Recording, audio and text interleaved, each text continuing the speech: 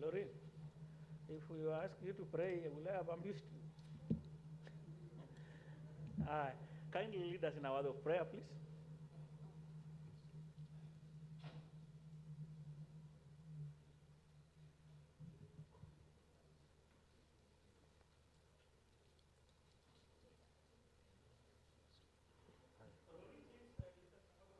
Okay. Good morning, everyone. Kindly let us pray. Almighty and everlasting Father, we come before the throne of mercy this morning. Lord, we thank you for the gift of life. We thank you for the journey mercies that you've accorded us. Father, even as we start the commemorations of Idei, Lord, we ask that you be in our midst. We thank you and we bless you. For this we pray, believing and trusting in your holy name. Amen. Amen. Thank you, Lorraine. Lorraine is a senior officer at the Media Council of Kenya. He ordinarily leads us in a word of prayer. He's a very holy lady. Obviously, given the numbers, we might not do an individual introduction. But in addition to the people in the room, we have colleagues who have joined online. Obviously, as you are aware, COVID is still real. So we have minimized the physical numbers, but there are colleagues who have joined online from within and without. So at this juncture then, we want to do the official opening, the first session on the programs that you have. Then it's a full day event.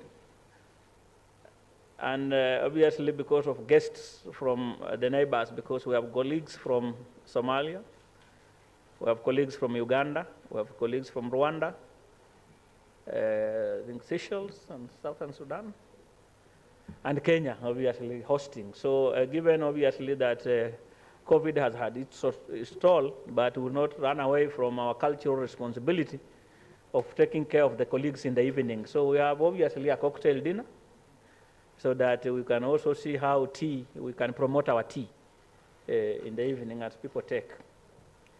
So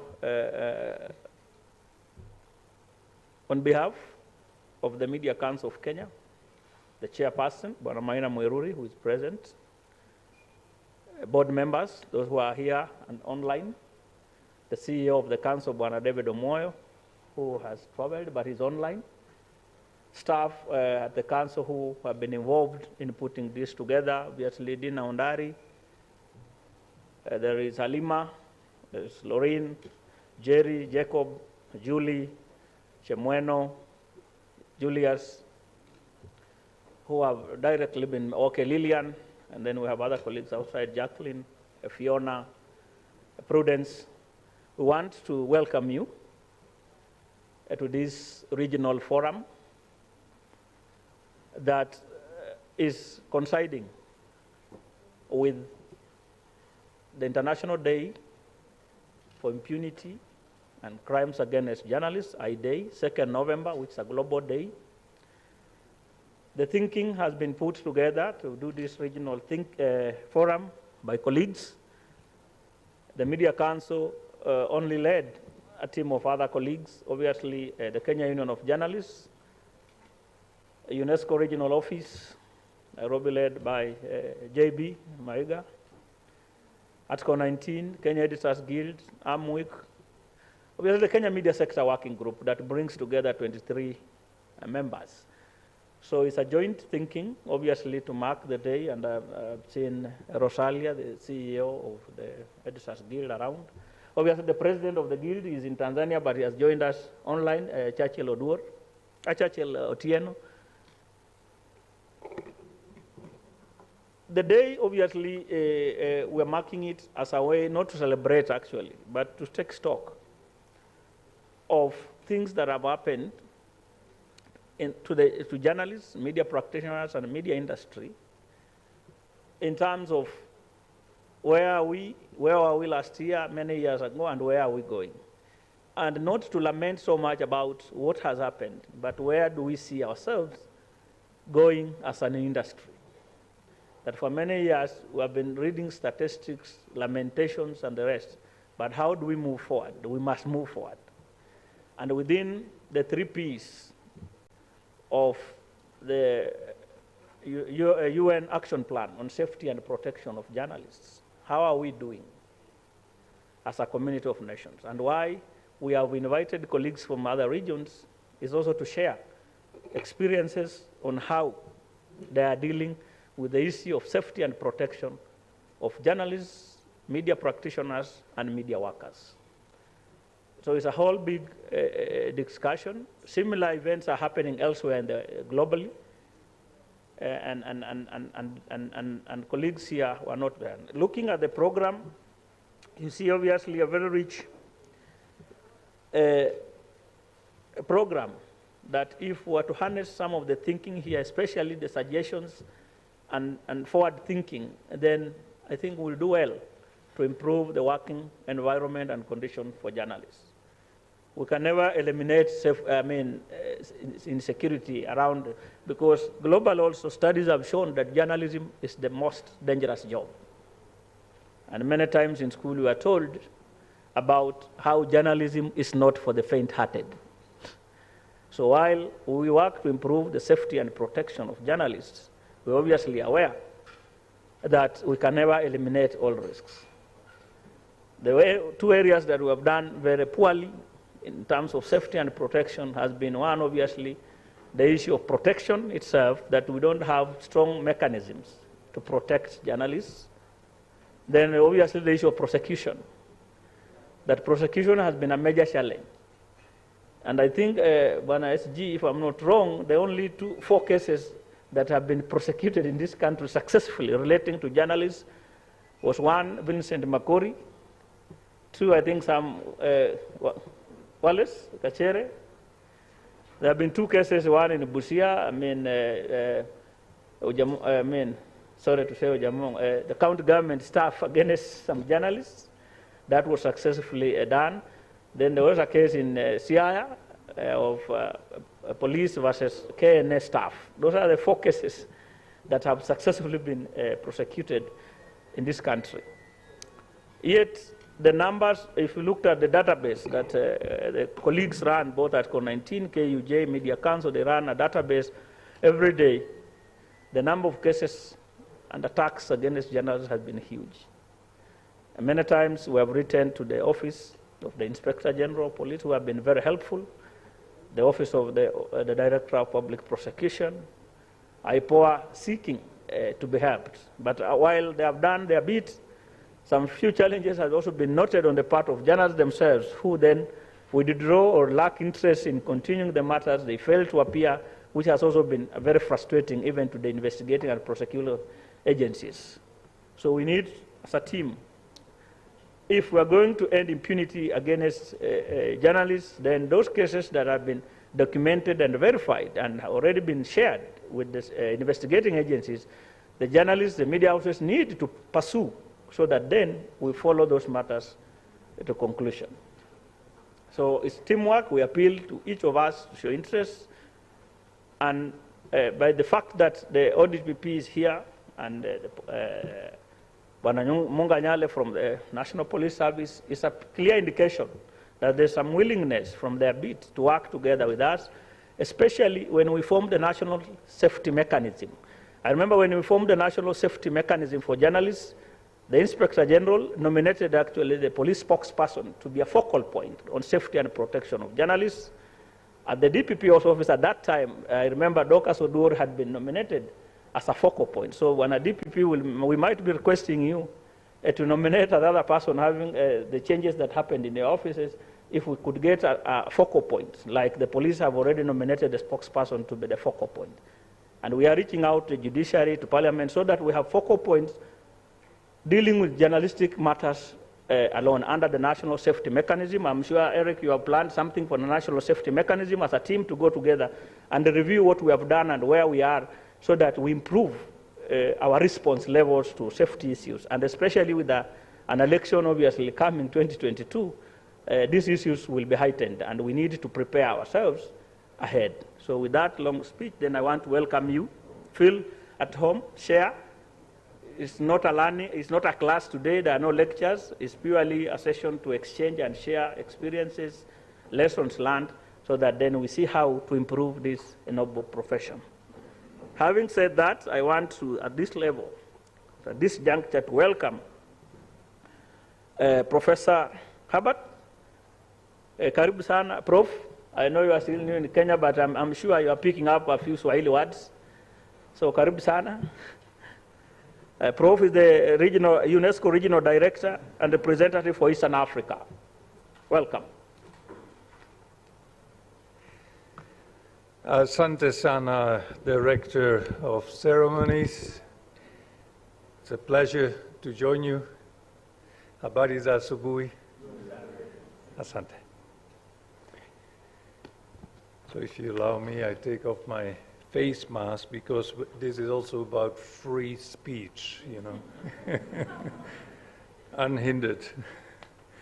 The Director of Public Prosecution of the Republic of Kenya, Mr. Nordin Haji, the Chairperson of the Media Council of Kenya, Mr. Maina Muiruri, the Chief Executive Officer of the Media Council of Kenya, Mr. David Umwoyo, invited guests from all over the Eastern Africa region,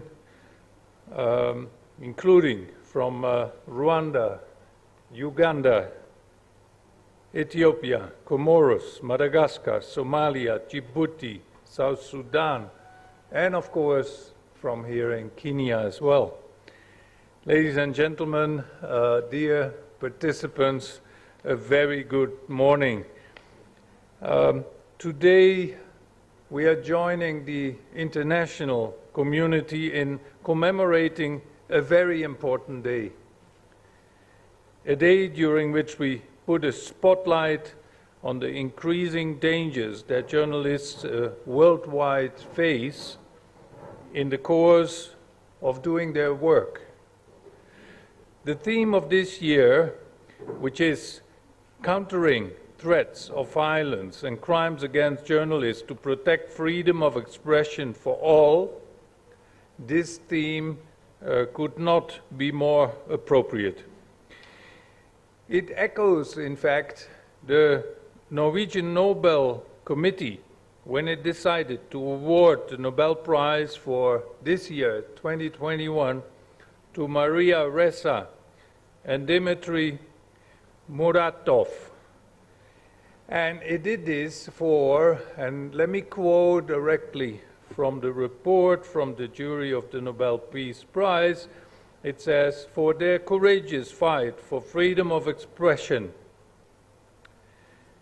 They are representatives of all journalists who stand up for this ideal in a world in which democracy and freedom of the press face increasingly adverse conditions.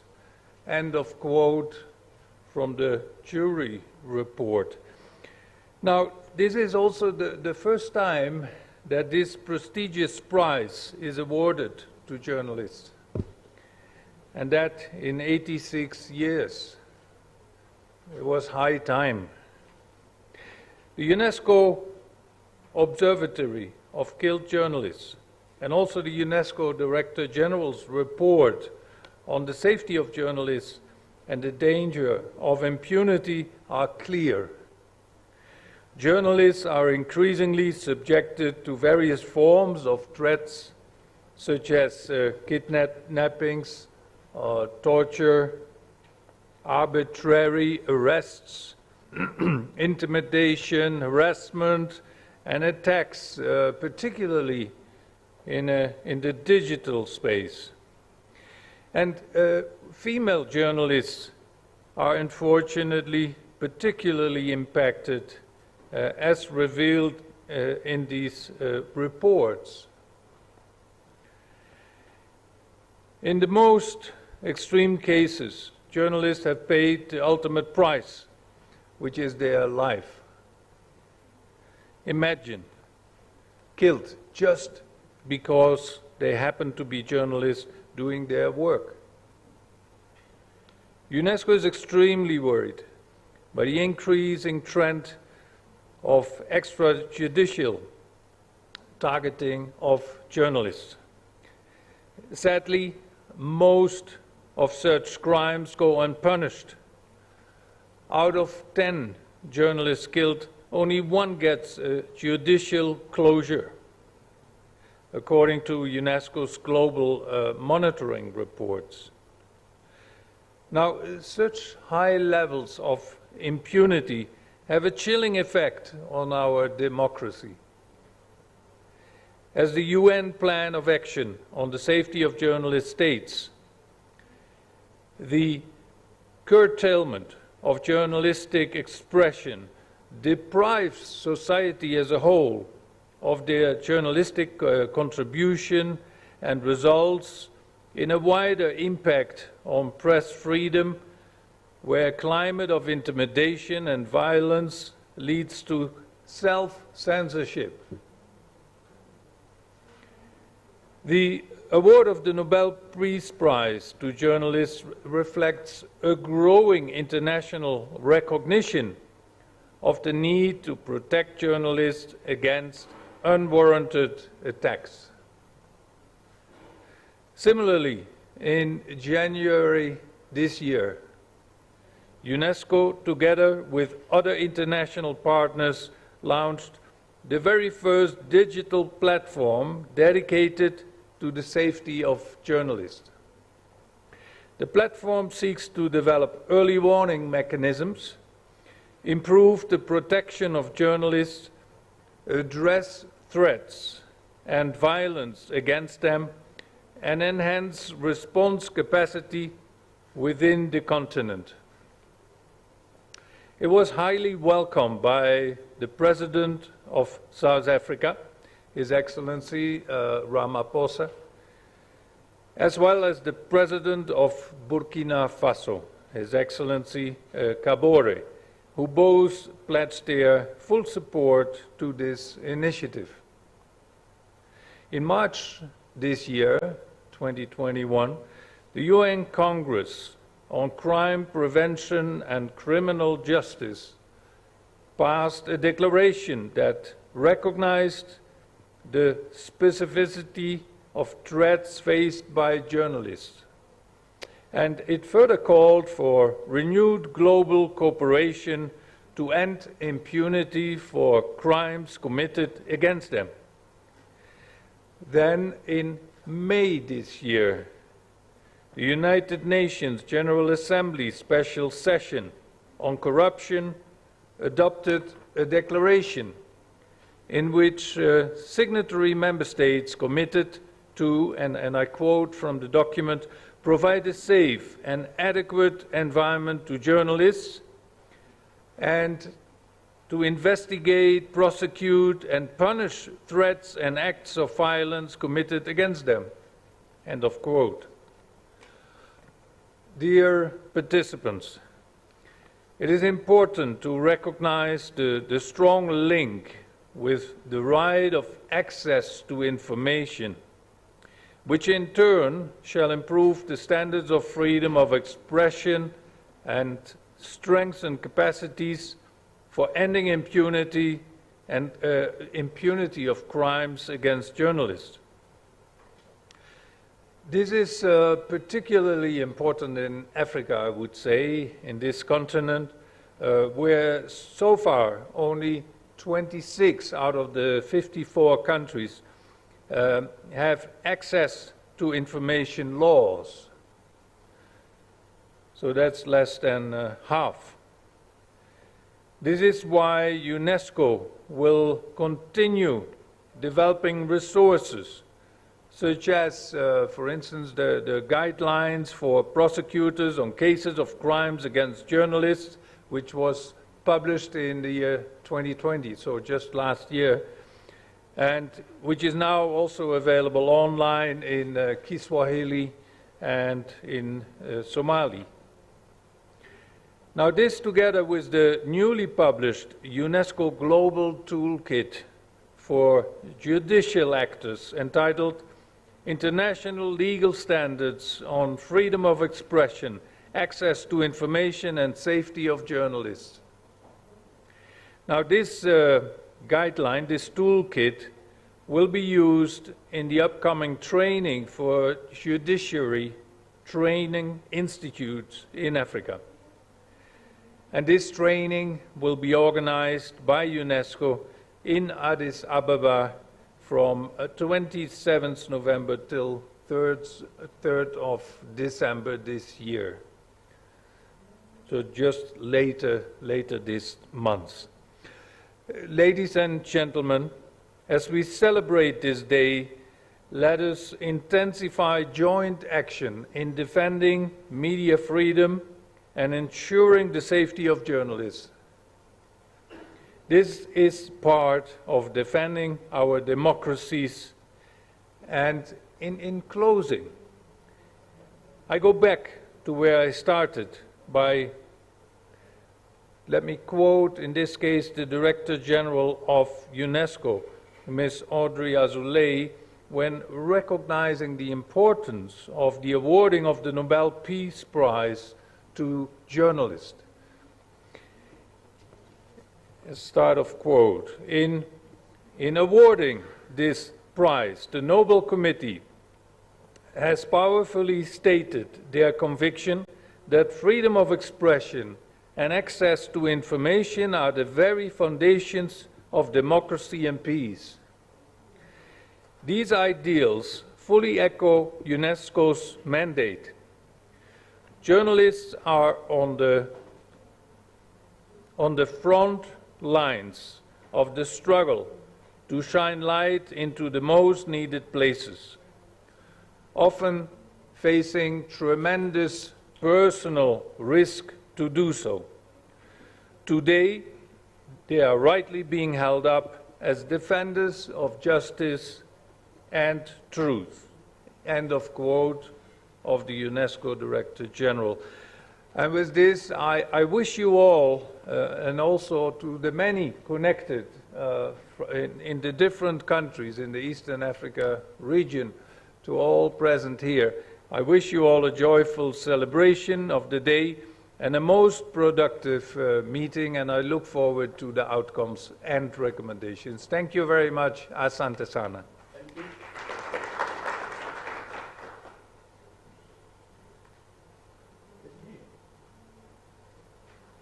Eric Odwor, next speaker. Eric Odwor is the Secretary General of the Kenya Union of Journalists, a distinguished journalist. He's also an editor, and more importantly, one of the conveners of the Kenya Media Sector Working Group. Karibu sana SG. Thank you so much, Biwaya, for inviting me to make a few remarks on this very important day. And before I do so, you know, as where I come from in unionism, is what we call brotherhood and sisterhood. And let me recognize my counterparts who are here. We have Stephen Oumabwire from Uganda Union of Journalists. Please, if you can just wave.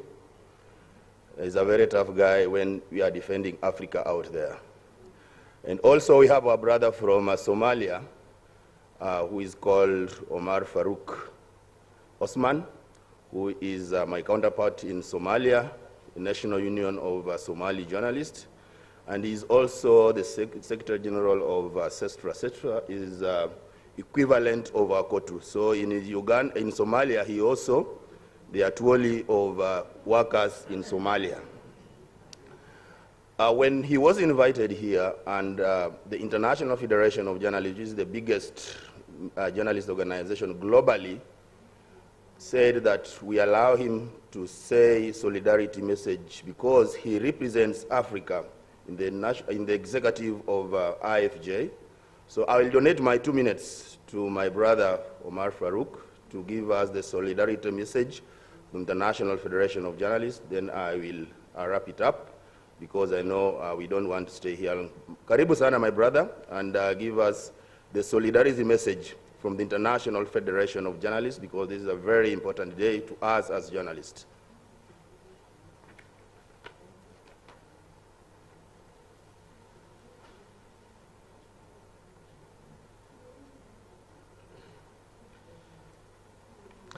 Thank you very much, my brother Eric Odwor, and thank you very much, colleagues of the Media Council of Kenya, UNESCO colleagues, for organizing this important day. Of course, the Director of the Public Prosecutor to be with us here when we are to fight impunity is very important. And I come from a country that you all know, Somalia, which has earned the bad name as the most dangerous country to be a journalist in this region. We have lost 58 journalists killed in 10 years.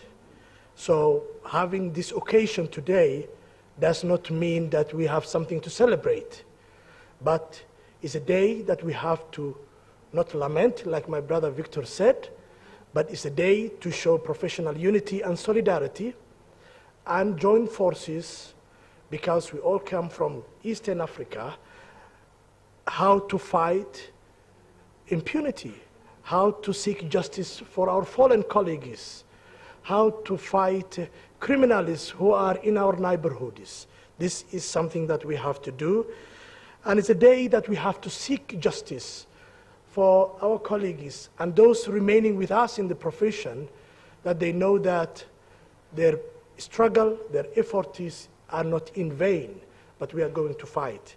Like my brother Eric said, I wanted to pass you a fraternal greetings and solidarity message from the General Secretary of the International Federation of Journalists, Comrade Anthony Bellinger, who would have loved to be with us here because he has very close links with Eric, Stephen, myself, but he cannot be with us, of course, what we know, the COVID and what is happening.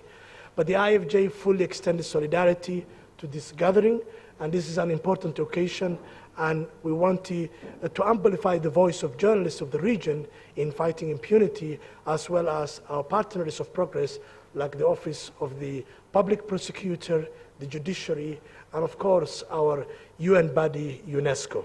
So I thank you, colleagues, and we'll have deliberations in the coming panels. Thank you. Thank you, Brother Omar Farouk, for that solidarity message from IFJ. So, Director of Public Prosecutions, representative from National Police Service, Munga Nyale, Professor Hubert, UNESCO Regional Director, Chairman of the Media Council, ladies and gentlemen, good morning. My speech will be very brief, but today, so those of you who know, I'm someone who is very close to God, and I pray a lot. And I will start with my speech quoting the Bible. That is Matthew chapter 7. Let's talk about hypocrisy. Why are you seeing a speck of sawdust in your friend's eye when you have a plank in your own eyes? Why am I saying that? Ladies and gentlemen, this meeting comes hot on the heels of reopening of the economy after 1.5 years of strict COVID-19 containment measures that had far-reaching implications on the operations of the media in Kenya. The 1.5 years has been hell to journalists and bore the brand of the virus directly. While some colleagues were infected directly by the virus at the beginning, some have actually lost their jobs. There are some actually who have also lost their lives, and we must remain remembering our brother Robin Jogu, who actually died as a result of this virus. There is nothing to celebrate about this day, like Victor has indicated earlier. We are just trying to mark this day. Some of our colleagues in the two media companies, and that's why I say from the Matthew chapter 7, that one, we are pointing accusing fingers at the people who are attacking journalists, but the four of them are telling us, and you, what are you doing about it? I'm saying that because our colleagues in two leading media houses, which we must call out, and that is the Royal Media Services and the Media Max, who are still going on with pay cuts. If you look at the hard economic times that journalists are facing at this particular moment, you can imagine if 50% of your salary is still being retained by your employer. Is that not impunity? Or impunity is only when a journalist has been attacked out there? when in our own newsrooms we are committing economic crimes against journalists. I think we must call out these employers to end economic crimes against journalists, as we also call out people who attack journalists out there. It is unacceptable that when other companies are doing this, we put them on the headlines.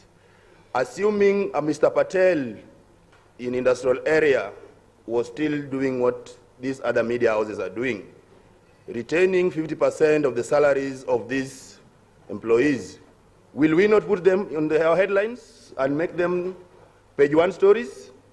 But this is happening right in our newsrooms, and we are keeping quiet about it, and we are calling out others. We must call out impunity and crimes against journalists in our newsrooms. Financial stress actually has been captured as the leading cause of mental health in our newsrooms. And who is causing them? We are the one who is causing it. And that is the reason why in the afternoon we'll be having a session on financial literacy and financial safety. When we are coming up with this program, somebody said we should not call it financial literacy, but we call it financial safety, because this is the leading cause of mental health in our newsroom. We have done that research and we have the information. What do we say? That Punda amechoka, and we must rise up as journalists and defend our rights and the violations in our newsrooms.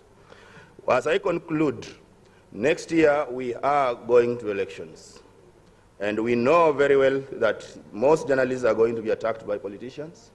And we call upon the Director of Public Prosecutions, whom we are honored to have here today, to help us write history by working very closely with the judiciary to have some of these politicians who perpetuate violence barred from vying for these political positions. That is the only gift we'll be requesting from the office of the ODPP.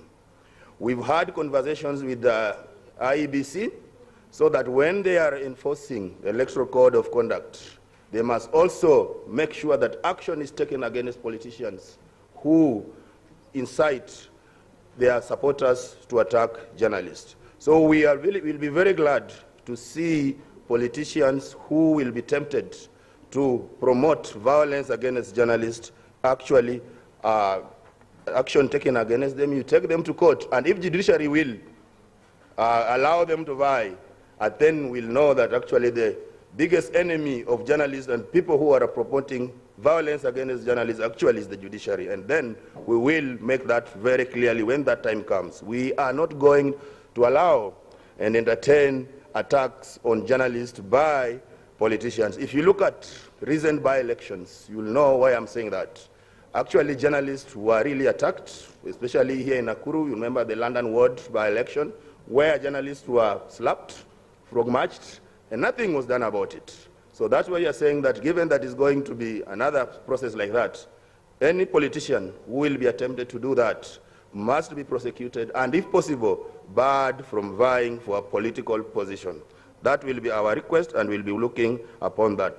Last but not least, I call upon stakeholders, journalists, to rise against impunity and call out forces that make their work hell of place. We must promote a conducive work environment as required by Sustainable Development Goals. You remember one of the Sustainable Development Goals is decent work. Decent work must be promoted in our newsroom and must be promoted in the media, whereby you work, you are remunerated properly, and you are able to take care of your bills. Ladies and gentlemen, tunasema haki ni lazima kwa waandishi wa habari, na sio tafadhali, because it's our right as required by the Constitution, Article 41 to be very precise, and ILO Convention 87 and 98 that demands that we give conducive working environment for all workers. Journalists too are workers, and they must enjoy the rights given by these statutes. Ladies and gentlemen, thank you so much, and I hope we are going to have very comprehensive deliberations today, and the outcome of this meeting will not just be any other outcome, but the recommendations that will be implemented by concerned parties and officers. Thank you so much. The president of the Kenya Editors Guild, who also doubles up as the president for the East African Editors Society, Bwana Churchill Otieno, we seem to have lost him online. He's in Tanzania, like I mentioned. So council member Bwana Martin Masai, a veteran journalist and editor, will then represent him. Karibu sana, Martin.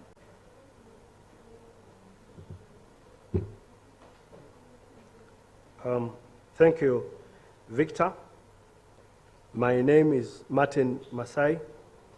I sit in the Kenya Editors Guild Council.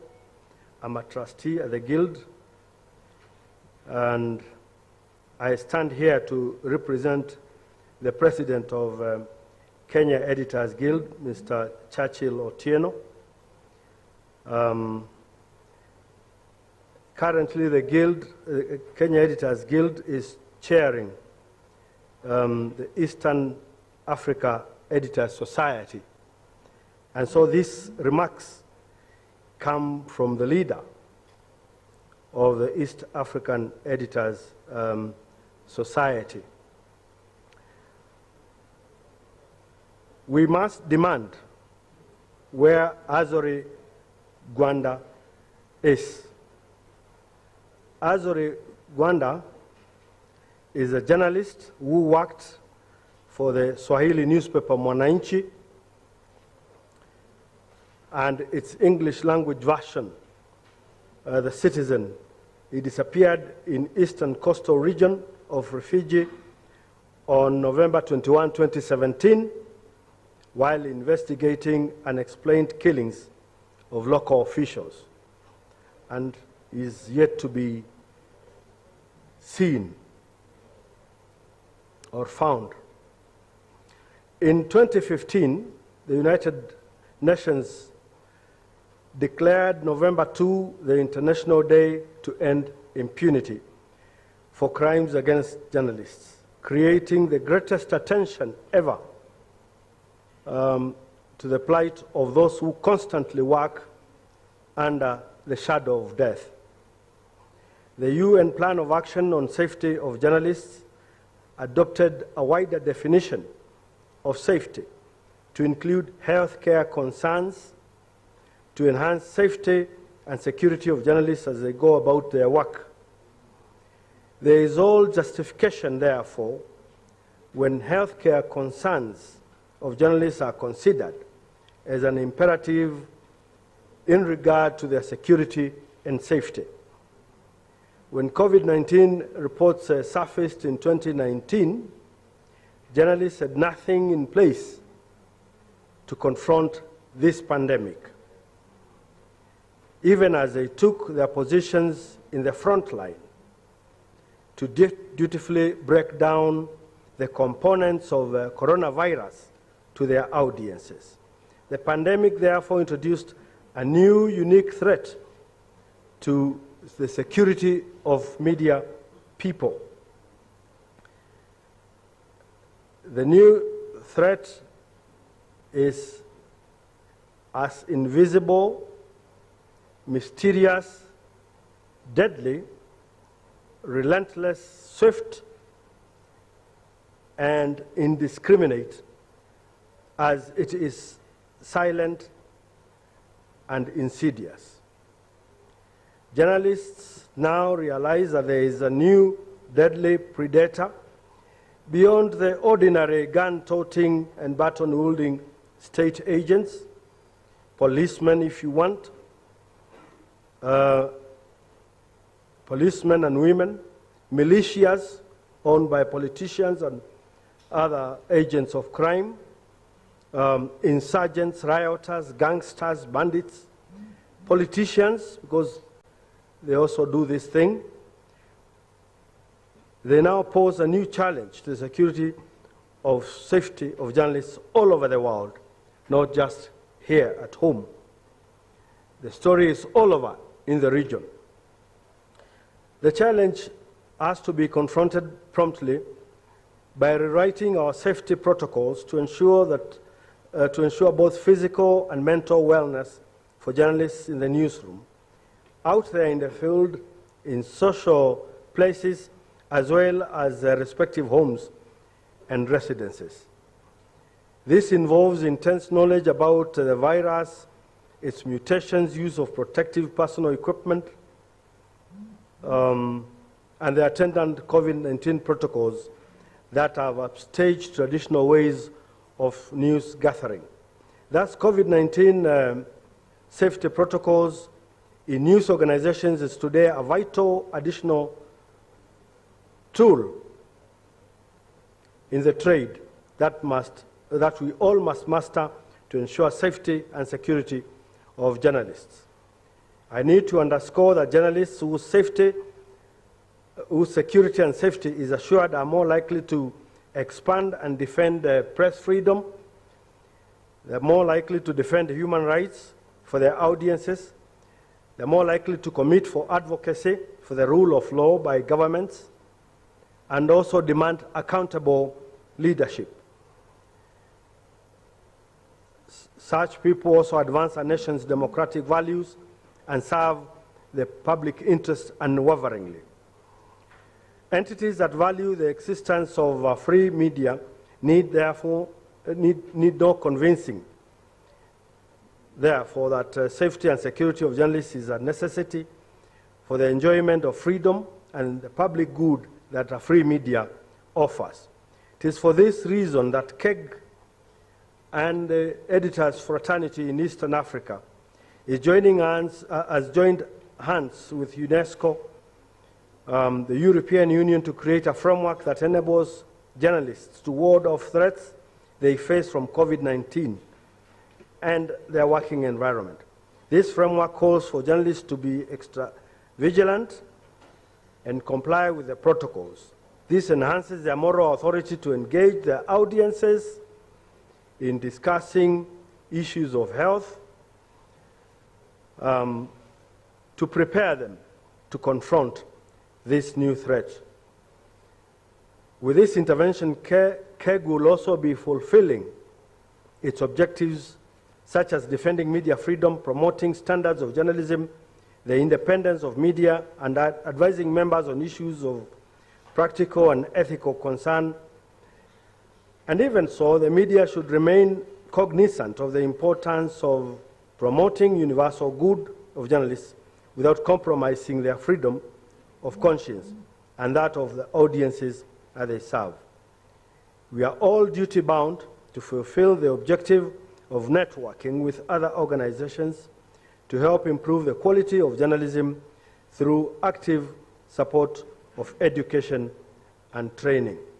The Eastern Africa Editor Society takes great exception of the deteriorating socio-political environment in Sudan, especially the military coup on Tuesday, October 26, 2021, the ensuing peaceful protests by citizens and civil society actors have led to deaths, loss of property, and intimidation for those opposing the military takeover. Journalists and media practitioners have faced wrath of the military cruelty, with arrests and intimidation being the order of the day, especially targeted at Arabic media outlets and independent journalists. In the last few days, Al-Haj Warag, the editor-in-chief of the democratic newspaper, Mahir Abu Ajok, and an independent journalist, and Faiz Al-Silik, another independent journalist, have been arrested. No information regarding their whereabouts, as well as reasons for their arrests, have been given, contrary to their rights and freedom of expression in the media. It is deeply concerning that many journalists in Khartoum and outside the capital are in hiding as we speak here, following threats to their lives and arrests. Our colleagues on the ground report widespread phone tapping, intimidation, blocking of communication, and general impeding of free flow of information. These actions are targeted at journalists and also at citizens at large. Such action ran counter to tenets of free speech, values of much cherished around the world. Ladies and gentlemen, the East Africa Editor Society stands in solidarity with journalists and media practitioners in Sudan and urgently calls upon the authorities to let the journalists do their job. We condemn the arrests and demand the immediate release of all journalists currently behind bars and in hiding. We demand a stop to widespread acts of intimidation, especially phone tapping. As Sudan citizens continue to fight for their democracy and return to the rule of law, we call upon governments and civil society actors in the region to hold authorities in Khartoum to a high standard of human rights, including media freedom and freedom of expression. Thank you very much.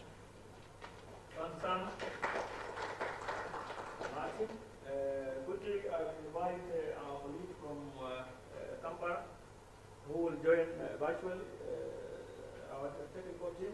Kindly allow Patricia Lilo, the chairperson of Uganda Media Women Association, who is speaking to us directly, moja kwa moja kutoka jiji la Kampala. Hello? Good morning. You can hear me? Hello? I can go ahead.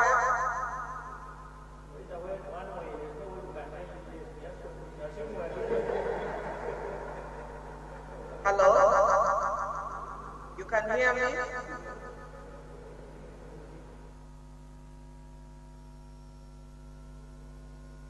Can you hear me?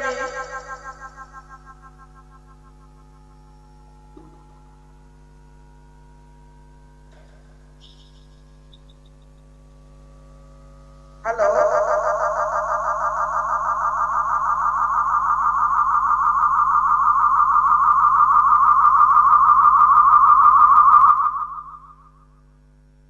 Good morning. Greetings from Uganda, particularly the Uganda Media Women's Association. I am the board chair for the Uganda Media Women's Association. I'm called Dr. Patricia Lito. Uganda Media Women's Association is an association of media women in Uganda. It consists of mostly journalists, but also other media practitioners like different public relations and other media workers. We are particularly excited to participate in this International Day to mark impunity against journalists all over the world. It means a lot to us because it aligns quite closely with what we seek to achieve as Media Women's Association. While we focus mostly on women, we believe there is need for all journalists, especially women journalists, to have a platform to speak out and bring to light things that normally are ignored. So this day particularly for us means a lot because we are on the same platform seeking social justice. We are honored to participate because both women and men are victims of not only violence, attacks in different forms, and this is increasing. In Uganda particularly, in the last few years, we have experienced growing abuse of human rights, violence and attacks against journalists, both physically, online. We have journalists attacked in their homes, kidnapped because of what they are covering. And unlike before where journalists were particularly targeted when they covered politically related stories, today we find that several journalists are attacked when they expose anything that brings to light people in power. This could be cases of corruption, cases of abuse of office, and anything that may be considered offensive to those in power. So increasingly you find that journalists in general, and of course women, are under threat and unable to do work. Some have actually stopped working completely and opted for other forms of employment because of how dangerous being a journalist has become and keeps growing. As guaranteed by the international legal framework and localized policies, looking at freedom of expression and press is a fundamental right. It is enshrined in the Uganda Constitution, and also if you look at Article 19 of the United Nations Declaration of Human Rights, it stipulates exercise of opinion without any interference. Locally in Uganda, we subscribe to this call through Article 29 of our 1995 Constitution, which has been amended, entailing an independent and free press. Of course, what we experience is quite different, and we see this happening to all our neighbors and the continent as a whole. No wonder such a day is very important to all of us to reflect on what we can do better. In 2020, human rights reports indicated that among the media rights violators, we have security organs being top on the list. We also have politicians attacking journalists, and in Uganda we have associations like the Human Rights Journalists Association trying to document and pay attention to these kinds of violations. This impunity keeps growing every day, and unlike before, we find that women are particularly targeted, and in addition to what their male counterparts experience, we also find that women are particularly attacked in form of sexual harassment, threats or actual rape, or fondling them in funny ways to basically discourage them. If I could give an example, in February this year, a group of journalists, among which were female journalists, were physically assaulted by security forces who were covering a petition by one of the presidential candidates.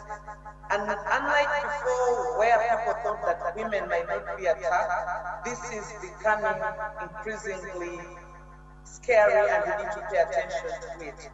Attacks on journalists don't only happen in armed conflict, but even in the so-called peaceful environment, we see this increasing, and we should pay attention, both in conflict and non-conflict situations, as we try to strengthen peace, democracy around the world. From a gender perspective, the situation is significantly growing worse.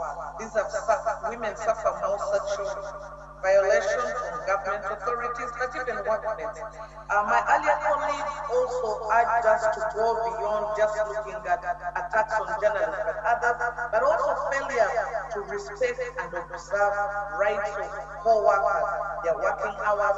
Failing to pay journalists is a form of violation in itself, and this we should also pay attention to. I could also like to refer to a study conducted in 2017 by the International Federation of Journalists, which noted that 1 in every 2 women journalists have been subjected to gender-based violence, such as sexual harassment, psychological abuse, and we also see a lot of online attacks. So we therefore need to pay attention to this. Not saying that this doesn't happen to male colleagues, but increasingly, a few years back ago, between 5 and 10 years ago, online spaces were looked at one of the safest spaces for women journalists, and many of them were actually encouraged to exploit those spaces to practice better. It was considered as flexible for working mothers, where you could work from anywhere, broadcast online, stream, and all that kind of thing. But we also now are finding that these are spaces where journalists are attacked, and women particularly attacked. They attack their looks, they threaten to attack their spouses, they threaten to expose nude photos, they hack into their phones, they hack into their devices and threaten them in all forms of ways. So online spaces are no longer safer for women as well, as we initially promoted, and these are spaces we should also pay attention to. By doing this, we reinforce transparency in decision-making and draw attention to these areas where the media fraternity and other stakeholders should fight.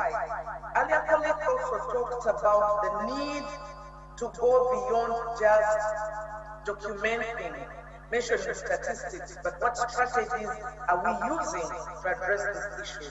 As Media Women's Association, we have tried to strengthen networking and partnership strategically with associations that can support us in fighting impunity, attacks and violations against the media. So as CSOs, we come together and try to document all of this, because sometimes documenting and speaking to just fellow journalists without involving others might not be a very good strategy. We need to bring more people on board, not only CSOs, but we try to also engage politicians, the members of parliament, other international bodies. Because statistics speak a lot, but what other way can we work to do this and reach out when there's an attack, not only on women, but journalists as such? I would also like to note that the UN Declaration on the Elimination of Violence Against Women encourages states to conduct investigations on these kinds of violations and address them. So I am glad that in this commemoration I've had mention of so many people from the judiciary, and this is another strategy as Media Women we try to use to engage the judiciary, because sometimes there's a feeling that they are being compromised. Even when things are brought before them, somehow something happens to the prosecution, the cases are delayed, deferred, and before you know it, not much has been done about this kind of cases. I remember a particular case in Uganda where a minister actually attacked a female journalist among other journalists who are covering them and touched her in a private body part, and somehow that case fizzled away. So these kind of things, how can we work with judiciary to make sure people, violators, are brought to book? Female journalists suffer significant violence from sources when they try to collect news, and we always feel that maybe the male journalists don't suffer as much violations or are not at risk. So many times we encourage our female colleagues, when a source gives you an appointment at obscure hours, in funny places, maybe go not at the appointment at unholy hours at strange times. And some of these we also see even happening in the newsroom, or women working late where they feel unsafe, where they're attacked, they're intimidated, very derogatory sexual posts are made about them, and things like that. We even have cases where perhaps workmates are involved in, some kind of behavior at work, but always the fault is with the women journalists. They're exposed and the men are always protected. So we try to draw attention to this kind of thing. So going beyond documentation, we need to lobby, we need to advocate for change and create public awareness about these kinds of impunities, violations, and attacks against journalists. In line with the above, our mission as Uganda Media Women's Association is working towards a free, safe and secure working environment for female journalists in Uganda, with an objective to promote positive institutional approaches. We would like to create an enabling work policy environment and change community attitudes and perception that impact the safety and security of female journalists. In partnership with the Uganda National Commission for UNESCO, UMO has taken a step to fight gender-based violence against women journalists by conducting trainings of safety and security for female journalists in several parts in the country and emphasize media freedoms and rights. Violations of these rights is worsening, so a well-equipped journalist is one of those things that we pay attention to, and we encourage people to report cases of threats and violence in their line of duty. Lobbying and advocacy targeting the relevant committees of parliament among other authorities is also something we are doing alongside development partners. With media itself, we believe that training journalists to enhance self-esteem, be brave, and raise their knowledge and awareness on how to handle these aspects that threaten their safety and attacks is very important. We need to also engage media owners and managers to ensure a gender-responsive working environment that will not only provide safety and security for women, but also their male colleagues, and also pay attention to other things. We should also take advantage on partnering with citizen journalists I could draw your attention to initiatives like Frontline, where journalists or people involved in journalistic work can freely register and build a sense of community and promote safety and professional standards together. I believe that if we work together and partner together and have that bang approach, then the noise will be louder and perhaps we can draw more attention to what we are talking about. Self-statutory regulatory bodies, we try to develop referral network systems that can respond to violations in a timely manner. This can promote improved collaboration among the target stakeholders. We also work on building working relationships with law enforcing agencies to help reduce on this kind of risks. So increasingly, you find there's a lot of partnership with the police forces, the army, especially people in the same line of profession, and to see how we engage with the authorities on how to address this. The message to other stakeholders, including government, is clear. Let's all work together to protect and support journalists while gathering news and giving information to the public. We need to investigate the killings and threats of violence and attacks against journalists. This will create a safe environment for journalists and guarantee freedom of expression and access to information for all. When we look at international interventions, adopted by the UN system, the UN Plan of Action 2012 on safety of journalists and the issue of impunity by UNESCO, equally observe that there is need for prevention mechanisms to address the root causes of violence against journalists in both conflict and non-conflict situations to secure media safety, peace, and democracy. Among many practical suggestions, the action plan calls for organization partnership, safety initiatives, and raising awareness within the media space and other concerned stakeholders.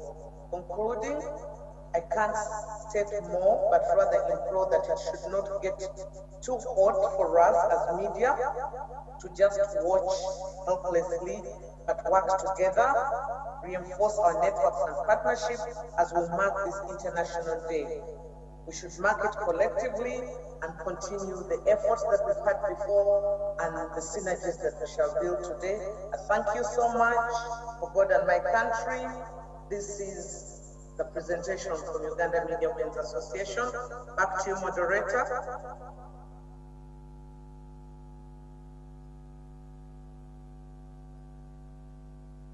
Hello. The time, and we want to welcome the chairman of the Media Council of Kenya, Bwana Maina Mwiruri, who will then welcome Bwana Munga Nyale, and then our DPP. So, Chairman, karibu sana, make it short.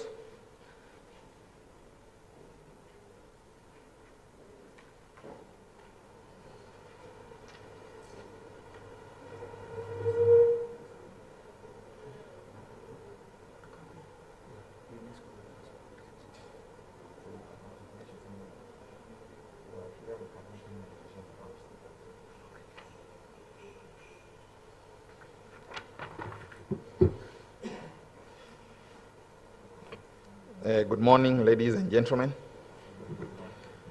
I'll just acknowledge the presence of our chief guest, Mr. Nuruddin Haji, the presence of the representative of the police IG, Mr. Nyale, Mr. Hobart Gizjen, UNESCO, Secretary General KUJ, KEG, top officials, our board members participating here and online, and some people I would like to recognize. I hope they're in the audience from Uganda, our media council colleague Okello Jabweli, wherever he is, he can do like this. Welcome. And we've seen your presentation. Tanzania, they're here. Online, we welcome them. Rwanda is here. Burundi, no. Somalia, Mr. Farouk. I want to mention that before I came here, before Mr. Farouk spoke, I thought we had problems when he spoke and said 50 8 journalists killed in 10 years. Oh, it's a dangerous job you are doing, but doing it very bravely. Thank you very much. I hope in your presentation later, as you interact with our media council, people on the ground, we can negotiate on how to enhance the partnership so that we work with you more the way we work with Uganda, Tanzania. It's an area where we need to help. I also want to acknowledge Eric Odur's call to media houses that have not reinstated full pay for journalists to do so. It cannot be overemphasized. The way he put it is well and fully supported by the Media Council. We've talked a lot about the problems, the denial of rights, the dangers. I would like to mention just a bit of, in the light of this, what is the Media Council doing or trying to do to intervene in ending the problems facing journalists in Kenya and in our region. The biggest challenge which we are just emerging out of is the COVID crisis, which really brought, most of the things we are talking about here are the problems that were imposed on the media by the COVID-19 crisis. I would like to mention that Media Council of Kenya will continue enhancing its partnerships with professional groups that we work with, the press clubs, so that we can help them in empowering them, in enhancing media capacity, and in intervening in situations where journalists are fully challenged. We'll continue supporting media professional groups and press clubs. Press clubs include what Kenya Editors Guild has to minimize adverse effects of COVID-19 and related actions in response to cases that affect the industry. We'll continue enhancing training of journalists, including on safety and mental health, jointly with the Ministry of Health. These are things that have come up, especially because of the COVID-19 crisis. MCK, with partners, is planning a major intervention on election preparedness. We have elections next year, a very challenging time in Kenya for journalists, ahead of the 2022 general election, and training also on how to cope against threats and harassment that are anticipated at this time. We'll continue implementing interventions that include strengthening and supporting national mechanisms on protection of journalists, training on safety, pushing media houses, or rather let me say working with media houses to honor and implement the recently signed safety charter for journalists, which is very important. We'll continue working closely with the industry to ensure investigation and prosecution of perpetrators of press freedom violations, media and security agency dialogues, which help a lot. And that's why you see this morning we've invited two very important people, the ODPP and the IG of police. Notably, Kenya's press freedom situation, you may think, has been improving, but has not been improving and faces many dangers going ahead, as was reflected in the World Press Freedom Index report by the Reporters Without Frontiers. We may pride ourselves as among the most free in the region, but we are not out of the wood. Bad working conditions, Eric Odward, thank you for highlighting that, and the safety situation of journalists in Kenya has been made worse by the effects of COVID-19, as seen in mass sackings, non-payment of salaries and wages, and harassment of journalists. These are some of the things we really want to continue working to minimize. Hundreds of journalists are staring at uncertain futures due to reduced income, as most employers implement cost-cutting measures to cushion themselves from the ravages of this pandemic. We are aware that as frontline workers, journalists and media practitioners are exposed to the daily risks of infection, and throughout the period of COVID-19, Media Council of Kenya, with other partners and with the government, continued to intervene, mostly financially, to rescue media houses that were very badly affected, especially community media, to come out of the crisis through financial support. According to statistics compiled by the Media Council of Kenya, whose mandate includes promotion and protection of the rights and privileges of journalists, the number of violations continue to rise. We just mentioned 17. I didn't want to mention after I heard what Farouk's territory has gone through. So we need to intervene and not just be inward looking at Kenya. The more we help in the region, the more the region becomes more gains an atmosphere for journalists to work in safety. It helps everyone if we can help and work together in partnerships. I would like to close a long speech by saying that at the Media Council of Kenya now, the Complaints Commission is mandated to arbitrate and adjudicate media disputes. However, failure by parties in the conflict to utilize the dispute resolution mechanism has further jeopardized media financial well-being. People resort to going to court, yet there is now a mechanism that can resolve disputes at the Media Council of Kenya. We encourage people with disputes, including government, to make the Media Council of Kenya Complaints Commission the first stop for dispute resolution. It's quicker, it's more amicable, including the politicians, the police, and usually parties come out of there understanding each other's roles better. Hopefully, lately we have the Minister of ICT, Mr. Joe Muchero, has established a task force on review of media policy in Kenya. It's a welcome gesture that shows that the government is supporting our efforts to improve the media space. And we would like to encourage the task force to do its work diligently so that we can achieve a step that we've been longing for a long time. Thank you very much.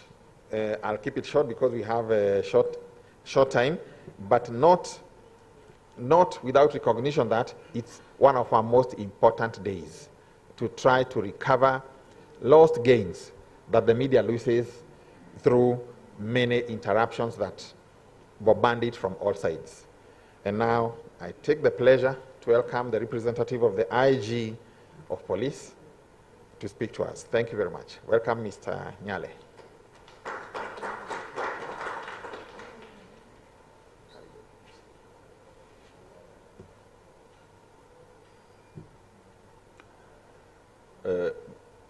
Good morning. The Director of Public Prosecution, Mr. Nordin Haji, Chairman, Media Council of Kenya, Maina Mwiruri, UNESCO Regional Director and Representative for Eastern Africa, Professor Hubert, the CEO of Media Council of Kenya, Mr. David Omoyo, the Secretary General, Kenya Union of Journalists, Mr. Eric Oduor, editors and other media practitioners present here today, ladies and gentlemen. The National Police Service is established by the Constitution of Kenya 2010 and legislated through the National Police Service Act 2011. Article 244 of the Constitution mandates the National Police Service to comply with constitutional standards of human rights and fundamental freedoms to foster and promote relationships with the broader society, in this particular case, the media. On this day, when the world commemorates the International Day to End Impunity Against Journalists, under the theme Countering Threats of Violence and Crimes Against Journalists to Protect Freedom of Expression for All, the National Police Service reaffirms her commitment to safeguard and protect media freedom while providing for the safety of journalists in Kenya, in line with the Constitution and international guidelines. Let me take this early opportunity to commend all journalists among us other media stakeholders from mainstream and other recognized outlets for the vital role they play in championing for the integrity of democracy, rule of law, and good governance, and covering economic injustices and inequalities, human rights violations and abuses, environmental crimes, and corruption. Your consistent zeal to amplify these causes has seen the investigation, prosecution, redress, and restoration of dignity in our society. Policing in the 21st century is premised on the multi-sectoral approach. The complexity and multidynamism of crime patterns and trends calls for the collaboration and engagement of different actors beyond the criminal justice system. The ongoing police reform process in Kenya is anchored on the people-centered approach. It embraces the planning and implementation of the strategies that meet our country-specific emerging security needs now and in future. Every citizen, institution, both state and non-state, have become active allies in addressing crime risk factors. It is against this backdrop that the need to cement deliberate collaboration of the National Police Service and the media community in Kenya is underscored. The institutions share a symbolic relationship and are mutually dependent on each other. Ladies and gentlemen, allow me to emphasize that the pillar of such collaboration should be the promotion of our national values and principles of good governance as prescribed in Article 10 of our Constitution. Patriotism, credibility, and accountability should form the architecture of the narrations and impressions we convey to our population. As we are all aware, next year, the Independent Elections and Boundaries Commission will conduct the 2022 general elections. In line with the mandate of the National Police Service, we will continue to provide a safe, secure, and peaceful environment before, during, and after the elections. This we do in realization that the general election is an IEBC-led function, but calls for different stakeholders to bring it to fruition. That said, both the police and the media have major roles to play in the electoral process. Importantly, media will continue to inform while playing its watchdog role. Ensuring the safety of the people of Kenya and their property will remain the priority of the National Police Service. At this moment, I cannot overemphasize the importance of authenticating, when necessary, security information with my office before sharing it with the public. Let us participate in setting preconditions for the general elections to be held in a peaceful environment. Ladies and gentlemen, allow me to refocus and address the subject matter of today, to commemorate the International Day to End Impunity against journalists. I explicitly condemn all manner of injustices targeted at media personnel while in the execution of their duties. I give my assurance to the provision of security to all persons. All criminality should be dealt with within the presence of the law. Let us all remember our individual responsibility to risk averseness and the need to make decisions that promote our safety. Kenya is a signatory to international and regional instruments that promote the right to freedom of expression and access to information. Article 33 of the Kenyan Constitution provides the framework that governs freedom of expression in our country. Realizing the power that is beheld by the media, I urge you to use this to promote constructive journalism that is researched, factual, and diverse. Let us make it our responsibility to counter misinformation that could jeopardize the peace that we enjoy as a country. The National Police Service will continuously provide a safe and enabling environment for journalists to perform their work independently and without undue interference. Additionally, in our proactive creation of strategic partnership, the service will continue to enlist the support of the media among other stakeholders in order to drive change for a transparent and accountable National Police Service. Ladies and gentlemen, as I conclude, allow me to applaud the Media Council of Kenya, being the lead institution in regulation of the conduct and discipline of journalists in Kenya. I encourage you to continue promoting high professional standards among us journalists and ensure adherence to the code of conduct in the practice of journalism. I also thank other institutions represented here today, the Office of the Director of Public Prosecutions, and other stakeholders. I remain grateful for the partnership, coherent and concerted engagements that we have always had in our endeavor to make Kenya a safe country. The dynamic nature of the policing environment in Kenya commands that we embrace a multi-agency approach that strengthens joint initiatives while complementing our individual roles and synergies. Let us continue to work together for the safety and peace of our country, Kenya. Thank you, and may God bless you. Hilary Mutiambai, MGH, NSAU, Inspector General, National Police Service. At this juncture, it's my pleasure now to invite the chief guest, the Director of Public Prosecutions, Mr. Nurdin Haji, sir.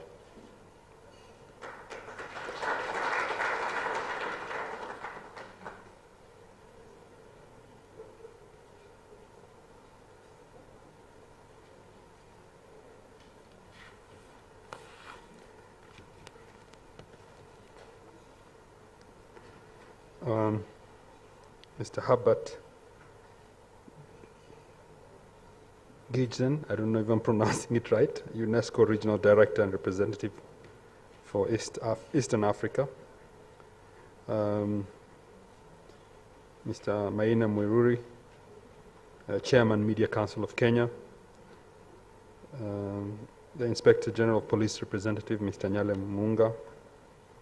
Mr. Eric Odwor, Secretary General, Kenya Union of Journalists. Mr. Churchill Otieno, Chairperson, Eastern Africa Editors Society. Ms. Patricia Litho, Chairperson, Uganda Media Women's Association.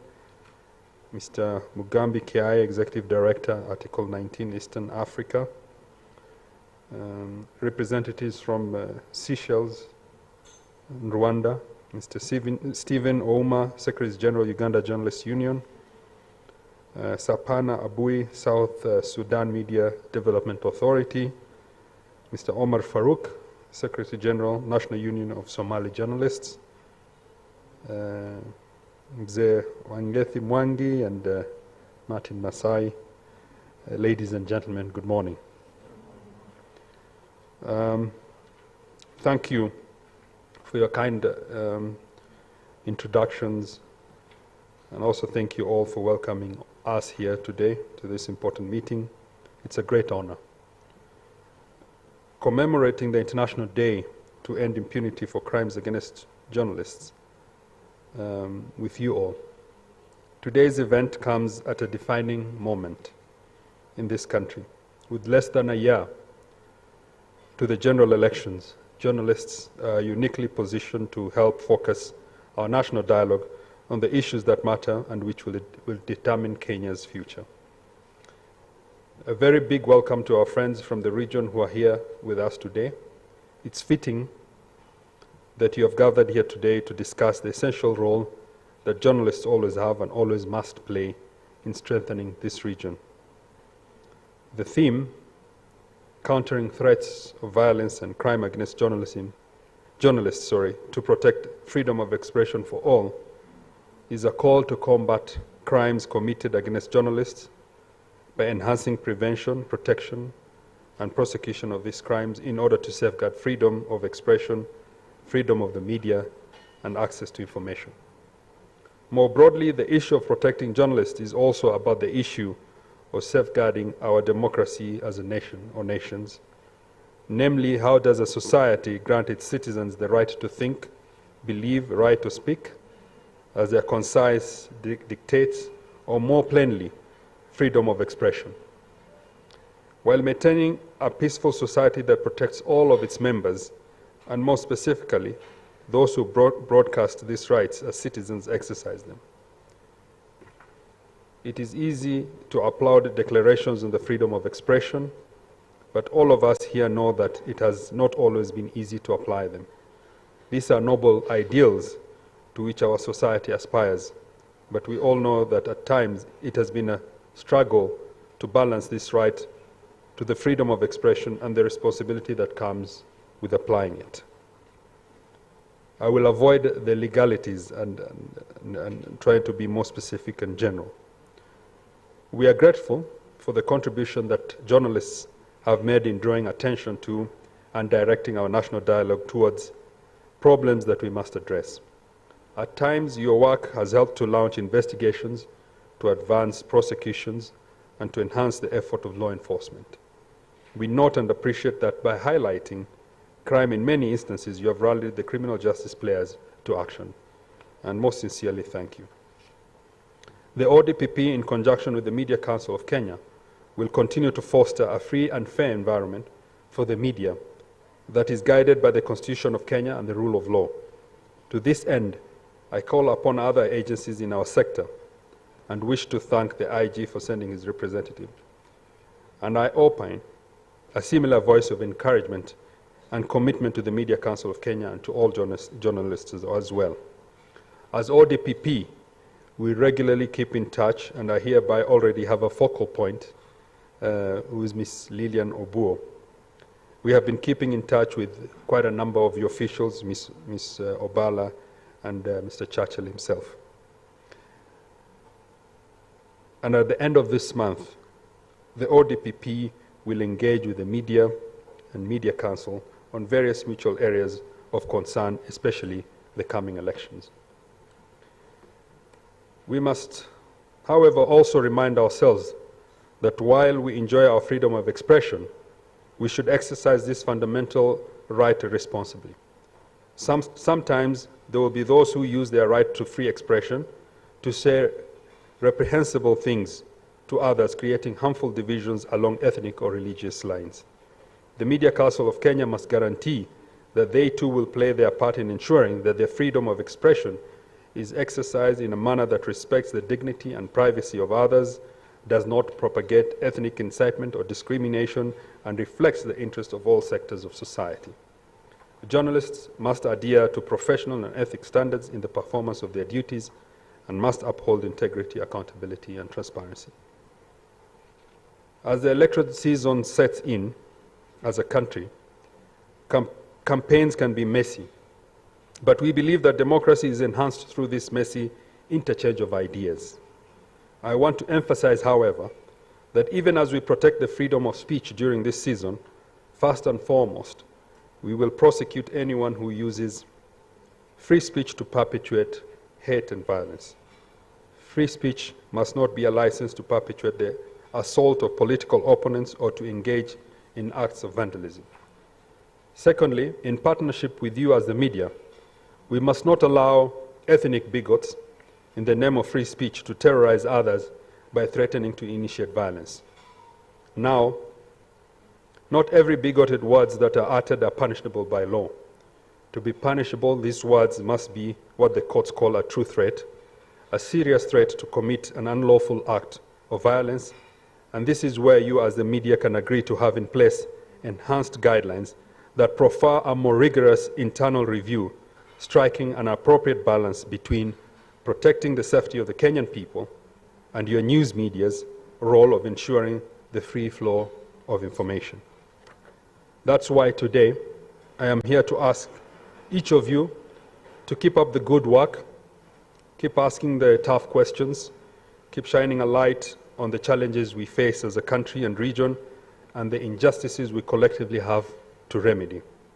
Above all, keep working to ensure you uphold integrity in your professional, even when the truth may be at odds with the powers that be it government or even the ownership of the media houses you represent, as I have noted here today. Keep seeking out the truth and speaking this truth to power. ODPP, on its part, will protect your rights and ensure impunity is curtailed and constitutionalism respected. The decision to charge guidelines, for example, are one such tools that have been deployed to protect journalists and Kenyans in general. As a society, we have benefited from the generations of journalists, real patriots who took their professional obligations seriously to tell the complete story of our nation during the tumultuous 1990s as the nation struggled with its second liberation. Today, Kenya enjoys freedoms like no other in the region, and we must be proud of it. Throughout the 1990s, brave journalists brought the struggle and reforms into homes across the country on radios and newspapers. This Bill of Rights we currently enjoy was written on the blood of patriots, including journalists, and this is why we must protect these freedoms as a society. You have been the gatekeepers to Kenyans' perception on law and order, democracy, and the protection of the Constitution. Remember, as I said last week, the pen is mightier than the sword, and Kenya's story is replicated with numerous examples of this. I want to thank UNESCO for their commitment to enhance press freedom, both regionally and internationally, through initiatives that are bold, innovative, and progressive. Further, I also thank all agencies represented here today for their unwavering commitment to foster interagency collaboration and cooperation in countering threats of violence and crimes against journalism.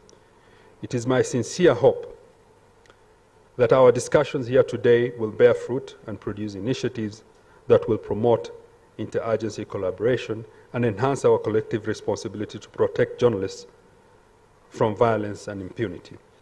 I hope that each of you has a productive day, and some of the information we share during our time together will assist us in confronting the challenges you journalists face every day in the course of your work. Thank you. God bless you, and God bless Kenya.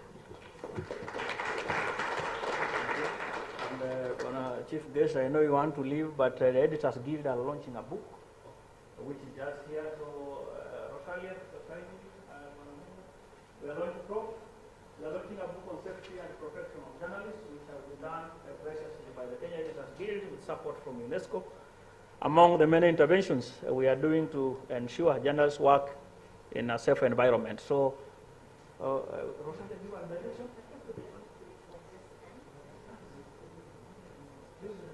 Thank you. We'd like to do it from this end so that we capture all of us, and I'd like our guests to come in front. Yes, wataonekana. How are you? Thanks for your speech. So this is the culmination of a project that began earlier in the year, and it began with the training of journalists from across the country on safety and security and reporting on COVID. And the next part of the project was to produce a book, a handbook on safety and security of journalists. And we are grateful to our partners for the journey into the publishing of this book. And we hope, as Kenya Editors Guild, that it will be useful to journalists in their pursuit or as they cover stories on COVID, and even as we get into the 2022 elections. All right? Just as this setup is taking place, I would want to recognize the author of the book, our elder. I don't know whether Mr. Wangede Mwangi is in the room. Great. Welcome. Really, this is a new tool for media practitioners, and we hope that when you have it, that is going to make your work much more easier. We want to thank UNESCO for partnering with the Guild to produce this document. We also want to appreciate the author, Mr. Wangede Mwangi, for putting his best foot forward to make this book available. With those few remarks, I would just want to invite the Director of Public Prosecutions and the Professor just to cut the tape and launch this book.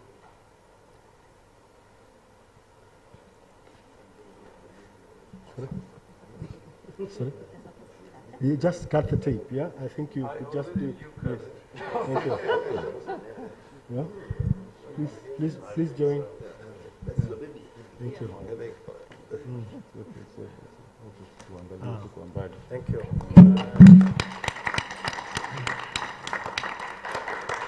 Thank you. Yeah, and let's hope that the real book is of a smaller size. So that it's not only a handbook, but a handy book. And I also, on this occasion, would like to recognize the support of the European Union. This is part of a cooperation program with the European Union. Thank you.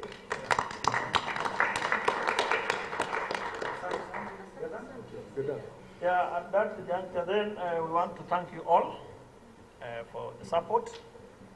Obviously, we'll take a 13 minutes break as we see of our guests mingle, exchange numbers, and M-Pesa, Kuliza numbers, all of it. Let's.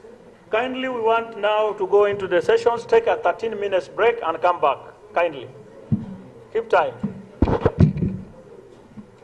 It's now 45, so let's come in at exactly 11. 11 exactly, please.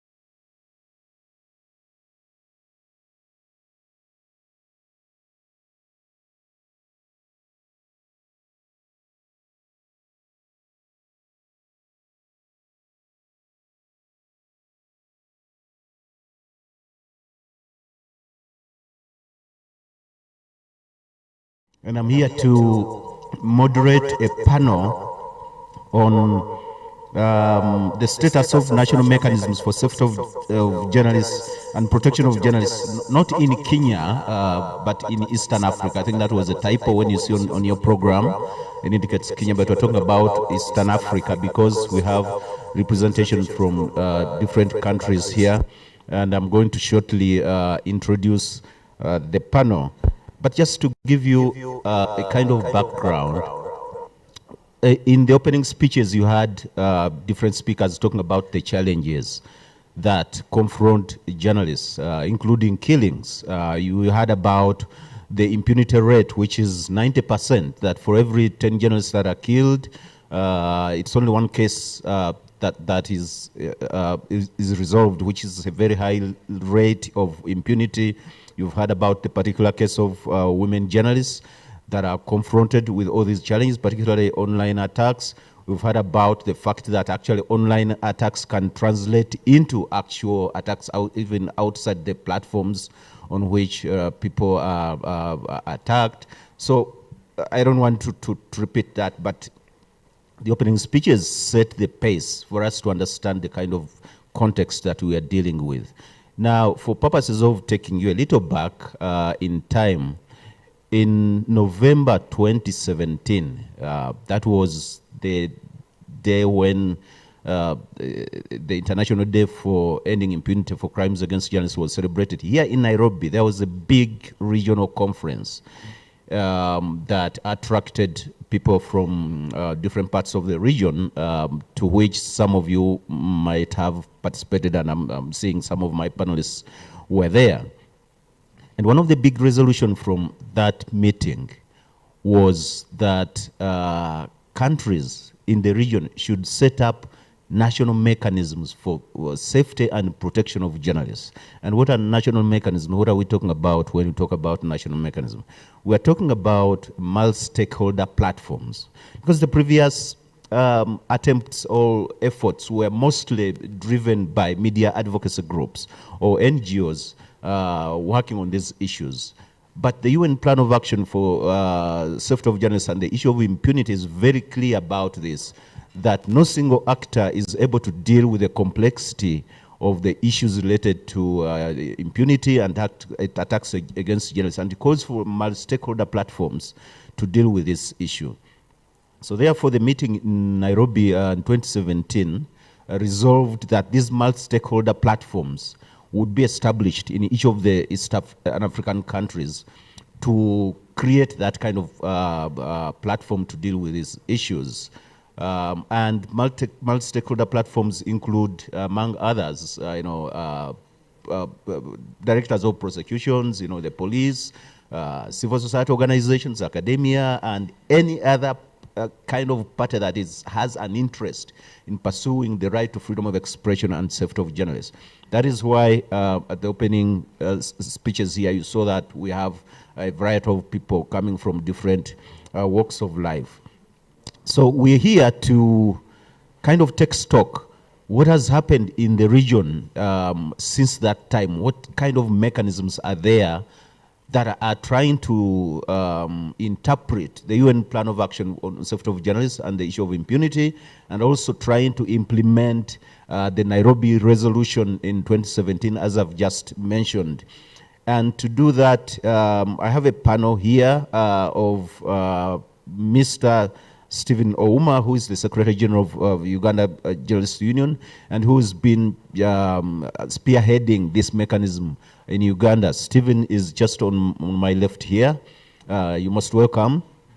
And then we also have Mr. Omar Farouk, Secretary General of the National Union of Somali Journalists, on my right here.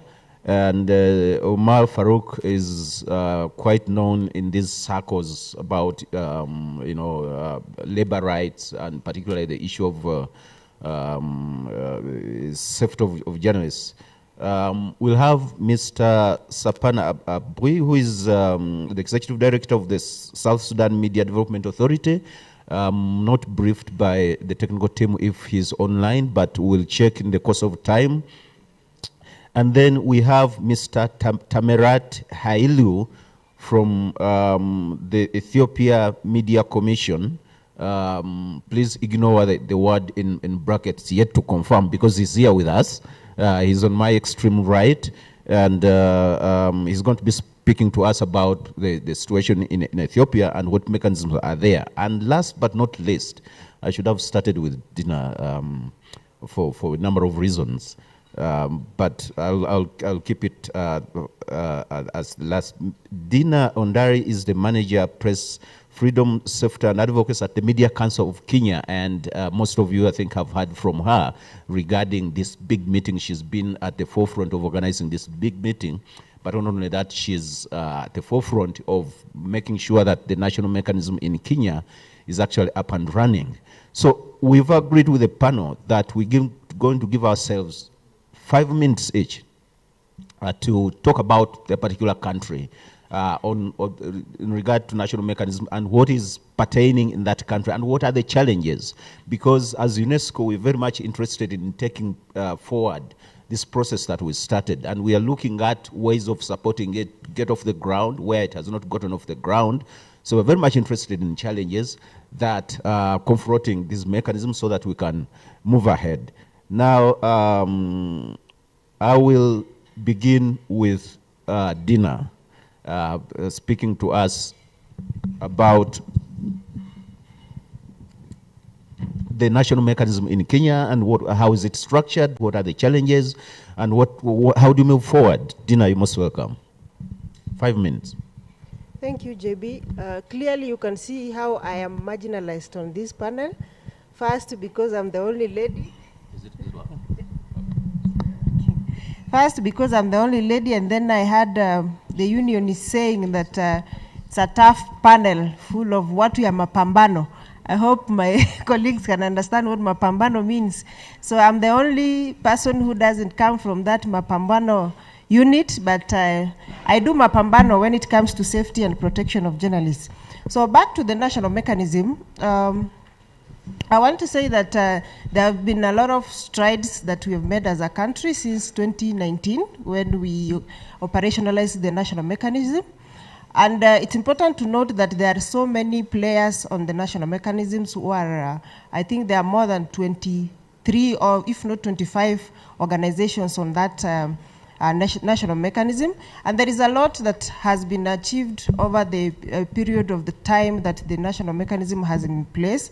There has been considerable collaboration between the media organizations, civil society, government institutions, and this has been visible from time to time.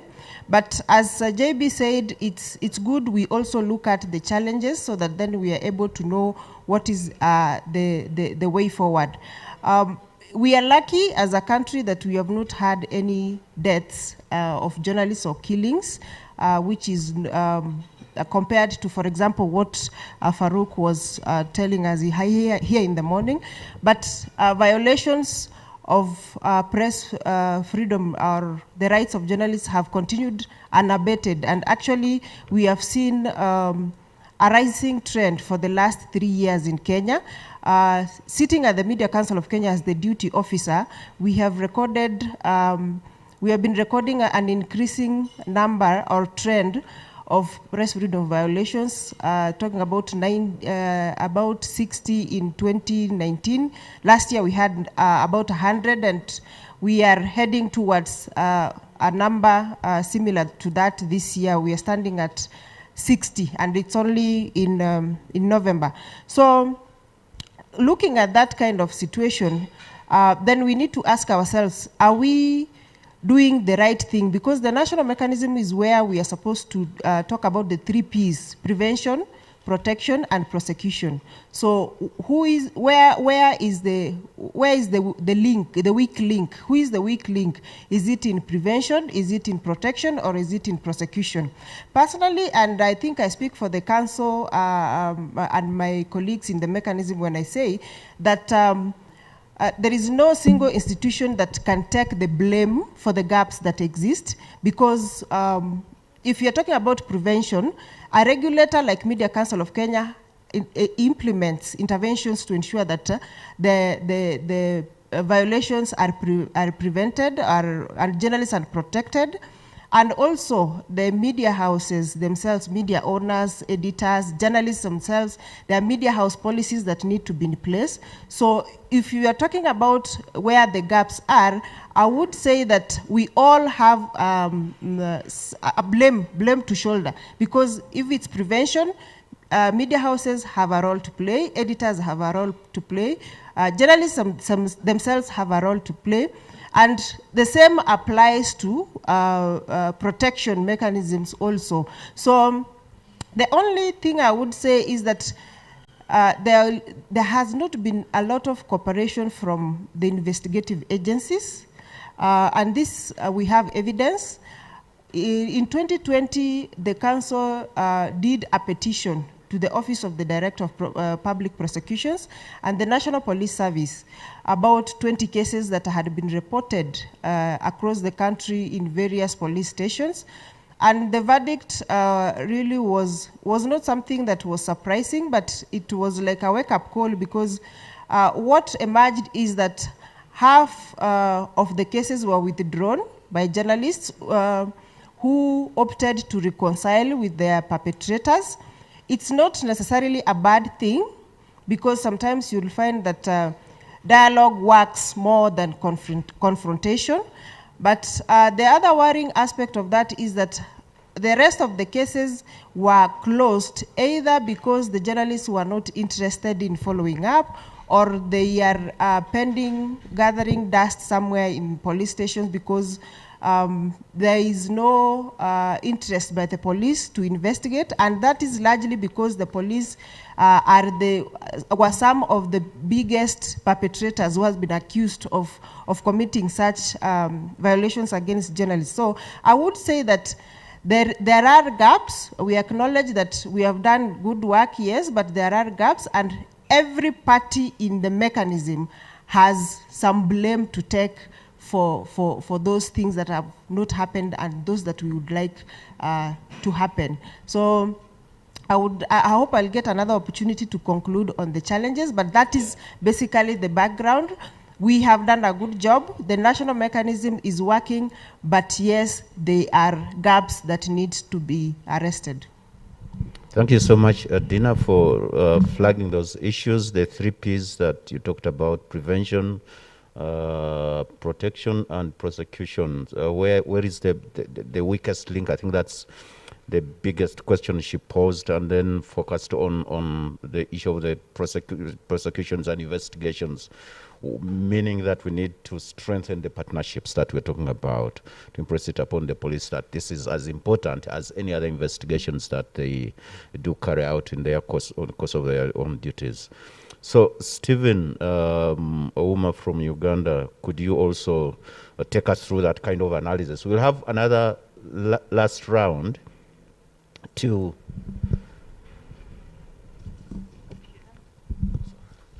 So we'll have another last round just to wrap up, like how do we move forward? The way forward, leave it for now. We'll have it for in the last round of questions. Steve. Yeah. Yes, good morning.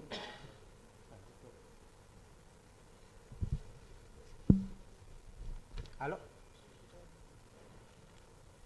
Hello? Yeah, thank you. Yeah, good morning, brothers and sisters. I've been introduced already. I'm called Stephen Ouma from Uganda. Since we have 5 minutes, I'm going to be very brief. I'll try to summarize. The national mechanism on the safety of journalists in Uganda kicked off on 17th April 2018.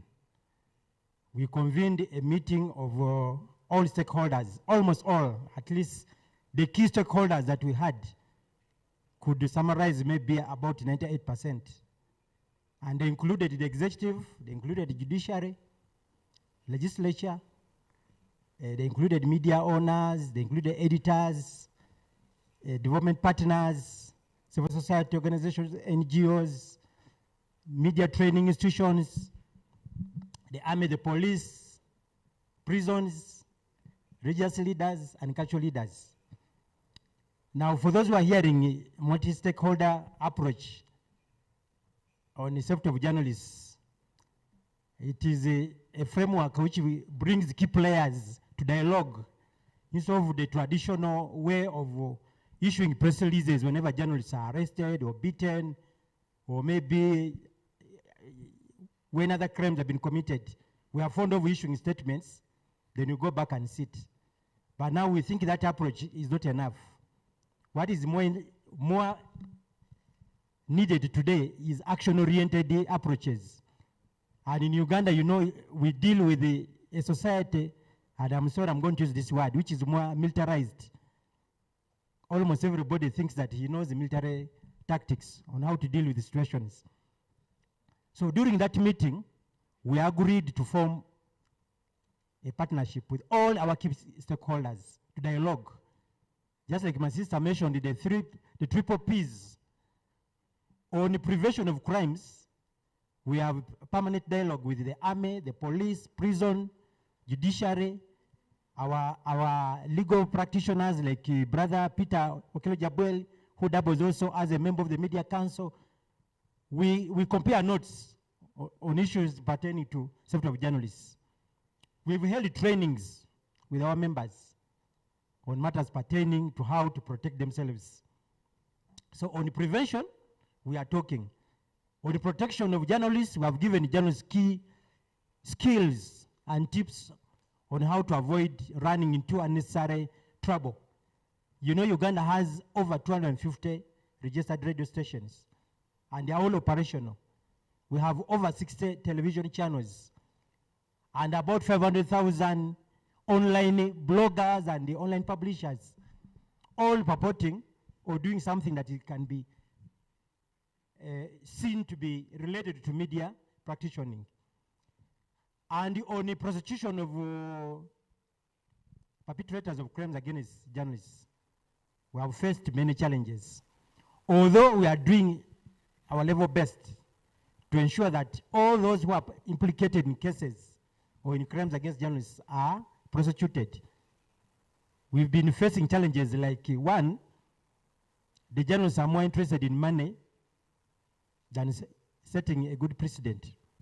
Two, they are intimidated by the security agencies, that if you go to court and win a case or expose the state that is involved in shooting innocent people, you will be putting the government or maybe putting the security of the country into a disrepute, or you are putting the security of the country in danger. However, we have refused. At least 4 cases have been successfully taken to court, and after being held for some time or being delayed, this year we are going to have 2 rulings on one of the cases. And that one involves Mr. Julius Odeke, who was shot at by the UPDF in 2011. You can imagine how long it has taken it to be ruled this year. Now, the overall challenges that we face, one, arrogance of security agencies. Despite key players, the executive, legislature, and judiciary agreeing to work with us, we still have a few individuals who think they should hold information from journalists. They think they should also mistreat journalists. For instance, who sends the police to beat journalists? Is it the executive? 60% of the cases have proved that the security agencies just do it on their own in the bid to police the appointing authorities. So what have we done? The newly or recently amended Police Act ensures that any security operative who commits a crime against any Ugandan, including journalists, is held liable and accountable. He or she can be prosecuted in court. And that has helped a bit to act as a deterrent measure on some of these security agencies. But more crimes are committed during election time. There's also a problem of lack of hope. Some members of our media fraternity think the national mechanism will not give them quicker results. They need a faster, action-oriented approach into solving some of their problems. The arrogance of security agencies, then much of the attacks on journalists are linked to political setup, especially during elections. Who are the people who commit crimes against journalists? Either journalists are being seen to be in a wrong place at wrong time. You are covering security agencies, the army and the police, who are trying to disperse opposition political groups. Now, when you take a picture, or when you report against when you report on the issue or on the incident, you can easily be linked to either the opposition or people with divergent views. Then the other problem we have also is a somehow politically oriented judiciary. The judiciary has not helped journalists very much. Sometimes they're intimidated by the executive into bending rules, trying to call on journalists to compromise their ethics in exchange for money. The widely publicized the case of Mr. James Akena of Reuters, who was beaten openly in broad daylight. We took up the case, instituted legal proceedings against the state. But the executive called Akena and they paid him money, compensated his equipment, promised to take him to USA for training, and the case ended there. But the journalist claims that the case is still there, but it's not there because one of our key players and spokesperson of the executive on our national mechanism body, Mr. Ofono Pondo, confirmed that Mr. Akena's case ended. So you can see the challenge. So should we set a precedent by taking more cases to court and taking on government, or should we allow our members to be compromised by closing cases out of court? I think I'll be coming back later too. Okay. Yeah. Thanks so much. Thanks so much, Stephen, for I think raising the last bit, the challenge of convincing the victims that it's their justice that everybody is pursuing, and this justice is common justice. It's not for individuals. That the propensity of people who are victims to get to seek for other forms of compensation outside the justice that a mechanism would seek, like prosecution of the perpetrators. This is, I guess, a very big challenge, and it's something that needs to be looked at. How do you convince victims that this justice is for all? It's not individual justice. So let's go to Omar Farouk. From Somalia, you painted a very bleak picture at the opening. And of course, we know what's going on there. Tell us about Somalia. And the last two speakers have also pointed out the issue of how do you convince people that partnership is important? So like, how do we convince people that we need to work with the government as one of the partners in this? Thank you very much, John, and colleagues who spoke ahead of me. And I wanted to be, in as much as I can be clear, to give you a good picture. We all know that situation whereby we talk about lamentation. There is a problem, crying, mourning, saying, okay, yesterday my colleague was killed. This morning my colleague was wounded. We said, look, as a union of journalists, we just decided to move away that situation of lamentation and just move in a way that we can do things in a different way. And in that way, that's where I'm coming, John, what you said, especially that we need to forge alliances and partnership with the state institutions. And when I say state institutions, I mean that we have forged a working relationship with the judiciary. NUSOJ, the National Union of Somali Journalists, we have said, look, we cannot fight alone this fight. Journalists or media fraternity alone cannot fight. We cannot use our microphones or newspapers or online articles to expose the perpetrators, but at the end of the day, you are not delivering justice to the victim journalists and their families. So What works for you and for all of us is to work with the judiciary, to work with the law enforcement authorities. So this is why in May 2020, Nusoj has filed a court application at the Banaadir Regional Court in Mogadishu, which was first of its kind to be filed. We submitted a list of 55 journalists murdered in Somalia, and nobody was, accounting for those killings. And to the surprise of everybody, and when I say everybody, even to us journalists, because for us our main goal was, okay, let us test the waters. What will work? Is it going to, be something that the court will set aside or dismiss it? The court has ruled in our favor. It has instructed the investigations of the killings of the 55 journalists. It was historic. And it has ordered the Attorney General to conduct investigations and bring, the cases before the court. The Attorney General could not have any other option, but has appointed for the first time, which UNESCO has noted, a special prosecutor to investigate crimes committed against journalists. That was a milestone that has been reached through that court battle. But of course, once the special prosecutor has been appointed, all sorts of obstacles are coming up. The special prosecutor does not have the financial resources, legal obstacles. All sorts of problems and obstructions are being created. But Nusoj is undeterred, and we believe that we should go down, pursue that court order being implemented. So one of the things that we have seen and has worked and should be working is relationship with the judiciary. The media and the judiciary having good relationship. And one example that we can learn is the relationship that UNESCO has established with judicial authorities across the world.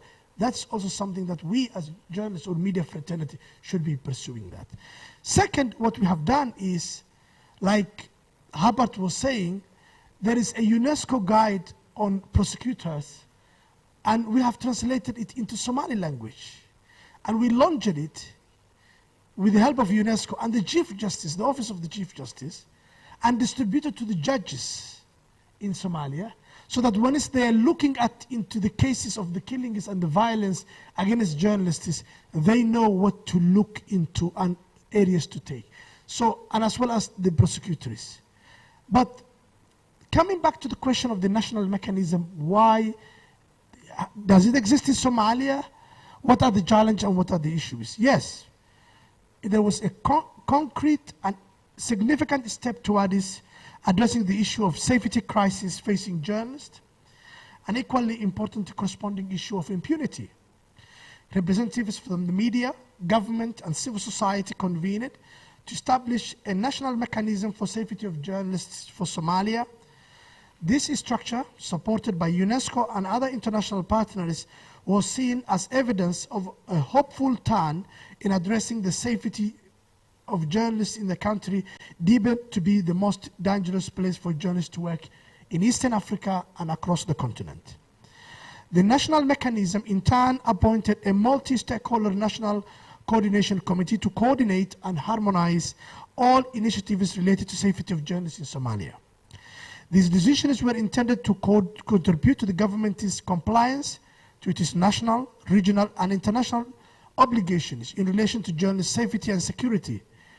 Specifically, the process was led by the Ministry of Information and appeared to champion the belief that to reduce and eventually eliminate violence against journalists and the wider media fraternity should be playing a leading role in the national response. Despite widespread support by the international partners for the national mechanism, there was little effort to popularize the structure and win support at the local level. This meant that commitments made at the committee level were never truly effectively actioned and operationalized across the country. Why was this case? In reflecting on and from Nusoj's perspective, We believe that this was a process led and somehow macro-managed by the government without meaningful representation of the media professionals, unlike our colleagues in Kenya and in Uganda. Keeping with the global slogan, nothing for us without us, we as Journalists Union support this process being driven by our government as part of their mandate and constitutional obligation to media freedom and the realization of the human rights of journalists. However, the involvement of journalists cannot be based purely on communicating decisions already made or passing information already agreed upon. The involvement of journalists must be central to any strategic direction taken, and they must have input in the process. From inception all the way along to implementation, journalists must be given, or rather demand, an adequate space to articulate and shape the safety and protection needs they have. The process was also fraught with visible tensions with the media community and the government of that day, along other issues. Like John said, everybody knows the media environment in Somalia. There was big, huge struggle that has gone for many years. We believe that the process immediately lacked ownership and support from editors, media owners, and practicing journalists. It was clear that an authority widely seen to be antagonistic to the media community could not be entrusted to lead such a vital national mechanism and then in turn expect to yield the results to protect the safety of journalists. However, we believe that that was 2018, 2016, 2017, and this is 2021. In between this time, more senseless crimes have been inflicted upon journalists. We have had to battle a global pandemic together, and in many ways, Somalia has made great strides in its developmental agenda with the help of the international community. Most crucially, the hostilities and open conflict between the federal government and journalists have significantly subsided, and the vital role that journalists play in development, democracy, and peace building has been generally well recognized. Colleagues, we believe this is a fertile environment to revamp and reinforce the national mechanism for the safety and protection of journalists. With all our lessons and experience in what should go into establishing a functional structure, we unequivocally believe a meaningful participation of all stakeholders. Thank you. Thanks so much, Omar, for raising those issues. I think that there are two things that I pick from there. One are the key stakeholders. You talked about the judiciary and the prosecutors, and I would like at this point to announce that if you didn't know, or if we have not reached out to you, that UNESCO has two key stakeholders that it's working with. Umar Farouk already mentioned the guidelines for prosecutors on issues to do with the safety of journalists and the issue of impunity, which we have, and we're very much interested in working with different countries in engaging the DPP and their teams to deal with this issue. Secondly, you mentioned the issue of the judges. We also have a tool for, like a toolkit for African judiciaries on freedom of expression and the safety of journalists. And we continue to engage different judiciaries in different countries to deal with that. So we'd be interested in pursuing that, those two key partnerships, along with others. The third, the second that you mentioned, which I would like to end with before I proceed to the next, is the issue of the approach. How do we, if we talk about the national mechanism, where does it start? Does it start from the top? Does it start from the bottom? And I'm trying to be very careful here with those terms here in Kenya. I know that they could have some kind of political connotations, but we're talking about starting from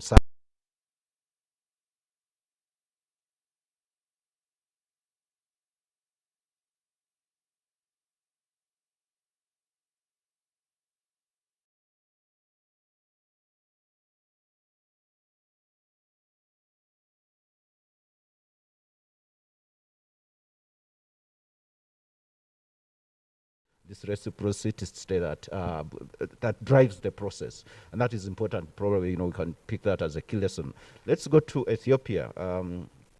Tamirat, you have a new media commission there, and a new kind of dispensation, political dispensation with challenges that we know of. How is the issue of safety of journalists being handled from a structural context in Ethiopia?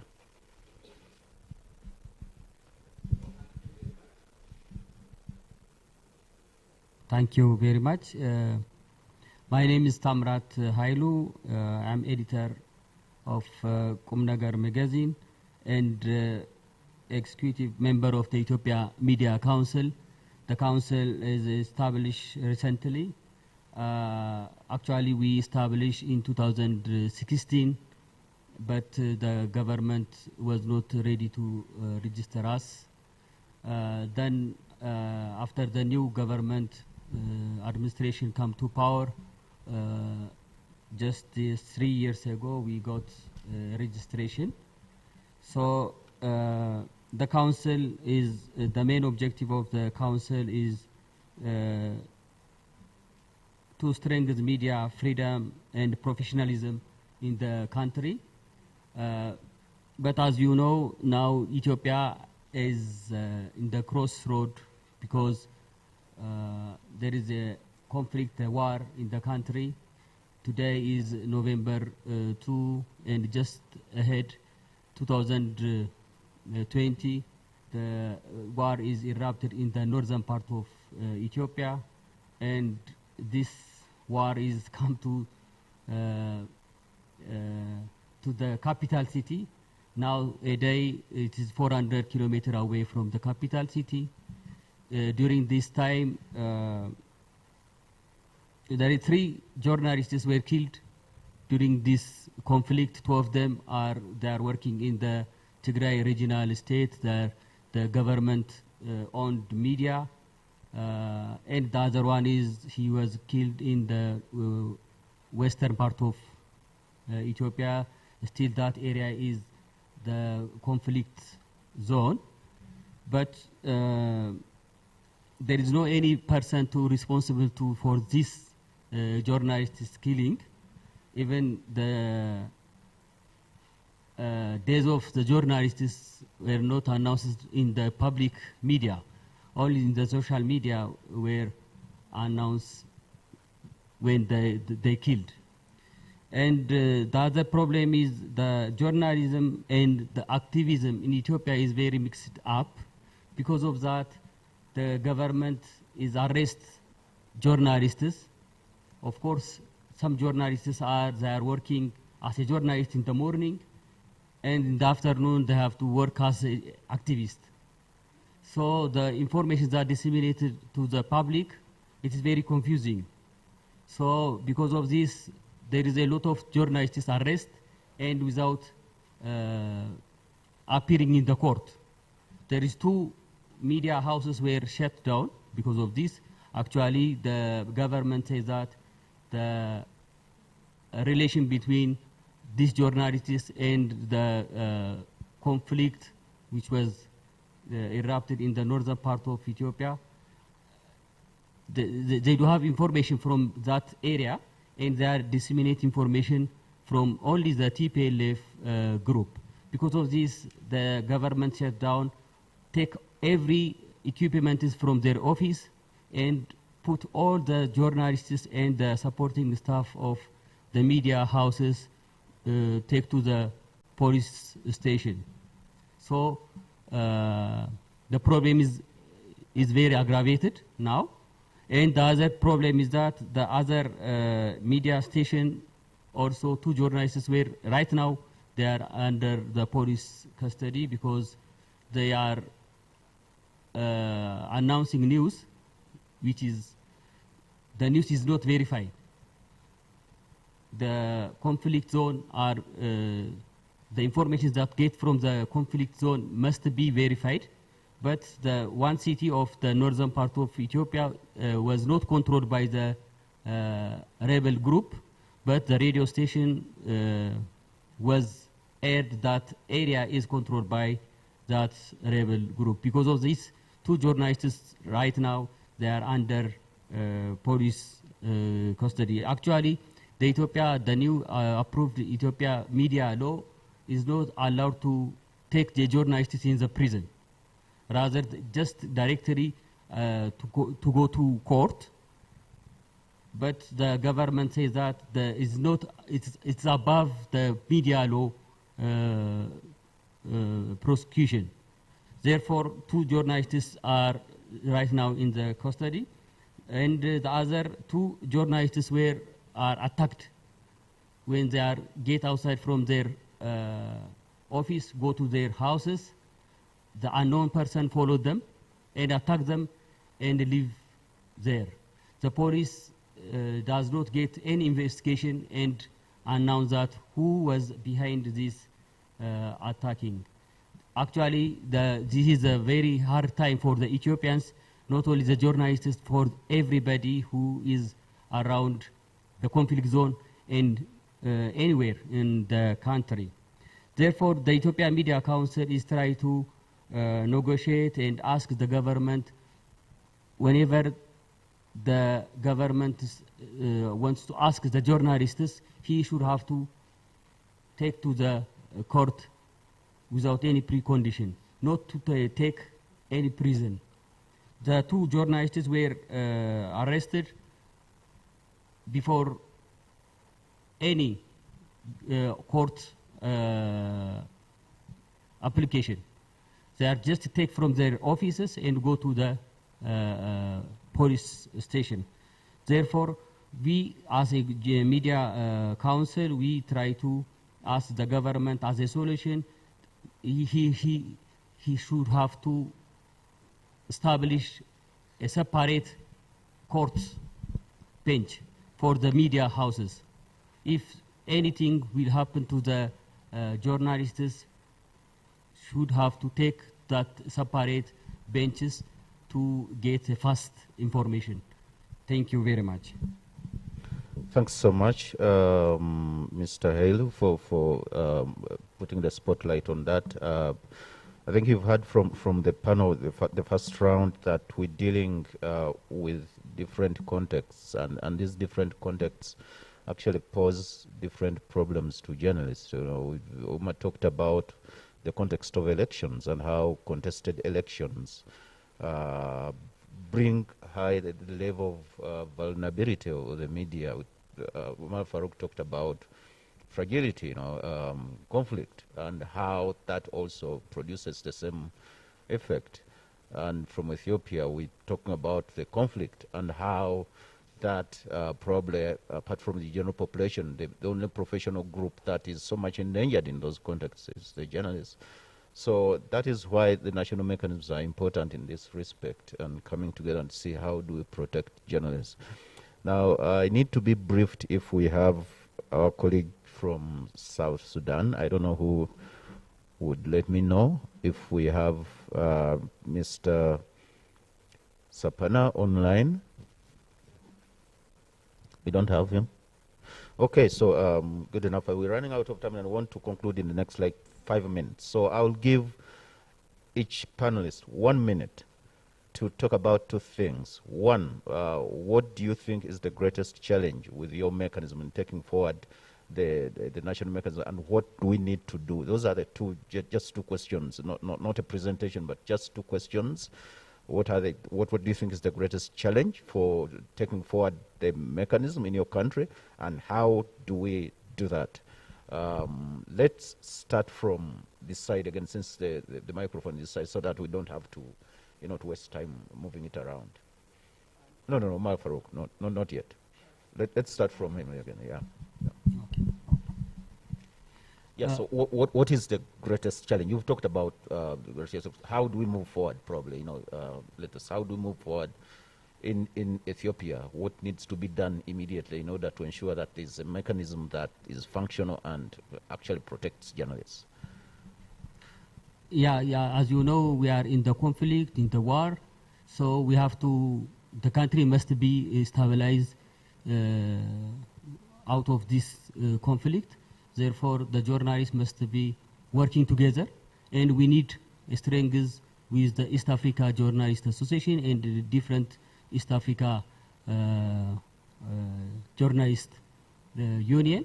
So after this war will end, and the government also is trying to organize a reconciliation conference in the country, and the media houses and the journalists also part of this reconciliation and working together to be very good atmosphere in the country. Therefore, I think it will be a good opportunity after we complete this conflict. Yeah, thanks so much. I think you raised a very important issue, the cooperation, the regional cooperation, that we need to work with Eastern Africa in taking this forward. Omar Farouk, so how do we move forward to functionalize the mechanism in Somalia? Yeah, I think the challenge in Somalia is lack of ownership.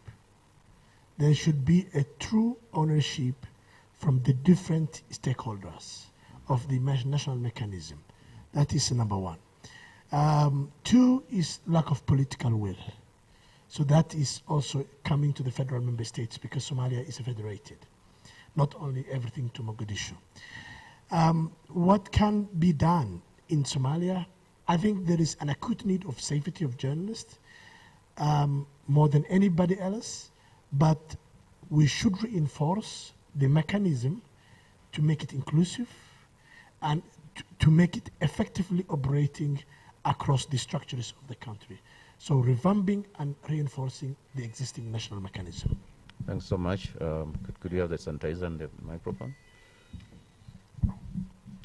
Yeah, I mean, the issue of ownership is certainly very, very important, because at the end of the day, it's the beneficiaries that would be important in this. How do you ensure ownership of the mechanism by those to whom it's supposed to benefit? Steve? Yeah, thank you very much.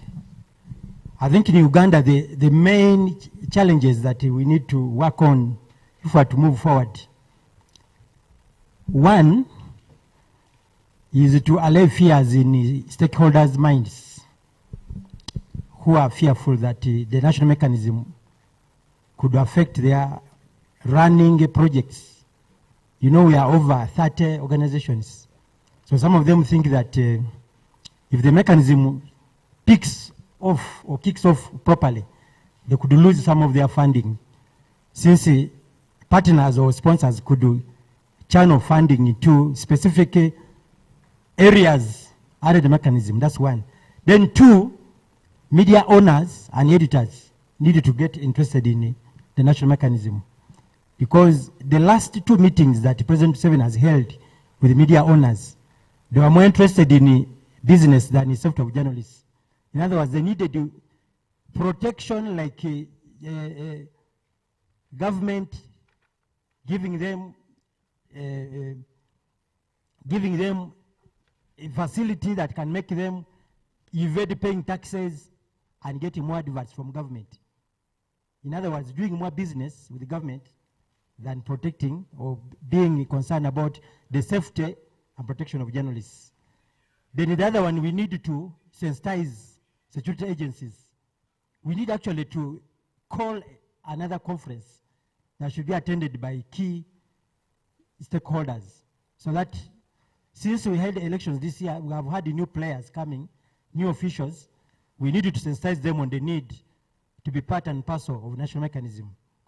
As I conclude, you might have forgotten that this year, Uganda has registered one death of a journalist who was shot at on April 30th, 2021.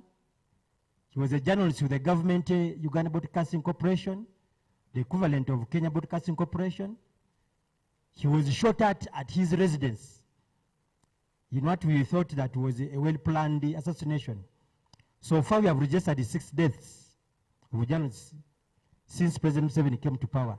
One in 2002, Jimmy Higenyi, we have Dickson Sentongo, we have Paul Kigun in 2010, we have Pere Thomas of the New Vision, 2013, we have Tembo, Mugasia, 2012, and Robert Kagolo. So I think there's a need for us to really push the national mechanism and ensure that journalists are protected. Thank you very much. Thanks so much, Stephen. And lastly, Dina? Thank you. I would start by arguing that for you to understand the biggest threats or the biggest challenges for the national mechanism, also it's good to identify what are the biggest sources of the threats that we are addressing, the threats against journalists.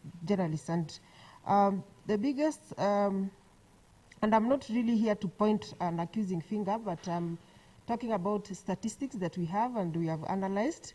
So one can easily tell that the biggest sources of threats which constitute assault, arrests, and intimidation come from security agencies and the political class. So that tells you that you need to do a lot of dialogue with security agencies, be it the police, and the political class, and especially now that we are headed to the general election, the environment is going to get more heated and difficult for journalists. So you realize that some partners in this mechanism, who include law enforcement agencies, either do not understand journalists' rights and the role that they have to play in society, or they simply ignore. So it means that there is a lot of dialogue that needs to be done to ensure, and it's not Media Council alone that can do dialogue, it's not KUJ alone that can do dialogue, so there needs to be a lot of cooperation among the partners to ensure that there's a lot of advocacy so that the rights of journalists are treated as a priority. Now, when talking about partnerships, it has become clear that from time to time organizations act on their own. As much as we are part of the national mechanism, you find that MCK is issuing a statement, Article 19 is taking someone into, they are taking them to a safe house. Amweek is handling an issue of sexual harassment on their own, and a lot of work is taking place. But you realize that we will have more impact if we work as a unit. So we have a unity. We have unity of purpose in everything that we are doing. Lastly, and I think this is most important, because before we even start accusing the prosecutors and the police of not investigating our cases, what is it that we are doing ourselves as a sector? Are we using the instruments that have been set in place? And I'm talking about the Media Complaints Commission. Because most of the cases would not end up in court, where we would start expressing our frustrations that prosecutors have not helped. The legal mechanism on dispute resolution available at the Media Complaints Commission would solve most of these cases that we keep lamenting and saying that have not been dealt with. So it is also important for the sector and the institutions in the national mechanism to rally behind the Media Complaints Commission so that then its mandate is understood and appreciated, so that we can start utilizing it. So that is what I would say for now. Thank you. Thanks so much, Dina, for that roundup. I think the last two contributions pointed to the fact of that the media sector itself not being coordinated enough, and that is a big weakness, because then if you are the key stakeholders and you're not coordinated, that doesn't send a good signal to the other stakeholders.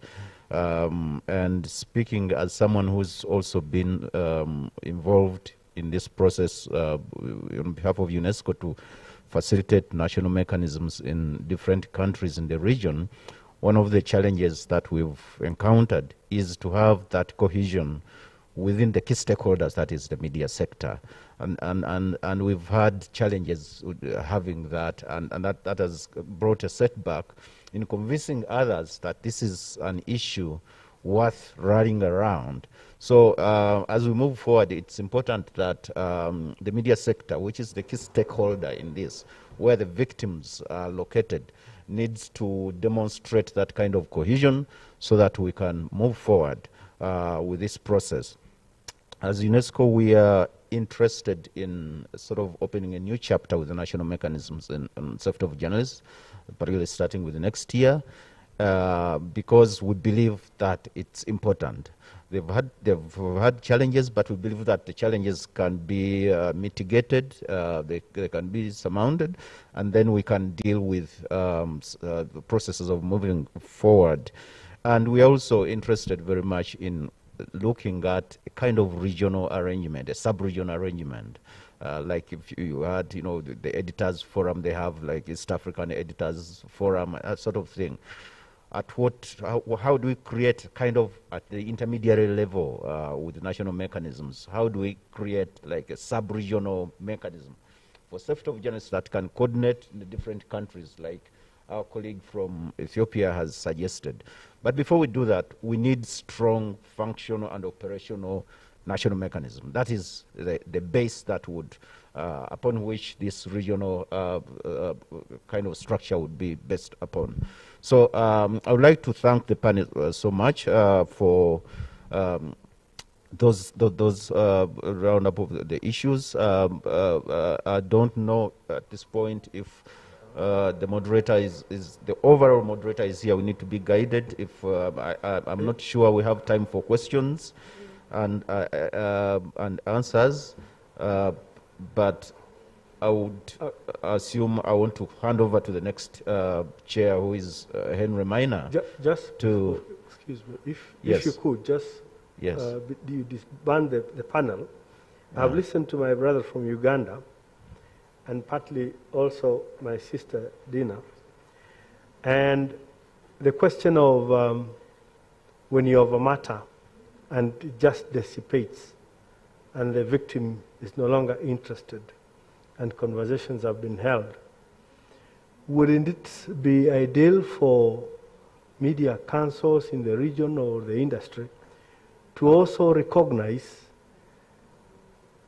alternative dispute resolution mechanisms and institutionalize that as part of the mechanisms to sort out some of these things, much as the offenses are really largely on the industry? Thank you.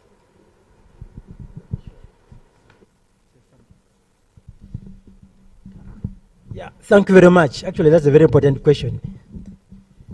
Yeah. Recently, we had a meeting, and we were discussing which one is more important. Setting a precedent that a case went to court so that we set a standard of developing a situation using the court ruling that is a deterrent, or should we end the cases without going to court? And our discussions yielded two alternatives, just like you've just asked. Both. For those cases that the officials or the culprits involved have been stubborn, we shall proceed to court and have the ruling. For those who are willing to discuss and resolve the matter out of court, also works in our favor. After all, the mechanism is aimed at prevention. And in prevention means you can sensitize people by telling them that don't commit crimes. First of all, you have a law which holds an individual accountable. If you commit a crime against a journalist and you're a policeman, the Attorney General will not defend you. You will be held liable as an individual. So if you are willing to stop committing crimes against journalists, I don't know how the audience deems this, but I think we can use both. We can use both. However, our efforts, and my brother Peter Okello Jabwel, who is also a legal practitioner, could add something.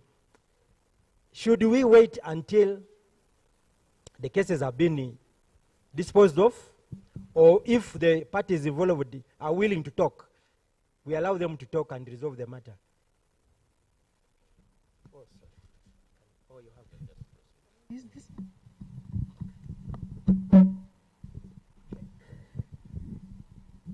Yeah, and I think Mr. Bira has already addressed that issue well. And that's why I started by saying that sometimes withdrawal of cases and having conversations between the perpetrators and those who have been violated against is not necessarily a bad thing, because you realize that if for local correspondents, for example, this is an environment where they work on a daily basis. The same people who have violated their rights are the same people that they will go for news. They are the news sources tomorrow. So you'll find that sometimes it pays more benefits by having a dialogue and creating an understanding, because most of the time you'll find that the conflict comes about because the other party does not understand the rights of the other. And that is why we kept talking about security dialogues. Even the chairman of the council talks about security dialogues and safety dialogues between news sources and journalists. I think that is it's a good point to stop. So we agree that we can use both alternative means and the legal means. And in the case of Kenya, we have a Media Complaints Commission that can make that judgment that this case belongs to reconciliation. And I think Henry Maina would tell us the difference between adjudication and arbitration when he comes to his panel next. Thank you.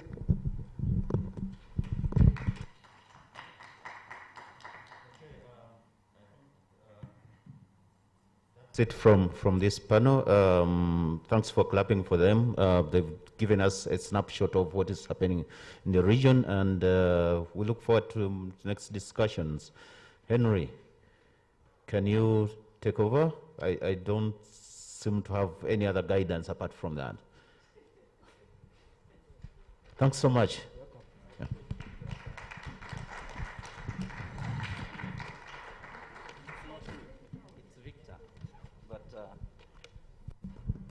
Hello, Monsieur Victor Buire. Maiga seems to be surrendering this to me, but my panel was the third one. But if Victor's session can become the third, then I never shy away from battle. I'll take it up. So I don't know, we have Emmanuel on my team. I don't know if the others are around. Emmanuel? Yeah? We stick to the procedure. Yeah, but that's all I'm just asking. I'm saying in the interest of time, Maina Kiai, your panel should be on the podium then.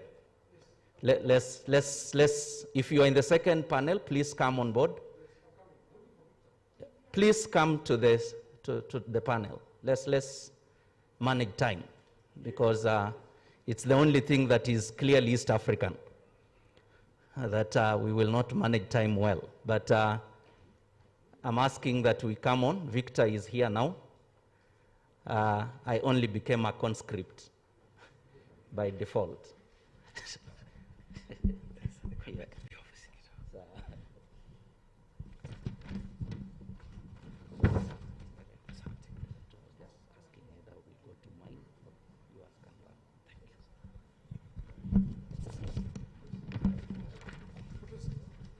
These are a manel or something. Wanaume peke yao, sio?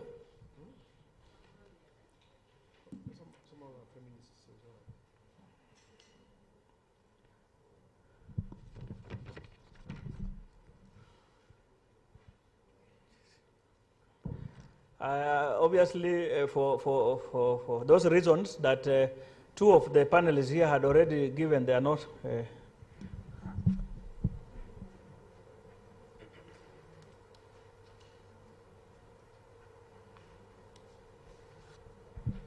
Thank you. So I think for the discussion, and like Henry said, this ought to be a 1 hour discussion. Obviously, we will avoid being like politicians in funerals, where we repeat what has been said. But quickly, my name is Victor Buire. I work at the council. I have interest in protection of journalists. Here with my panel, we are looking both at protection, prevention, protection, and prosecution challenges and opportunities. like we mentioned again earlier, we also want to look at the future and see what are the opportunities while we are aware of the challenges. So what happens? And as you see the panel, the way we invited, we have the spokesperson of the National Police, Bwana Bruno Karibu Sana. We have ODPP, Victor, my namesake. This is a witness. Victor is from ODPP. We have witness protection. Obviously, a number of you are aware that some of these protection issues require collaboration with the Witness Protection Agency. And obviously, with the Mugambi here from Article 19, Eastern Africa, an organization where I worked for quite some time before I joined the Media Council. And they will lead us in this discussion. Looking at that, colleagues, like I mentioned, today is the International Day, and we are looking at challenges, opportunities, largely in terms of prevention, what can we do, promotion, protection, then prosecution. And a number of those issues came in the opening remarks. So, Bwana Mugambi, I'll not go in the order. They are all equally important panelists, so I'll not go in the order of importance. All of them are important. But given the colleagues, who are largely from public agencies, and there's nothing wrong about it because security comes from them. I'll start with Mugambi, largely from the work you do around the region. I know Article 19 works in near 10 countries in the region, but also globally. What are some of the observations that you have made that are relevant today, and that given that we have a colleague from ODTP, Witness Protection, and the police, that they can respond to? Thank you. Thank you, Victor. So when you look at the headline in terms of the day, it's the International Day to End Impunity for Crimes Against Journalists. Essentially, because every country has its own nuances, it has its own kind of granular contexts. We look for some certain trends along the themes that Victor, and thank you, Victor, for introducing us. You look for trends, and so when you ask yourself what's going on in the region, I think my point of departure, or where I want to take this from, is first of all the normative framework. The international human rights principles, charters, which you derive from, for example, the Universal Declaration on Human Rights, the International Covenant on Civil and Political Rights, the African Charter on Human and Political Rights. Now, in the example, for example, the example of Kenya, in the case of Kenya, you find that these are the same principles that are embedded in Articles 33 to 35. So freedom of expression, freedom of media, freedom of information. Based on that, you then perhaps ask yourself, so if you've got this framework, is it strong enough? And I'd like to suggest, yes, the problem is not that the framework is not there or is not strong. It is that we've had a habit or tradition within our countries of violating these principles. So when you look at issues around prevention, when we talk about prevention, if we talk about prosecution, the real issues begin to arise when there's violation. Traditionally, it was looked at as state responsibility in terms of the state is the biggest perpetrator of violations, and that might be the case. But we've now got a wealth and a body of evidence that also non-state actors, someone here had mentioned politicians, people with power, economic power, also are very, very big violators. And that is for us a real issue. I think I want to mention that the rise of the digital age has totally changed our way of thinking. So whereas our goals and our strategies, writ large might be the same, our tactics have to change. The digital age has changed. So the question about who is a journalist, I think it's an age-old conversation that has and is still being had in the different quarters where we are all involved. Because we've seen bloggers, we've seen citizen journalists who have no training, but essentially would need both our protection and for us to also intervene in terms of prevention. And sometimes, actually, they need to go into witness protection. So when we look at state violations essentially arise from repressive laws. So in Kenya right now, we're talking about the Kenya Films and Classification Board Act. We're talking about the Computer Misuse and Cybercrimes Act. We're talking about COVID regulations. So when you look at the catalog of cases that we have, COVID regulations are being used to harass journalists or citizens, and really this is infringing on the freedom of expression. I think the other one, of course, is around repressive practices, where state agencies act outside the law, outside their mandate, but in the name of state power. In terms of non-state actors, so it's a question of power. It's a question of bad or toxic habits. So we're seeing cyberbullying, we're seeing sexual harassment, we're seeing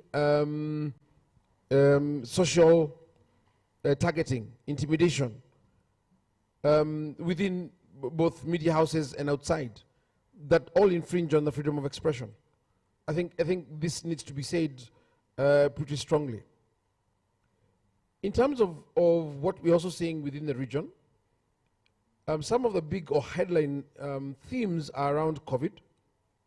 COVID has brought in an era, both, as I said, of where digital has become our main arena and has presented. I think SG was telling us this morning about what it has meant for journalists. And because of that, it affects freedom of expression negatively or adversely. So COVID is a real big one, and I remember when the curfew was first imposed in Kenya, the way journalists got beaten. You know, that's a really big issue. The other one around the region, of course, is around elections. Elections are a big issue because normally those with state power close down the spaces to report, the spaces essentially for people to exchange ideas and experiences. And of course, the third big one is around disinformation, misinformation. It is a big threat to the freedom of information. And the whole question around then, this one is a tricky one, because if we talk about disinformation, it means there is an absolute truth. Yet from everything we know from the philosophers and the practitioners, there's no absolute truth. So when you're told, for example, that in Tanzania, we're being told that there's no COVID, right? What was it reported he died of? So where is the disinformation there? Who was spreading disinformation? It's a huge issue for us. So what can we do about it? Victor, I know you're looking at me like I'm eating your time. Yes. So should I wrap there? Yeah. All right. Having listened to Bwana Mugambi, and I know we will be coming to you next time, I want to ask Bwana Broom, having worked both in the intelligence and covert and whatever missions for many years in the force and with the experience, I saw in one of your last discussion with journalists about a blogger in Laikipia and others. What are some of in the shortest period you have been now in the spokesperson's office, what are some of the issues you have seen that could have been playing around the safety and safety of journalists, and what are your thoughts? Thank you. Good afternoon. My name is Bruno Shioso, the police spokesperson. This maybe should be my third month in the office. I'm settling in very well. First of all, thank you for having me and being part of this panel to have a much discussion with our colleagues in the media. Having said that, for the time I've been in the office, I've tried to forge some good working relationship with the media. And I'm trying to have what we call an open door policy, where I encourage them to come or reach out to them, we have discussions. The first thing that happened when I was, when I was still doing the office was the issue to do with Laikipia. A very volatile, very emotive issue. And the media was on the ground. There were local bloggers. And it gave me a first taste, exactly, on how volatile the relationship between the media and the law enforcement, especially as in corporate communication, can be.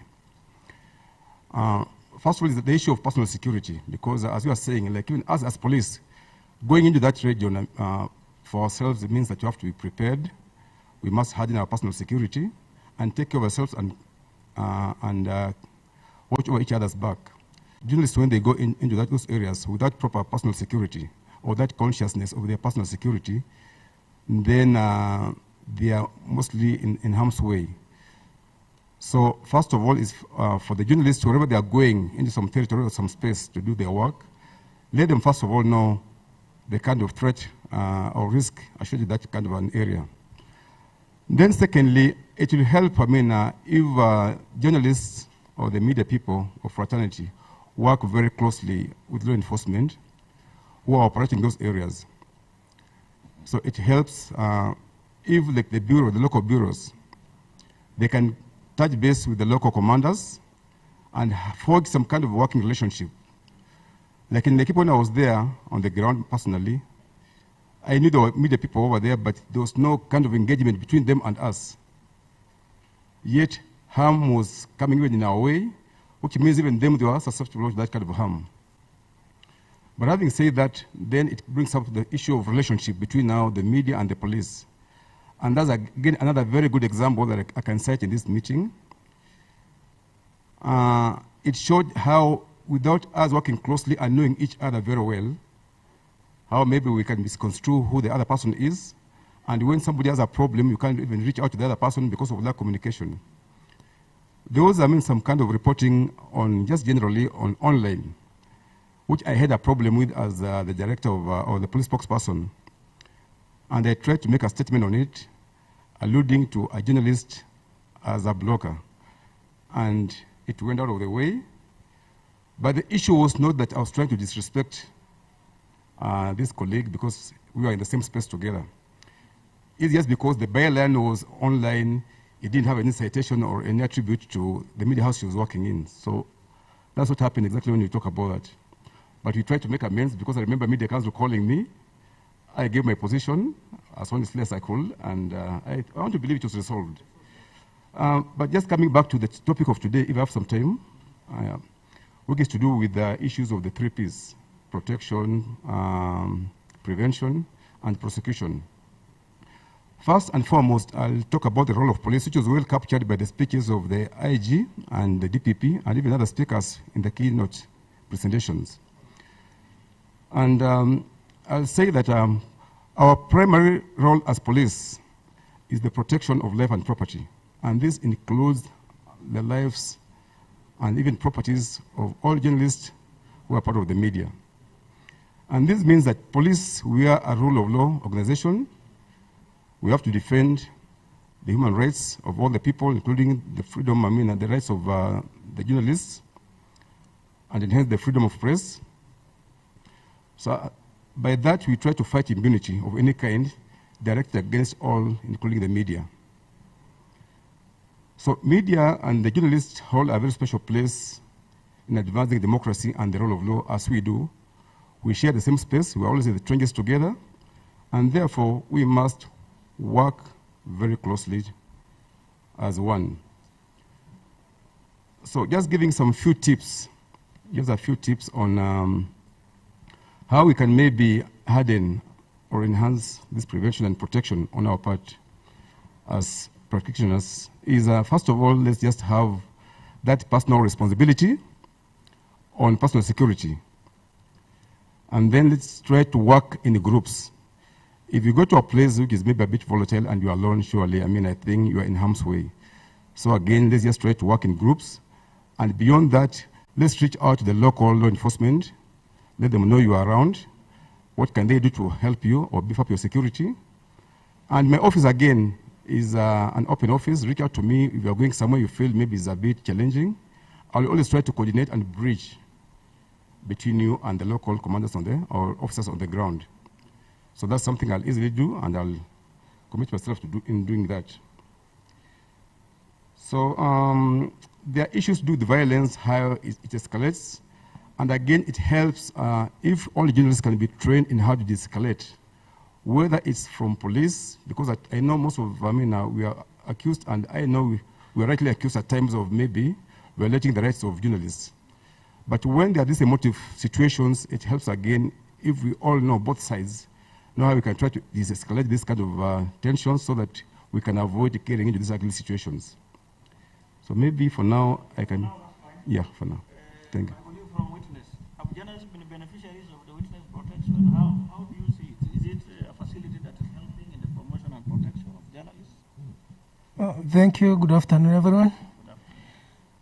Yes, the answer is yes, because witness protection was actually created for that purpose.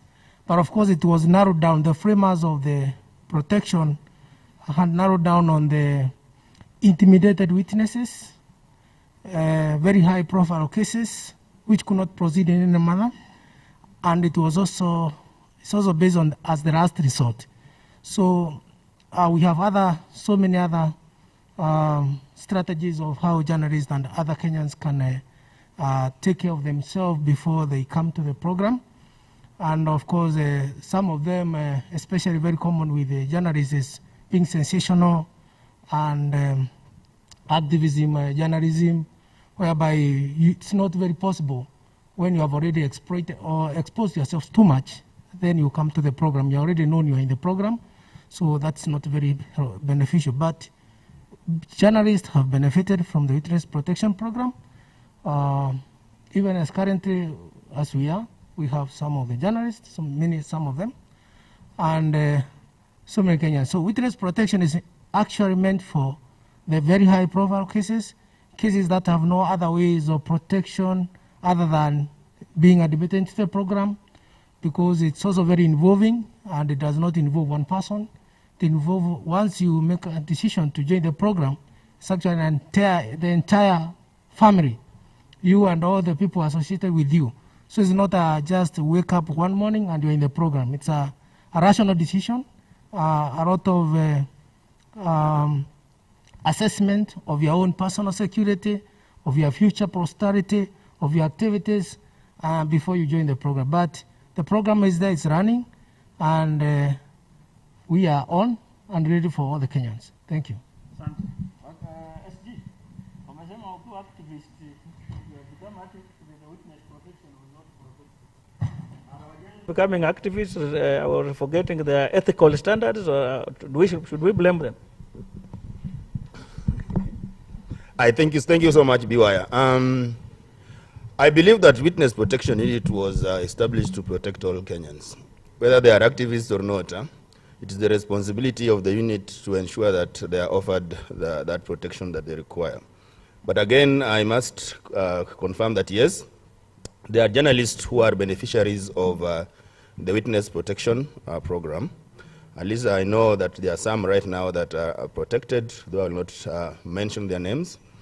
I think what needs to be done, first of all, probably we need to have a long-term program on how do we protect these witnesses. Because I think those who are under the protection unit right now, they have raised some issues with me. Because what happens when that period actually elapses? Because some will be put under the protection for a year or so. Then once the case has been prosecuted in court and done away with, then what happens to them? Because those who are facing these charges in court, actually they know some of these witnesses. So I think as journalists who sometimes find ourselves in that particular situation, we need to see how do we extend that kind of a protection. Having said that, looking at the 3 Ps, and I will talk about the first two, prevent, so that we do not find ourselves in this particular situation, because sometimes it's very costly and we may not have resources to do that. So how do we prevent? And I know as the stakeholders, we've been having a number of training programs just to bring our journalists to speed on how can we prevent this from happening.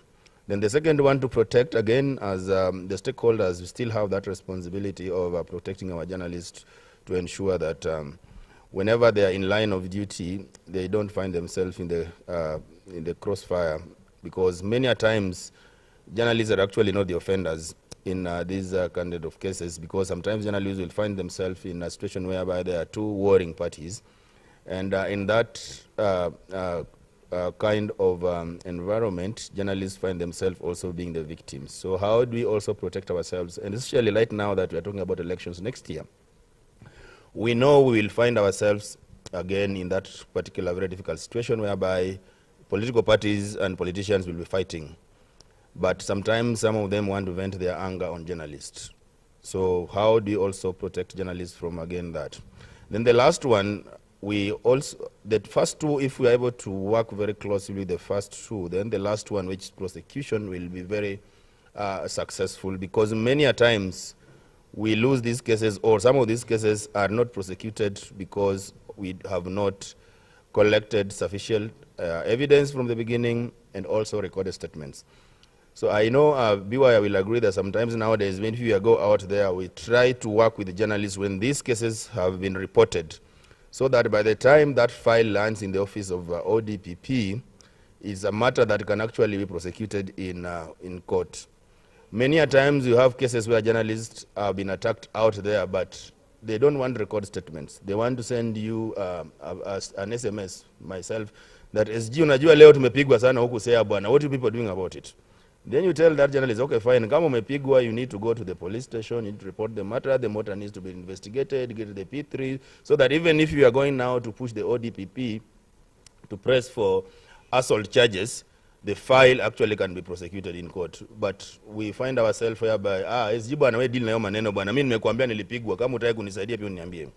But you know, we have to also follow the process and the procedure in terms of ensuring that we are also operating within the law, so that when these cases are supposed to be taken to court, we have proper statements, we have witnesses, so that we can fight impunity. Otherwise, if we just concentrate on advocacy, but we don't push for prosecution, we will not be deterring these cases. Because out there, people know very well, and journalists even tell me, that they know journalists, you can just attack them. What will happen is, there's a statement that will be released by the stakeholders. Actually, nowadays, even journalists know how that statement is going to read, even before it is released. They know. They'll tell you, we condemned with the strongest terms possible the attack of journalists in this, and it ends there. And even the perpetrators also know that, our journalists watapiga tu kelele, but nothing happens.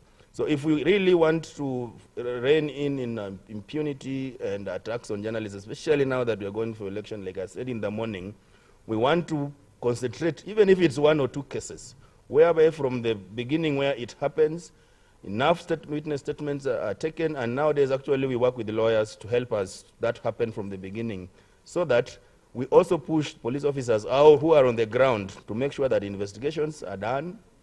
If it's a case whereby we need a P3 form filled in, so that when we want to prosecute the matter, there are no gaps, so that we can also deter people from attacking journalists and think that it's something that can be done and you get away with it.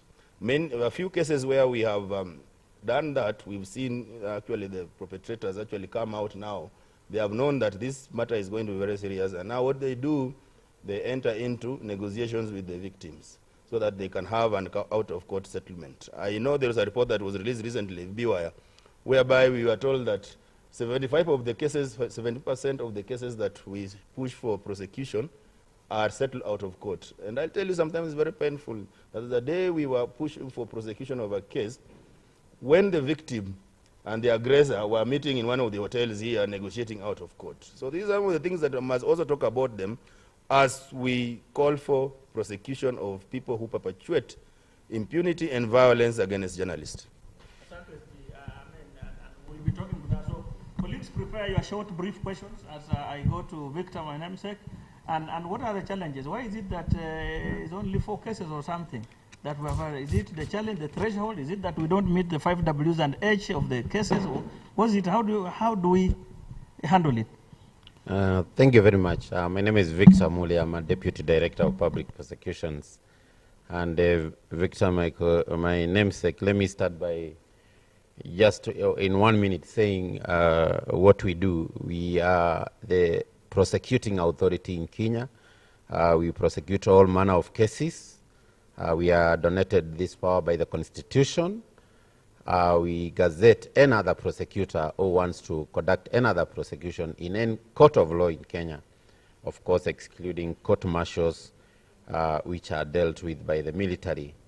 For purposes of prosecution of cases involving journalists, like cases like assault, damage to journalist equipment, even murder, we have a whole fully fledged department with a division called Hate Speech and Electoral Violence Division, which specializes in the prosecution of those cases. We have a presence in all the 47 counties in the country and all the 130 court stations in the country, and this is in line with access to justice, which is provided in ensuring access to justice, which is provided for under the Constitution. We have 800 prosecutors who attend to each judicial officer. In applying or making the decision to charge, a file is brought to us by an investigating agency. The file must be complete. A whole inquiry file or investigation file has got about 10 subfiles and they are numbered subfile A to J, and all of them must be filled before the decision to charge is made. And in making the decision to charge, we are guided by two things: the evidential test and the public interest test. Under the evidential test, we look whether the evidence is sufficient to establish the essential ingredients of the offense. If it is assault, it has essential ingredients which are provided for under the law, under the penal code. There are essential ingredients which must be established by both the investigator and the prosecutor for the court to find that person guilty of assault. If it is damage to property, the same way. And if the police file or the inquiry file submitted by the investigating agency does not meet this threshold of the essential, we will not take it, because for any case to be registered in court, we consider whether there is a realistic prospect of a conviction. We think like the judicial officer. What is the judicial officer likely to find? And so if there is no evidence, we will not take it in, we will not register the charges, and that's why of late, you must have seen in the news, we have issues with the investigating agencies. I will not name them. The second test, so under the evidential test, we are guided by the Evidence Act. Is the evidence available? Is it sufficient? Are the witnesses credible, or is this a witness who is bringing his personal vendetta? Is there a defense? Can the suspect defend himself successfully? Because the law provides also for defenses. For instance, self-defense, defense of property. There is one witness, there is one journalist in Londua who was taking photographs in an hotel, and the hotel restrained him. And the journalist reported a case to the police. And the defense was, this is our property, you cannot take photographs here, and we found that there was not sufficient. So those are the things we consider. If there is sufficient evidence that the evidential test is met, we consider the public interest test. And under the public interest test, it is not what is interesting to the public. It is what is in public good, what is good for the public. The public can come to our office and come with branches of trees and say, akietu, akietu. But if it is not in public interest, for instance, a child of under 18 years, do you take him to committee or do you take him to an institution for reform? Those are some of the things we consider. So, all these guidelines, all these policies are available in our website. Anybody can download them, and we always encourage the public to download these policies, and so that they can be in the know on what we consider in making the decision to charge. Challenges, numerous challenges, just like any other government agency. And let me start by saying there is no weak link in the criminal justice system, from investigations to making the decision to charge, to going to court to present evidence, that is the prosecution of the case, and then a sentence meted by the judiciary. There is no weak link. Each of these institutions involved in the whole criminal process system have got their challenges. Capacity, shortage of prosecutors. Prosecutors are moving from one institution to another. They are resigning, moving to other institutions. The judiciary is also blowing at a very fast rate, which we might not match. The second challenge, of course, budgetary constraints.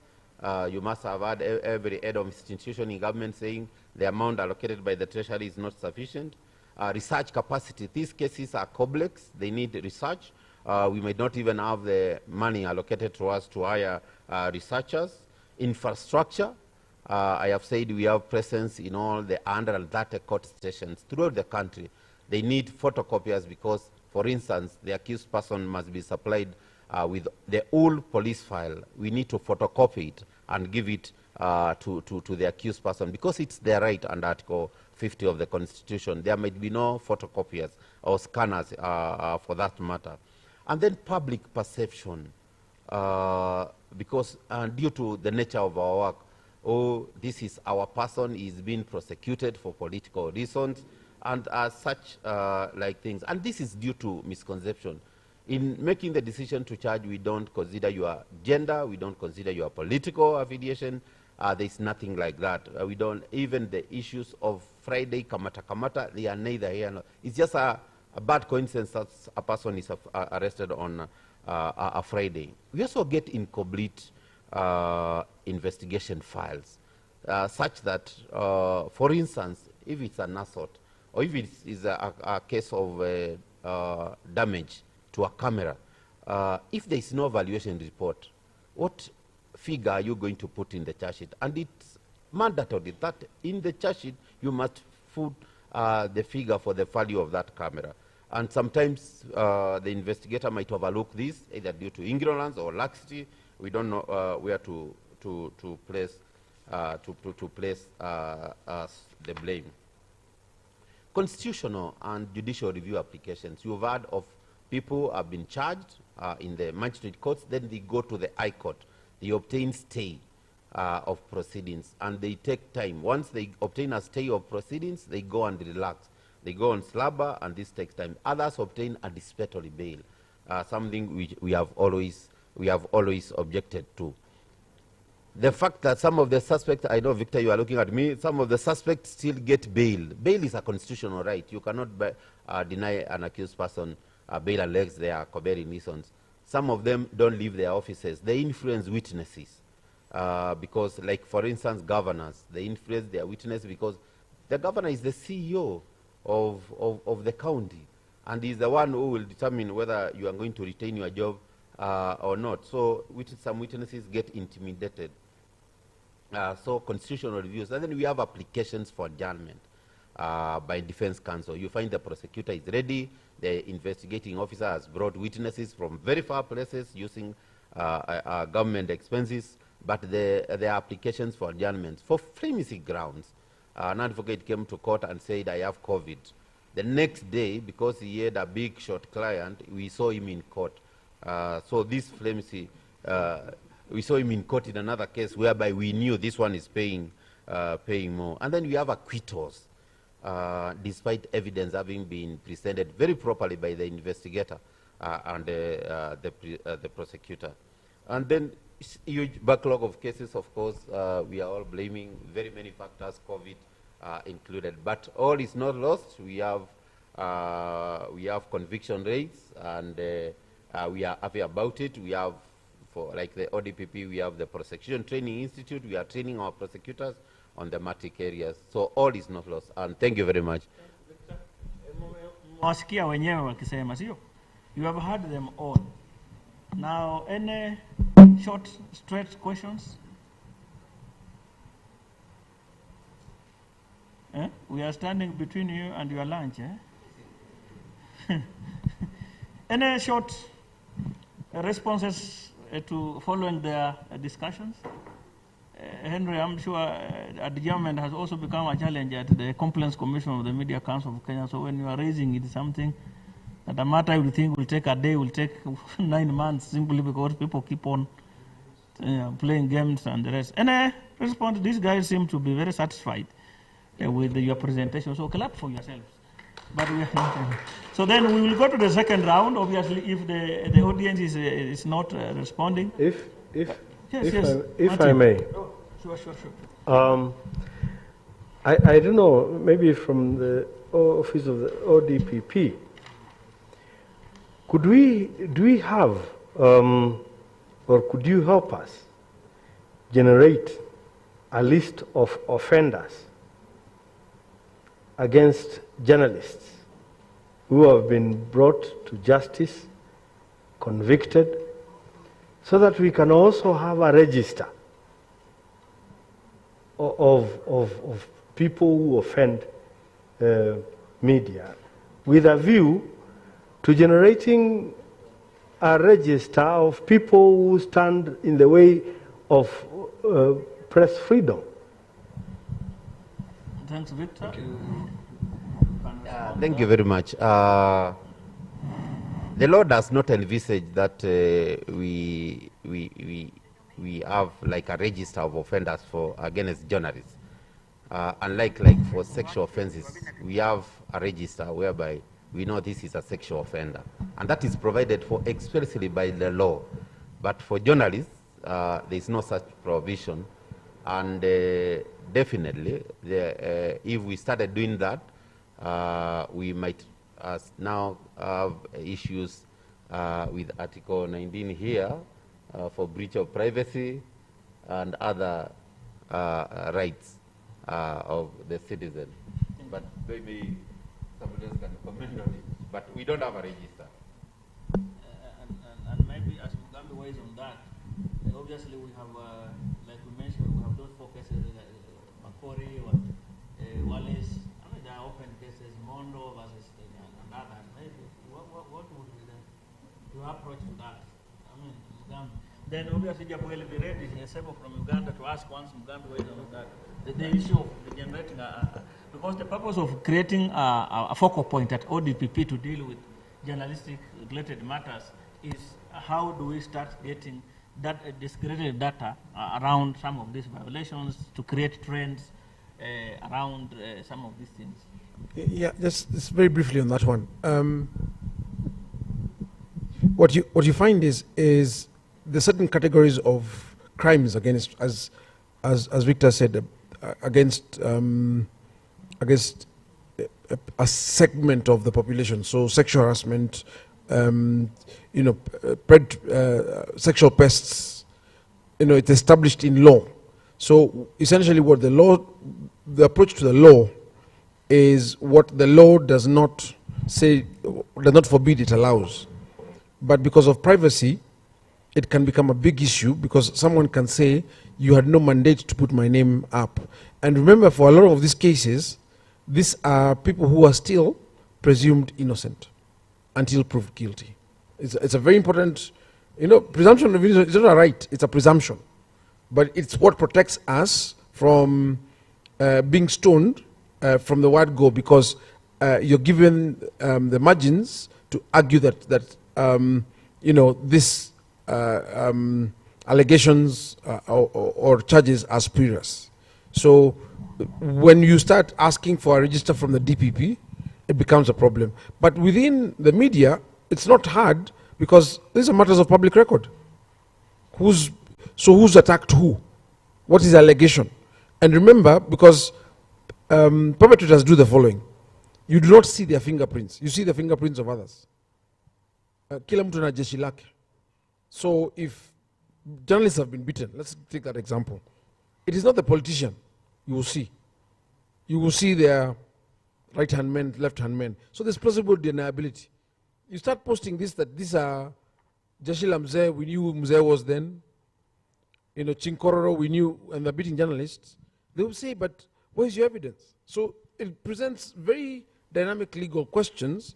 So the best thing to do actually is, as Victor said, that we must have very firm evidence that these acts are perpetrated in the name of or at the mobilization of a certain individual. So if it's Victor Bwire who's the perpetrator, there must be clear chain of evidence that he is the one.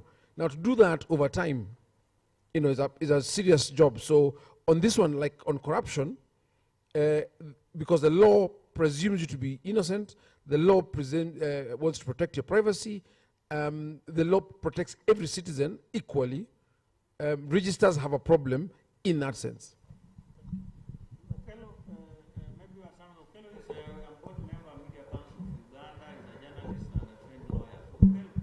Thank you. I'll remove this. Thank you very much, Victor and the panel. Let's took some quick ones. I wanted to know whether in Kenya you have a law such as the one you have in Uganda, where liability for torture is personal, such that if you violate my rights, I'm a journalist out in the field, I can take you on in court, you the violator, individually.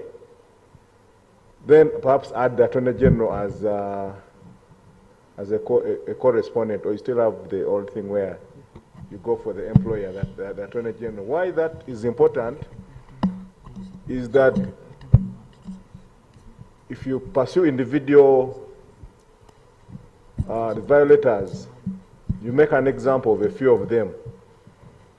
You get judgment and you enforce against that person. Either if they have property, you enforce and so on. You make, and the others see that, by the way, it's quite painful to do these kind of things. You can actually achieve some results. The other one, I wanted to ask the representative of the DPP, and I learned this about Rwanda yesterday, because you've talked so much on the side of prosecuting the offenders against journalists. It so happens also the prosecution authority can also go against a media person or a journalist out in the field. You can also prosecute journalists for different offenses. In Rwanda, I learned that, for example, if it's a matter of content, they have now agreed, the media authority there and then the other authority in the government, that for matters of content, please don't charge a journalist. Refer that to the Media Council. I don't know whether that's something you could think about here or you have it already. And lastly, lucky for you that perhaps not as an institution, the police and the people in power, there is no collusion, like an official policy that we are not going to allow media to operate freely, say during an electoral period. Because in some jurisdictions, it's actually official policy that we don't want media here. So you're beaten, you run to the police station, even there's no one to take your statement. Mr. Odori, there's no one to take your statement. And so the chain of building evidence for prosecution becomes very, very difficult. But I think that situation doesn't obtain here, but happens elsewhere, just since we are sharing. Yeah, thank you very much. So I'll allow Victor and Mugambi to... I just, the microphone already. Okay, I just wanted to mention something that Masai was talking about, Martina, about the register, and like it has been responded very well, that the law does not require us to do that. And you know well that we have been talking about legislative reforms, which we need to pursue, Victor, and I think Mugambi offline after this we can discuss that, so that we can make those reforms in our statutes, so that it's made mandatory that at least we have also that register backed by law, because you know UN plan of action actually we can ride on that, so that we are able to have that done, so that quite often we should be able to name and shame some of these people. And what Okello is saying, just briefly to say that yes, in Kenya we have seen actually it works when we sue individuals. And actually it has worked. Sometimes we usually push for prosecution against the individual because that is your act, that the action is taken as individual action. And I think it has worked. And sometimes when we do that, we see people running left, right, and center trying to discuss with journalists to discourage them, because Sometimes we used to go and maybe blame police as a unit, National Police Service as a unit. But nowadays we usually identify the individual officer who was involved in an assault. Then we make sure that that officer is actually held to account. And it has worked. Thank you. Thank you. Victor?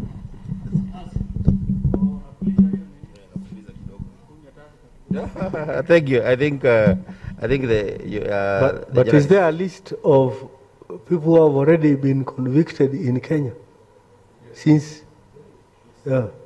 Yes, like we mentioned, we have the 4 cases and we have it. That's somewhere to begin. If it's not even from the DPP, but from even if you go to the law, to the law reform website, there are cases that were prosecuted and it's public knowledge. So we have them. I'm saying this because I think in this thing, we need to shame people. If you have that banner of an offender, you are most likely going to disengage in offending again.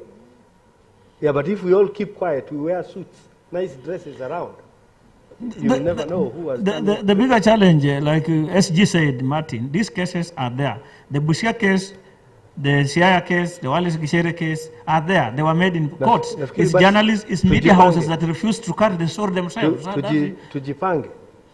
I mean, even the issue of the law that is being cited by Article 19 and the office of the DPP, those laws are proposed by people and passed. Yeah. Yes. Yeah. So that's a great point. I think even in terms of just as a strategy.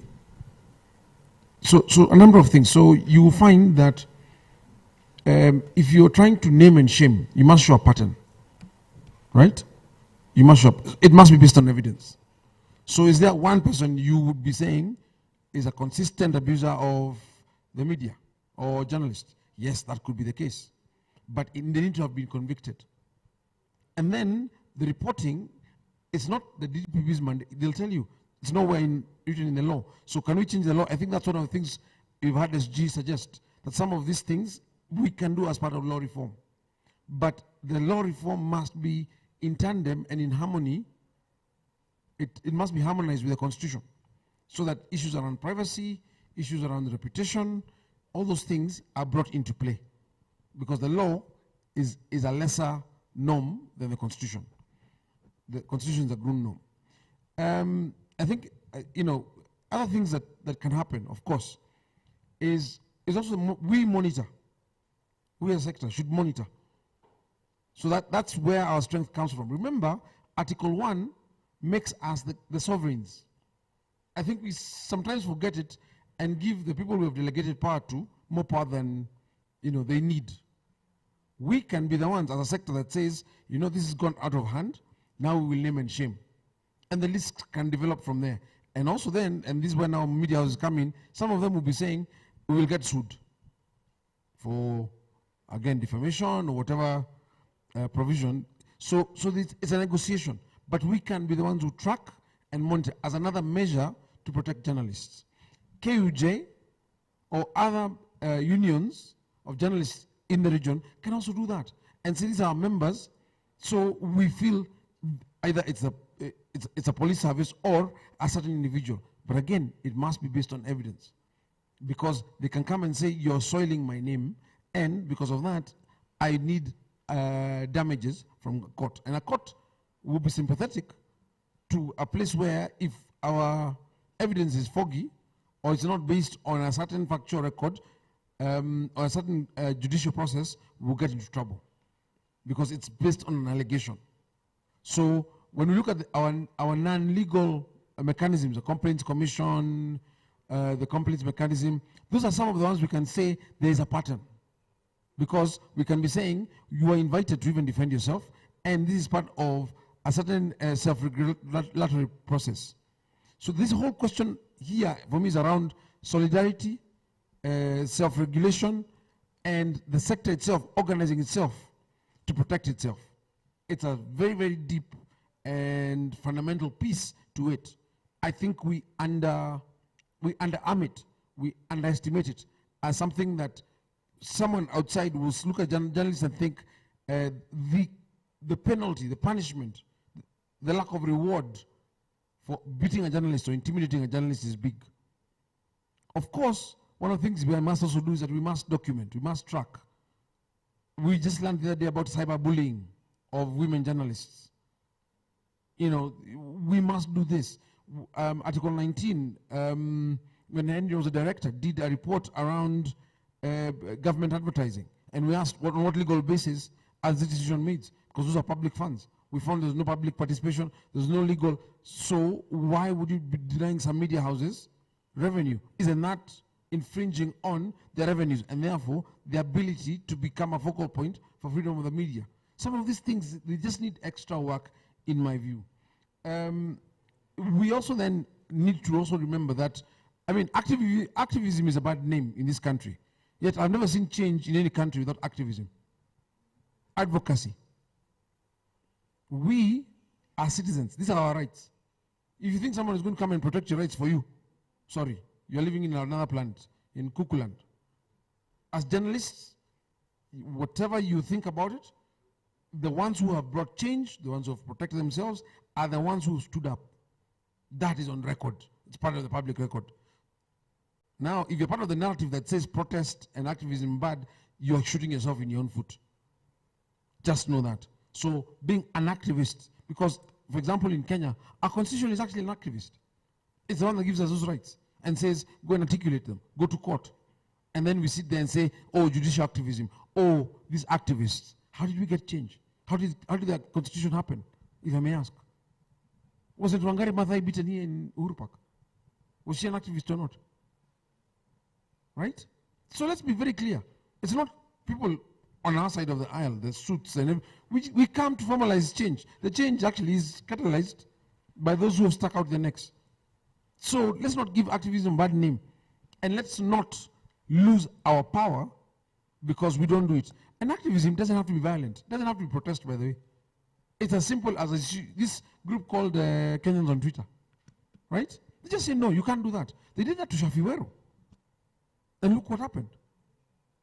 So let's also be creative. Let's move with the times. I think that's very, very important. So that's my last point, which is also we must be vigilant. Let's remember the price of democracy or openness in any society is eternal vigilance. Thank you. I'll start with him. As they finish, I've already smiled to them that they are giving their last remarks. Thank you, Victor. Police and media have a symbiotic relationship, and so we have no choice than working together.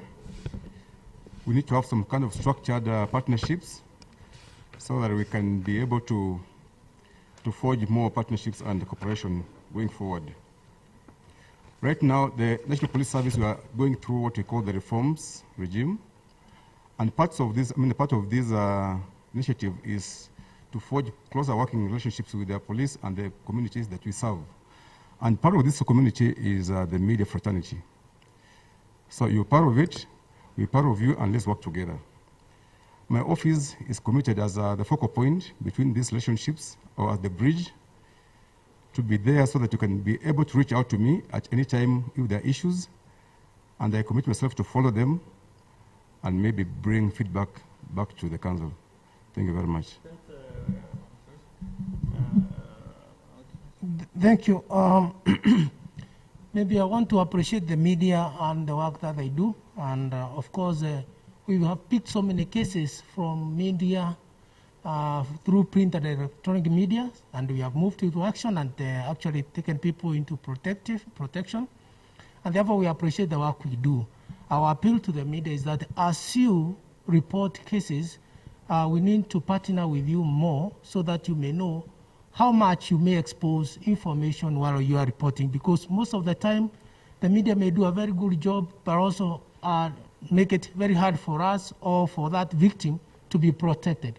Therefore, you need to take care of that particular victim's information, that you don't give it too much, and do not, especially issues of taking photographs and putting them and all that. And we need to train and talk together so that we can partner and ensure that protection is easier. Because if you give us information without letting it go there fast, it might be even easier to protect that same person from the same environment. But once you expose too much, we have to relocate that person, move into a far location, and of course it has its implication. So maybe as I wind up, I need to say that how do you apply to be in protection? Of course, you can come in person by applying you can find us on the web, and you can download our form, apply directly to the director, or you can come to us through other referral authorities like the Media Council, the ODPP, the police, and all the other organizations which are doing investigations. Of course, we have criteria for admission. Not everybody will apply and come in because, of course, we have also our charges.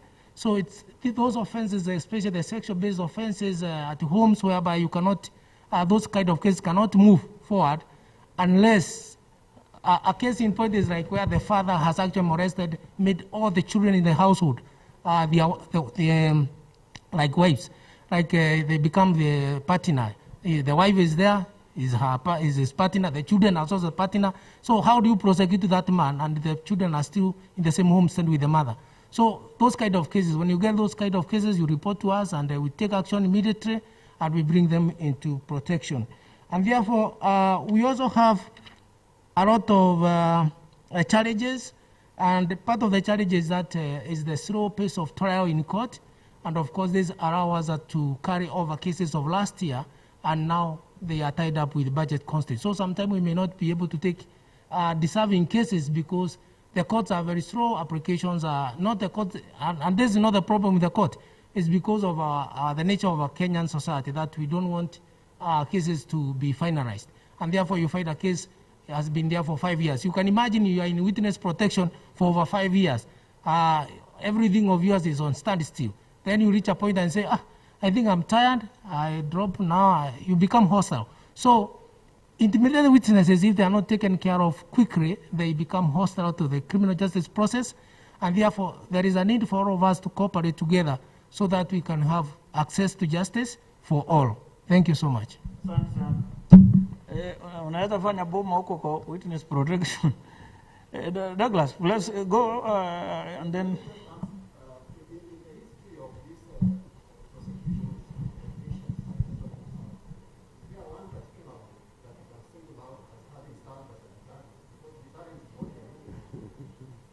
Thank you, Douglas. Vic, as you wrap up, answer to Virginia. Okay, I don't have the statistics here. Well, the prosecutions are taking out through the country. I might not have the statistics. If I say I know one, I would be lying. But as a parting shot, I will encourage Idei agency collaboration, forum like this with all agencies, including the private sector and the non-state actors, joint trainings, joint seminars, so that we build synergy and eradicate the blame game. And then lastly, information is power. We urge the public, including journalists, to seek information from our website on what we do and why we do it. Our policies are all there. Our guidelines are all there. Everything is there, and what guides us in what we do. Thank you very much. Okay, thank you. I think as the way forward, we have a national mechanism for safety of journalists that actually brings together the duty bearers to ensure that we're able to fight some of these cases. And the duty bearers here being, first of all, the investigators, that is the police, the prosecution, and even us as journalists and the government, because we have got a duty to always compile and file a report on the status of journalism and the security of journalism in a particular country. And my parting shot is that if the media sinks, we will not have a society, because that is where, that's actually the reason why the UN plan of action was developed, because UN realized that if we want a peaceful society, a society that is stable, then we must have a media that is also stable, that is able to bring out some of these issues in the society. So if we do not protect journalists, definitely the society as a whole will have a problem. So let us work together, and we were discussing with John Bosco and other stakeholders that we will be reactivating the national mechanism, and I think that meeting will be able now to call in police, ODPP, judiciary, and even the AG, so that we're able to have a discussion around these issues and see how they can be prosecuted. Yes, Douglas, I think there has been some very successful cases. I think some last year, there are county officials in Busia County who attacked journalists, and I think that case actually was dispensed with very quickly, and those people actually were fined and sentenced. The problem we have is that as a journalist, we do not publicize some of this information and the stories as they come. Suppose that story was actually circulated and trended, I think it will also work as a deterrent. The latest case was in Siaya.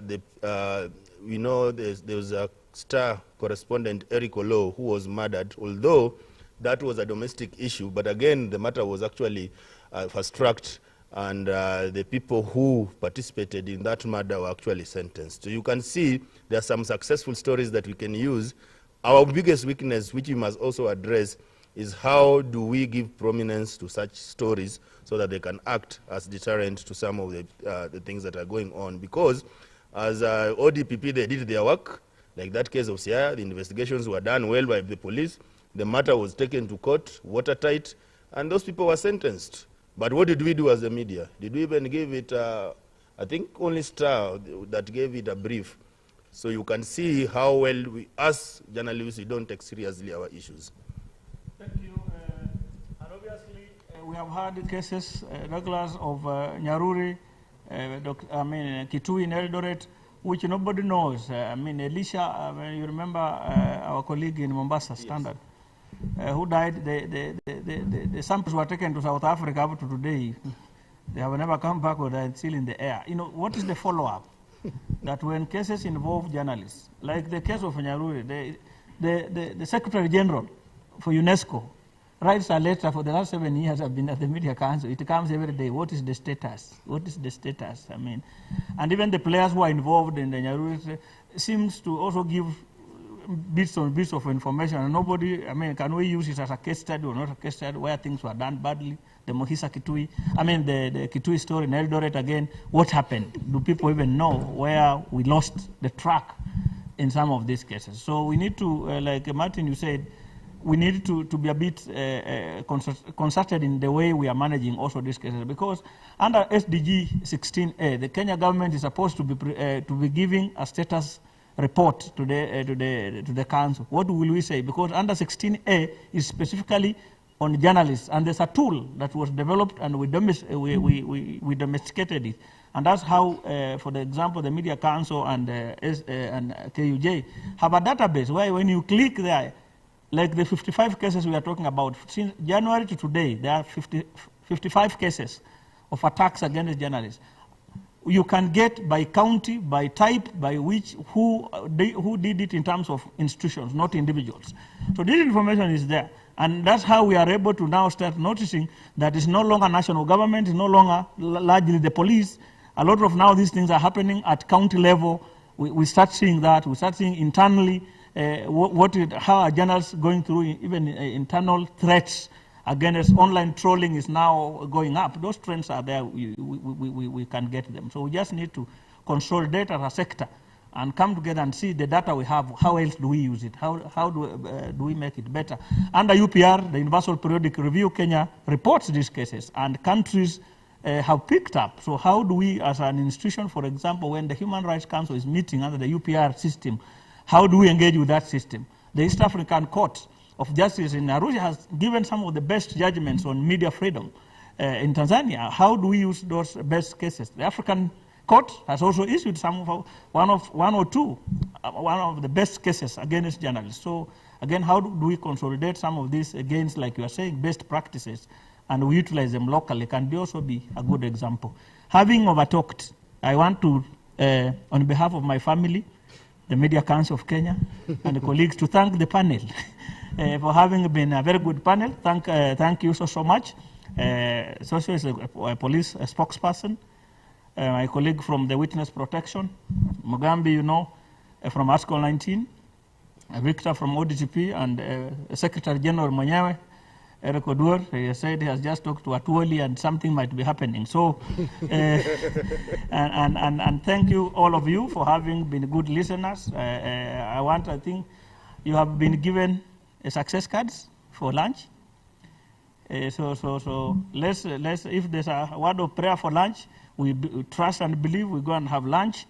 Then we come back for the next session. So panelists, thank you so much. Kuna mtu anataka kuombea lunch. Emmanuel, you want to surprise us with a prayer? Emmanuel, every Sunday I call you, you tell me you are going to church. Kumbe the story too. Annie.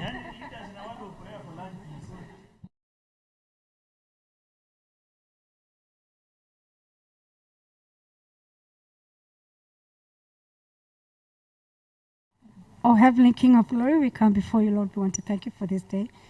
Thank you this far we've come with this conference, Almighty God.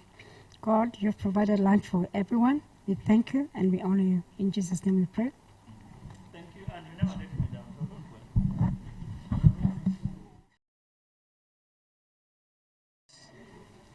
So that we come back at 2.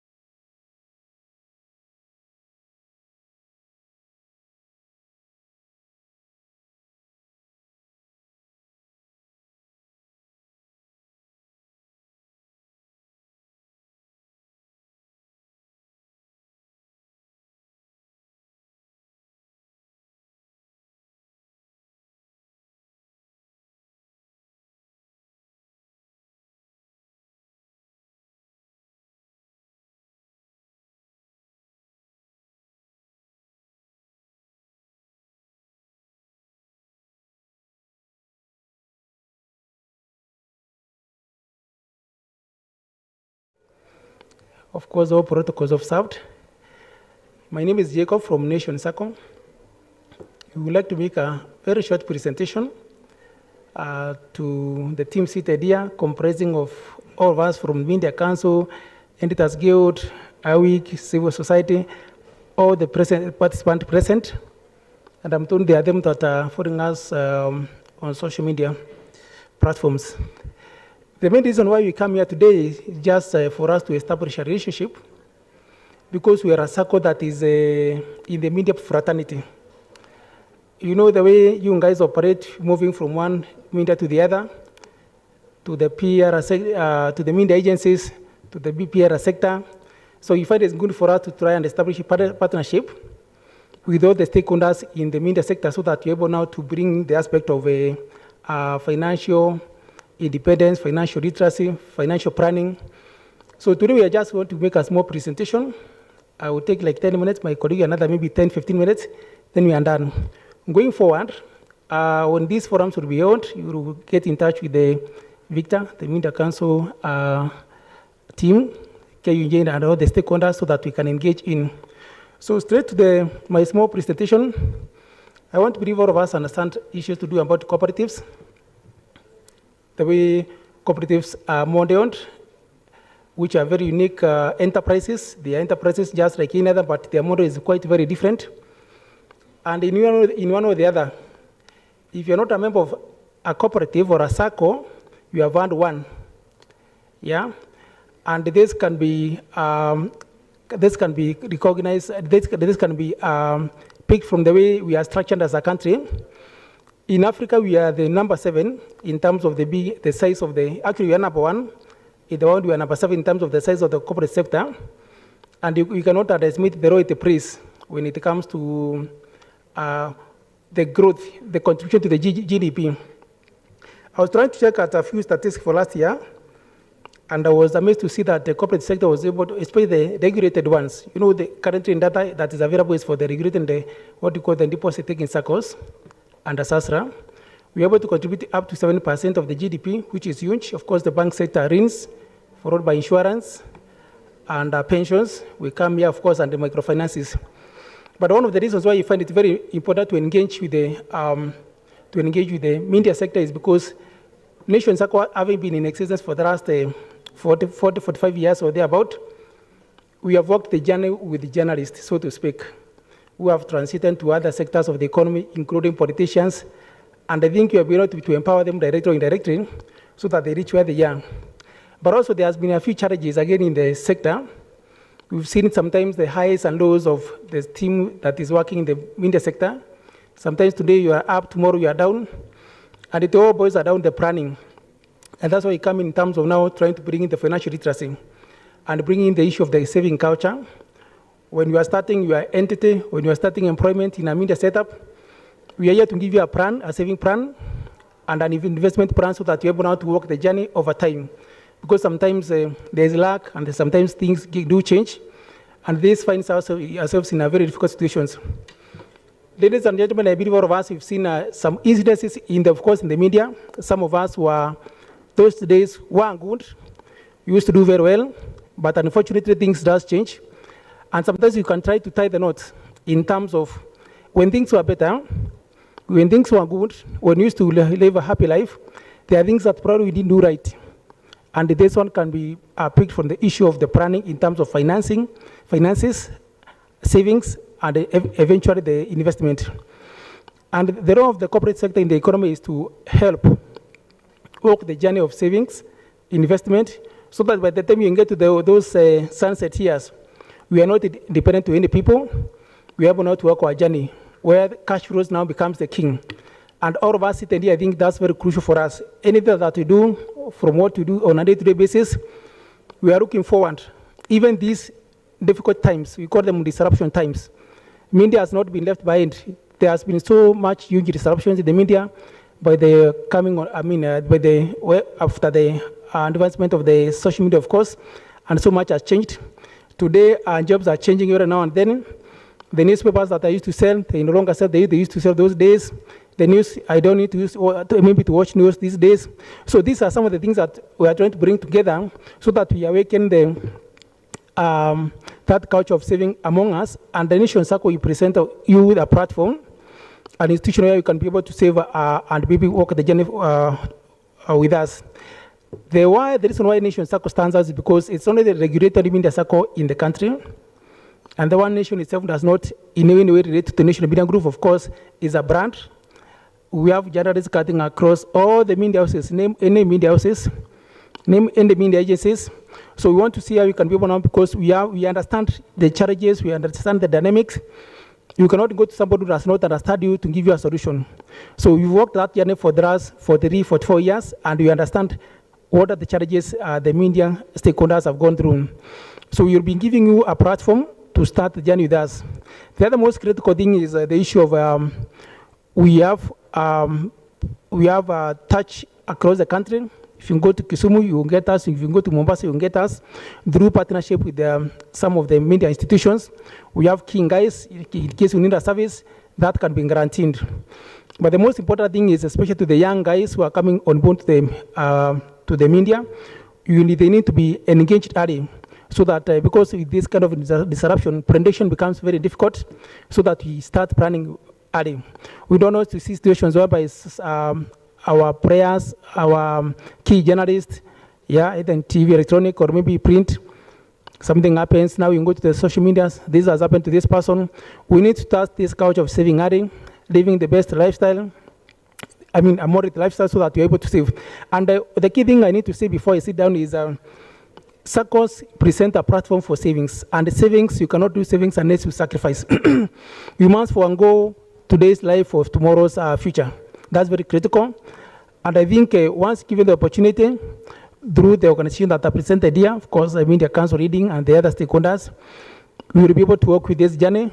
We will be able to have other forums to engage on now what you call purely programs that you plans and programs that you are able to engage you and be able to address your issues according to the needs and the times that we are living at the moment. So, ladies and gentlemen, even as I invite my colleague, who now just to touch a few things about Nation Circle, we will be taking the contact for the King guys, so that in future, or maybe from your from your institution where you come from, we can be able to engage on one-on-one basis. But we implore to the seniors in this team, in this room, to engage with the young journalists, so that we can help them achieve the financial freedom. So with those so many remarks, I would like to invite my colleague, Head of Marketing, Angela Kivoro, to just give us a small presentation on about Nation Circle. And we're at the back there, just in case there could be any queries, you should be able to address them. Thank you very much for your time and even for this opportunity. Victor, we look forward to engaging in the future, coming from next year, even as we go to the election year. And even before I forget, these models that we are getting from the politicians, those were the tested models within the corporate sector. The bottom up, the trickle down, those are models that the corporate sector has been tested over time. And we have been able to see that they are working practically, not from the political point of view. So you cannot test that from the circle sector. Wherever you start small, you can grow over time, and you're able to attain that financial independence. Thank you for listening to me. Thank you for your time, and God bless you. Thank you.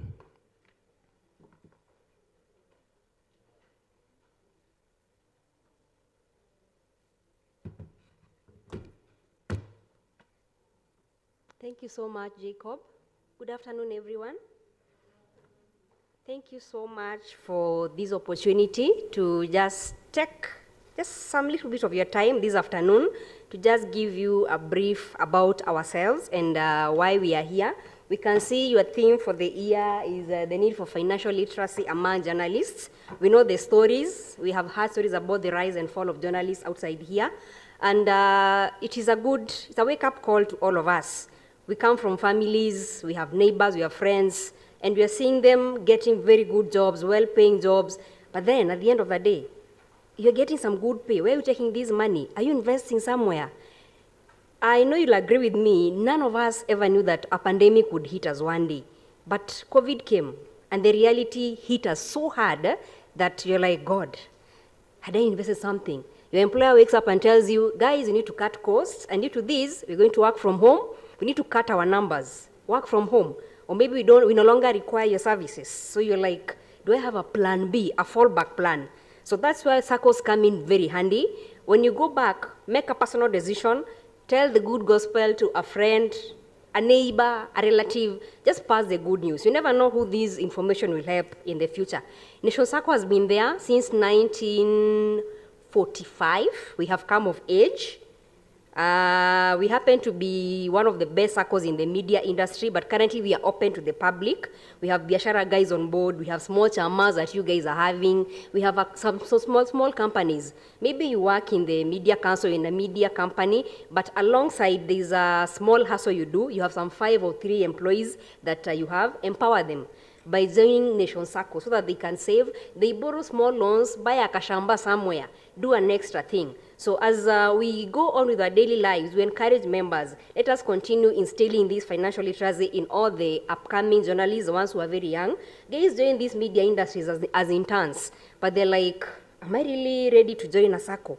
But that is the right time. Because as Bwana Jacob has mentioned, what is your financial life map? When is the right time for you to start saving? Do you wait maybe until you're around 30, you're like, Aish, I think I can still cruise in very big cars. I don't need to buy to be saving right now. I have all the life. I can afford a house in Kileleshwa. I can pay rent comfortably. I can move around with my Mercedes. But at the end of the day, is there something that I'm saving? That if today my employment, goes, where do I go? Do I have a SACCO that I can rush to? Give me a small loan, I buy a shamba somewhere, put up a small mabati house. Let me be there where no one will disturb me about rent. I can sleep hungry in that house. So we really encourage ourselves that let us pass the good news outside there for members to be saving. And you realize at Nation SACCO, we have a very minimum saving that all of us can afford. We can do 2,000 per month, 1,000 bob per month, we allow that. You save for a minimum period of 6 months, then you're able to get loans. The best thing is, tell me, where on earth, where in this country, will you get a financial institution that is giving you up to 300,000 of an unsecured loan? Nation SACCO is giving an M loan, we call it a mobile banking loan. At the comfort of your house or bed, you can get up to 300,000 comfortably, as long as you pay. Pesa ni tamu, but the catching point is, once I borrow, am I able to pay? So ensure you pay. And you realize the beautiful thing about the SACCO is, we operate in a financial year that runs up to December. We'll pay you very good dividends, very good interest. In the last 5 years, we've been doing dividends at a rate of 15 to 20%, interest on deposit between 9 and 10%. A very promising and a very good interest. I'm happy to see somebody is here. Who is here? Segei, you've been our member for so long. I believe you have a story to tell. Our Secretary General, Eric, I think he stepped out. He can also give a success story. He was once telling us recently, courtesy of the SACCO, I am happy that I come out of my home. The SACCO has helped me build my home. I've done 1, 2 extra things. And we are so happy when we hear such success stories from people who we see. It's so encouraging that somebody will tell you, I've been in this SACCO and wow, I've been able to do 1, 2, 3 things. I've done some projects back at home. I'm doing so many things alongside my day-to-day job that I do. So look at a SACCO in a bigger and a broader perspective that you can be able to save that little, that small kidogo, just save it somewhere. At the end of the year, you get some good dividends, good rebates, and good. You are good to go. You'll ask, why Nation SACCO? Jacob has mentioned something we have managed to be among the top SACCOs in the country. Having the media, the nation media behind us, or maybe being our mother for so long, it really, we are on the limelight. They are on us. If we try to do something bad, they'll put us outside there. So we have a very good public reputation. We have very competitive rates on our loans. We allow use of title deeds. We buy people shambas, we buy you houses, you want a car, we'll use the logbook to finance you. So we are very flexible. You approach us and tell us, this is my plan. I'm able to maybe save at like 2,000 or 10,000 per month. And within 10 months or 6 months, this is what I want. We will journey with you. And the good thing is you can have like 5 loans at a time at the SACCO and still live well. If you're able to pay, we can give up to 5 loans, service them well, continue saving. The year ends, get your returns on interest and dividends. And ensure people are smiling all over.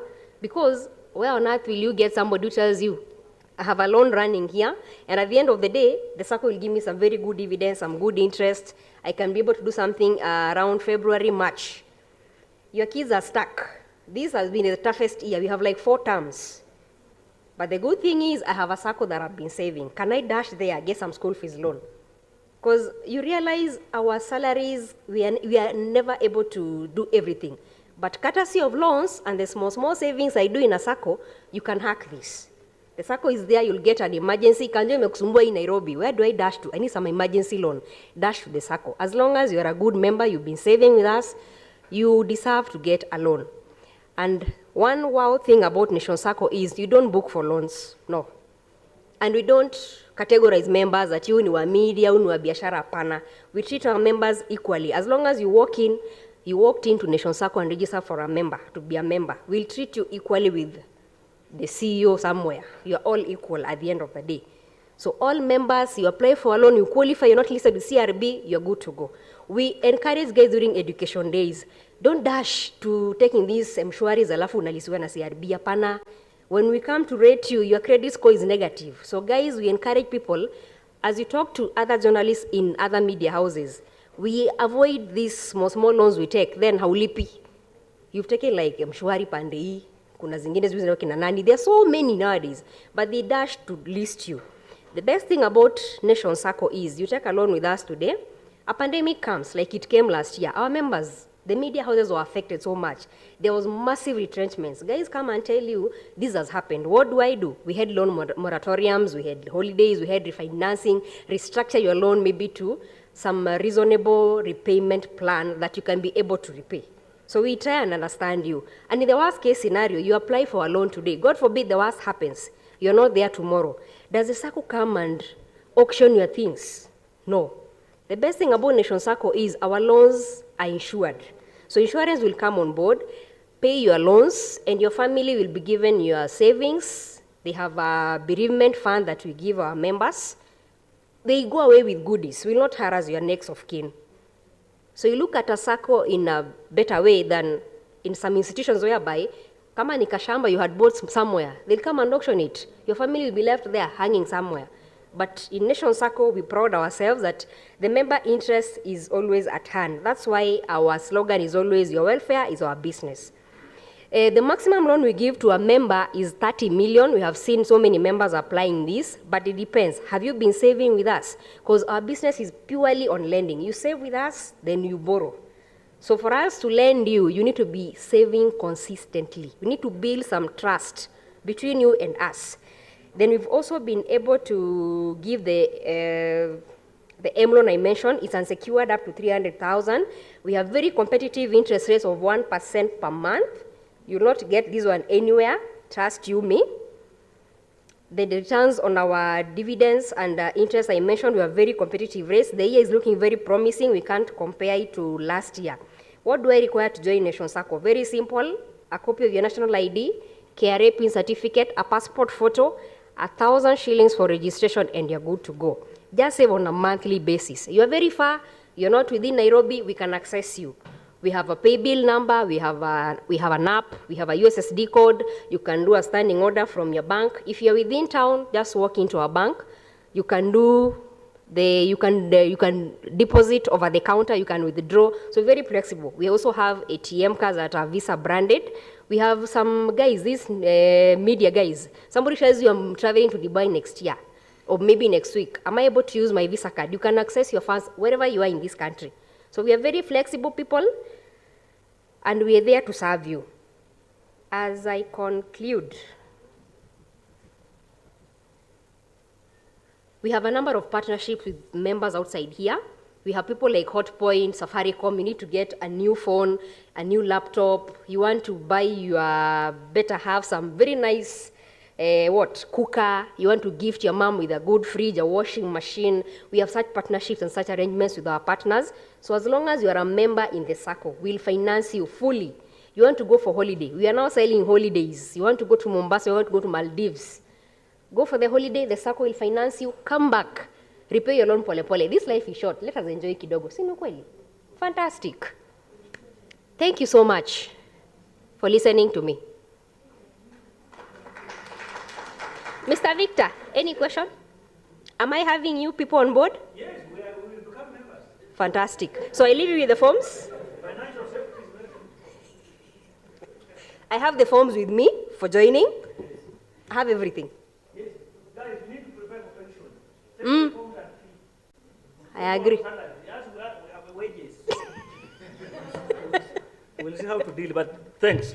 Obviously, there's procession time. I mean, as you have made a presentation, obviously people will process the information.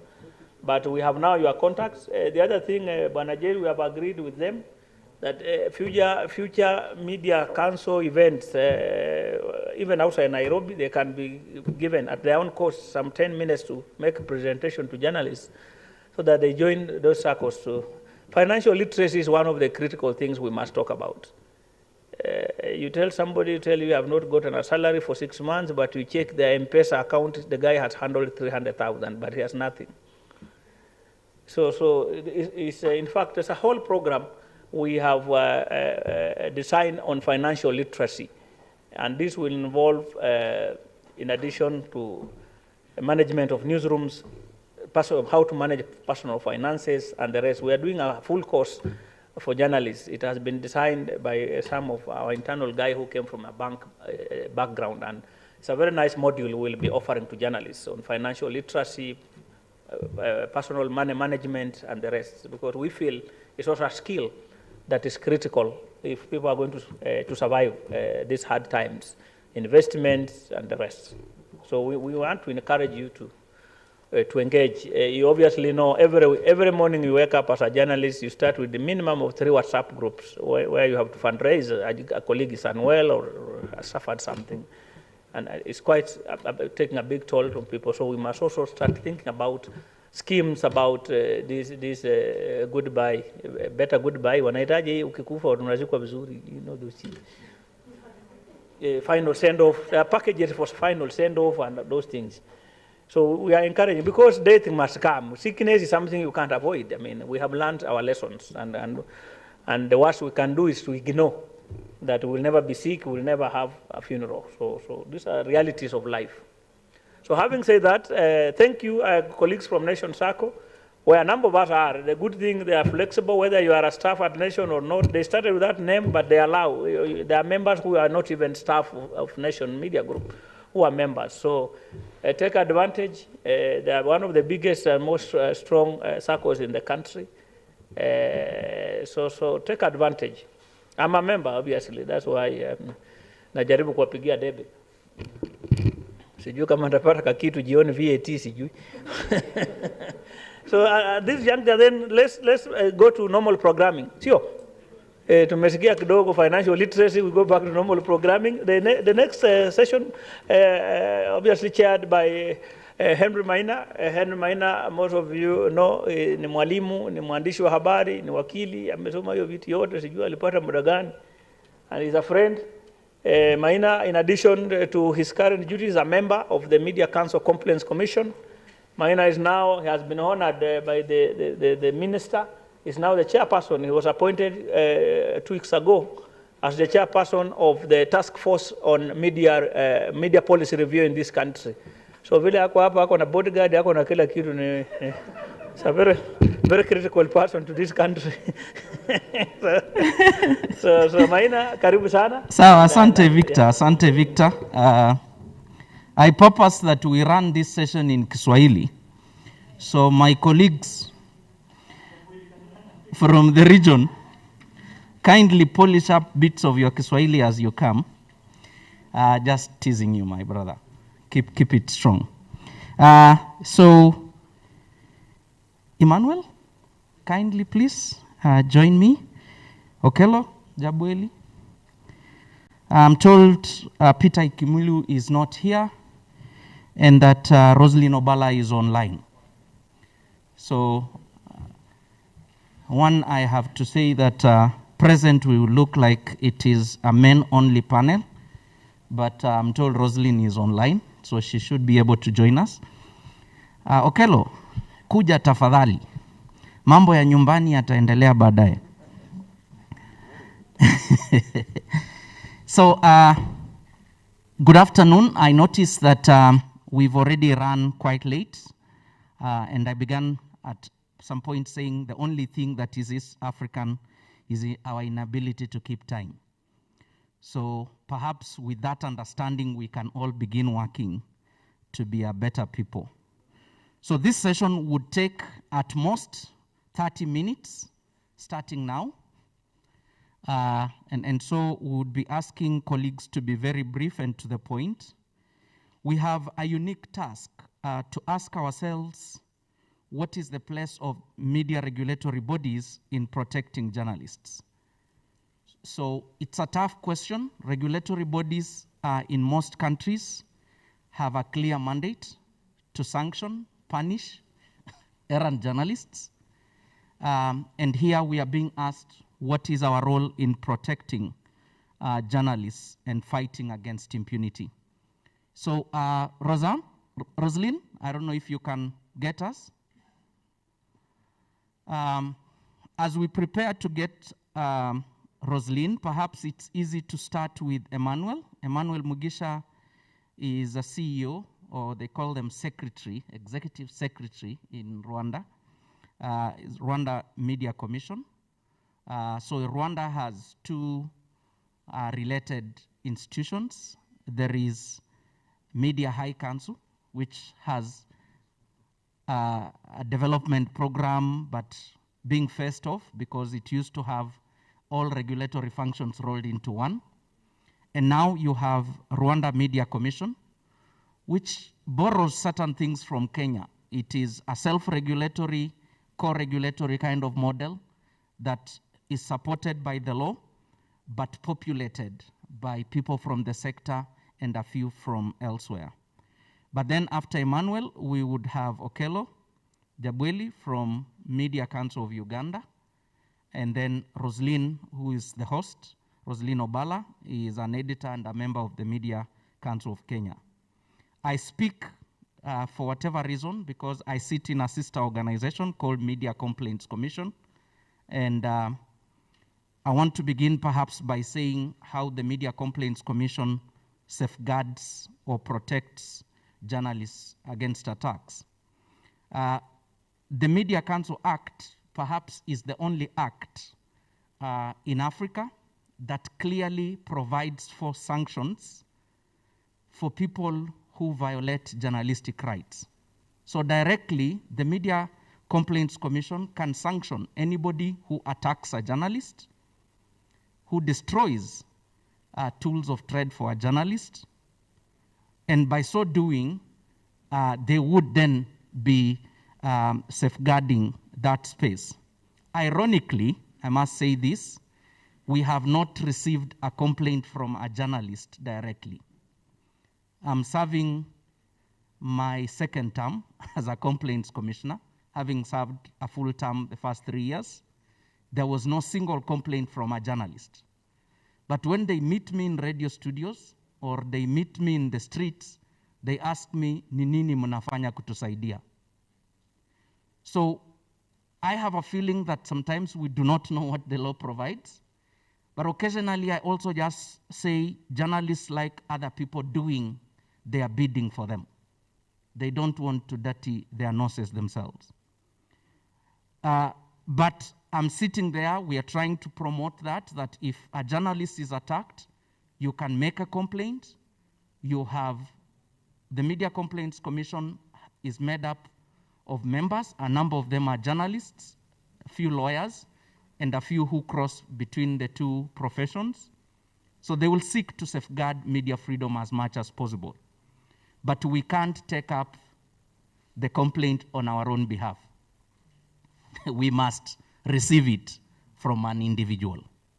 But number two, in our own situation, and Rosalind may speak to this, the Media Council of Kenya can also file a complaint on behalf of the public. So that's another opportunity that exists, and we would see what the Media Council of Kenya has done towards that. So I'll take the opportunity and invite Emmanuel to speak about what is happening in Kigali and see how we get along as Jabweli prepares on the war in Uganda. Thank you. Good afternoon. Yeah, Rwanda Media Commission, I think has just said, it's on. We are a media self-regulatory body that has been in place since 2013 when we had our media reforms. I think one success story that I would like to share with you is that before its creation, we used to have the prosecution, the judicial police, investigating and prosecuting crimes against, or not crimes, but even professional errors made by journalists through the courts of law. Today, that's not the case. Most of these professional ethical issues are no longer held by the courts of law.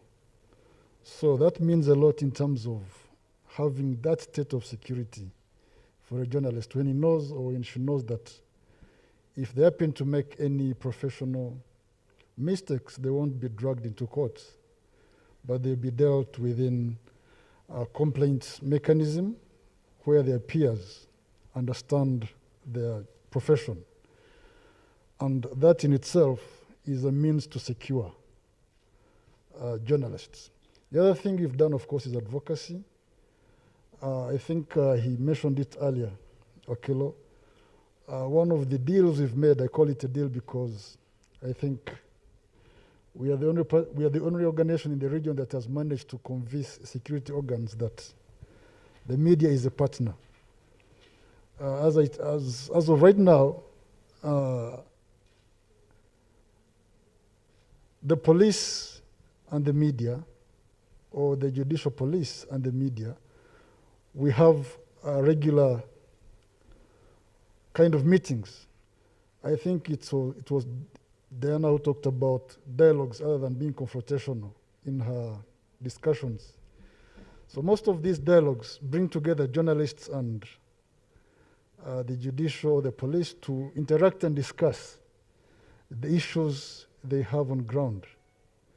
And some of these frank talks create a conducive space for journalists to share their grievances with the police, with the challenges they face on ground. And that in itself is something that has created an enabling environment for the journalists, for the journalists and the media to work better. But one of the most successful stories that we'd like to share is the one that Okello was talking about, whereby a journalist who tends to make an offense or get into mistakes that are supposed to be prosecuted in terms of content, they never handle the matter. It is us to receive the matter and deal with it. So I think those are some of the success stories that I'd like to share. We can take it from there. So thanks, Emmanuel. He's pointing out at two things that are important. A self-regulatory process that one can be believed by others, that they can drop their pursuit of settling the dispute elsewhere and bring it to you.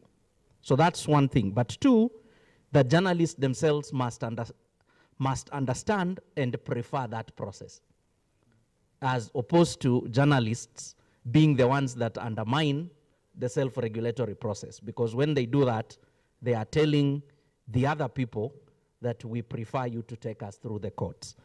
So two things that we've seen that they are doing as a regulator. They are beginning, one, to decriminalize offenses in a way that they are able to resolve them at the complaints mechanism in a way that is less punitive to journalists. Okello, what's happening in Uganda?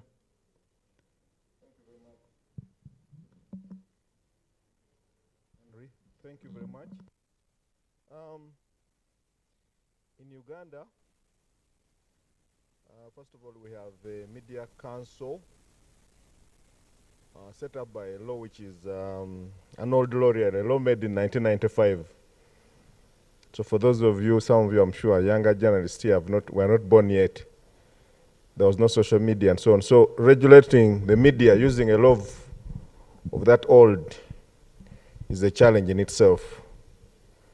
That law, among others, requires that editors be registered with the Media Council by law. And it's an offense to practice if you're not registered. So what's happening right now?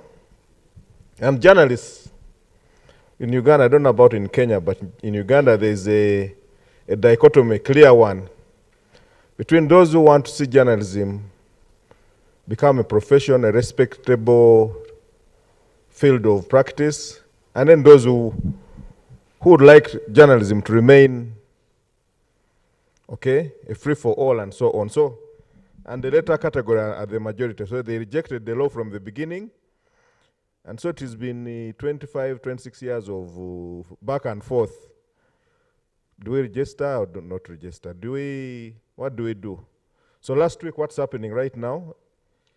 The council, my council again, and with the Minister of Information, did announce a campaign to have people register, starting with editors. The reception has been very muted. I don't know what the Ugandans who are here, I don't know what they think. So that as a beginning point, the justification is that we cannot even talk about safety, regulation, if we don't know who we need to know who we are planning for. We have training we have programs for training, but we normally say we are going to this region. So you call editors, you call traders, all sorts of people come. You train them, you're scattering in the wild.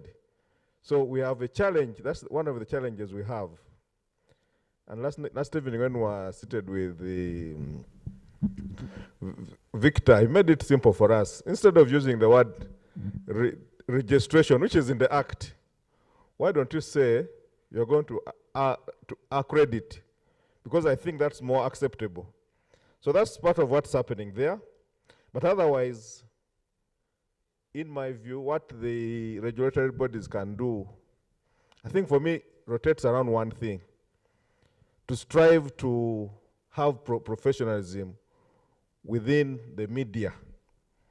Work with others to have professionalism. If it takes accreditation, let's do it. The wording should not hold us back. And when I go back, I'll make a report and a serious speech about the need to let go of certain things, even if it is in the law. And that's one of the takeaways I take away from this one, from this engagement. Because, truth be told, until we are able to engender respect for the media, the profession, especially in the eyes of the consumer, the members of the public, journalists, the incidents we talk about of beatings, of harassment, and so on, those are symptoms of a bigger problem. 2 years ago, the Human Rights Network for Journalists of Uganda produced a report which named members of the public as one of the perpetrators, the third one after the police, the army. Now members of the public are beating up media people. Have you heard of, can you imagine that? We all think that media, we work in the interest of democracy, we work for the people, we're the eyes of the people, but now the people you work for are beating you up, which means there's a credibility issue, isn't it? So it would be very, very important. I don't know whether that scenario happens here, but in Uganda it was documented.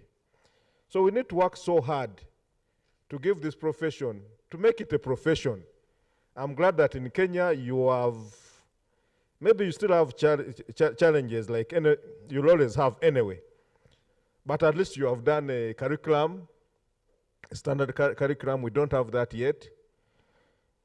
There are clear entry procedures, how you enter, you've categorized and so on. Those, you know, that level of the way, personally I'm a journalist first, then when I realized the profession was not changing at all, decided to go to an organized group. I became a lawyer, an advocate. There we register every year. The rules are very clear. But this other side, so how can we attain respectability so that someone at school says, I would like to be a journalist? Right now in Uganda, because of poor pay and all the things of beatings and so on, very few people would willingly choose journalism as a first option. Then we need, of course, to weed out the wrong characters, the quacks. It's a big problem, of course. I don't know whether it's a big problem here. In Uganda, we have a big problem. They are the majority. And I think you found a way of working around that. We need to find a way of working. And then training, continuous training of the journalists to make sure they're up to date with their skills and so on. Then media literacy. I've told you the public are turning against members of the profession. So we need to educate people, and we have programs of that nature that goes out in the public, on the airwaves, to tell people, please, journalists are working in your interest. They help you to reach where you can't reach and shed light on. But otherwise, if you don't do that, then we are talking about the harassment, the impunity will go on against journalists and so on. Okay. Perhaps I would like you to speak to this issue. Are you in a way suggesting that professional journalists in Uganda are never attacked? It is those that are not trained. It is those that are quacks, in quotes. Because what we have seen elsewhere in Kenya, perhaps it's the most professional journalists sometimes that end up being the victims of such attacks, because there is no other way of containing them. If you were to take them to court, they are likely to win because they did their work thoroughly. So this is something to ruminate on. As we come back, you would have to speak to it. Okay.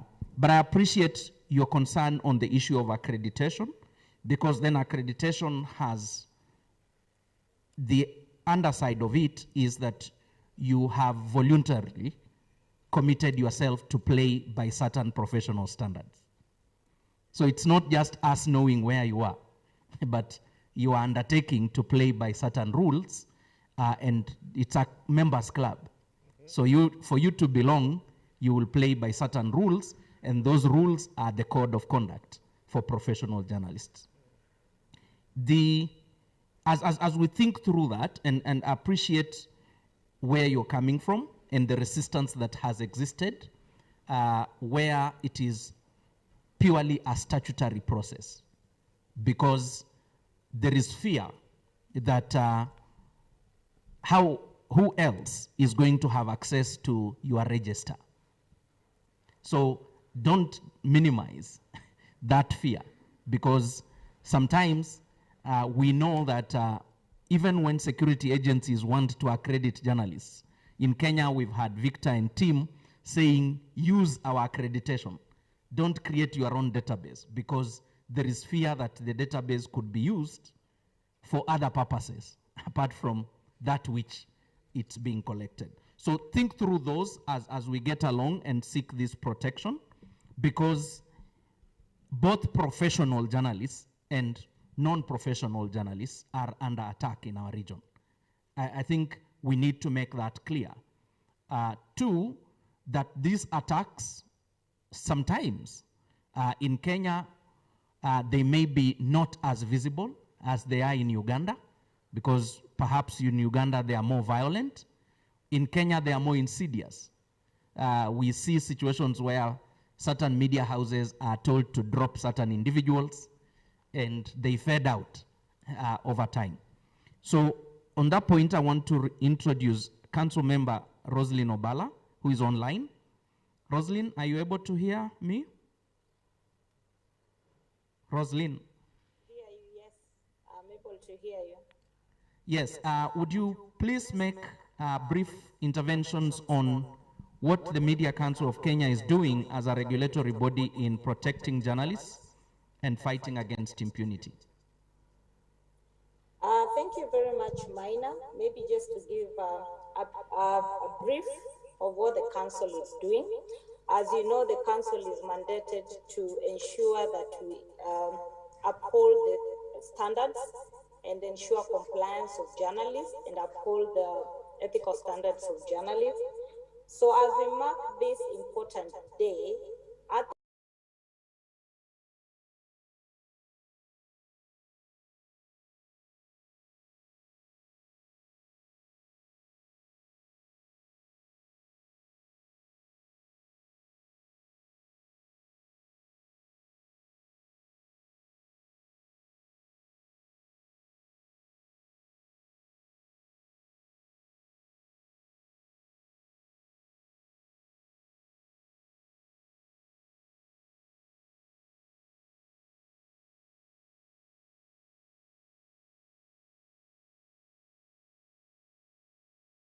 But just to give you a highlight of just the period under review, beginning of the year, the council is actually dealing with 13 cases.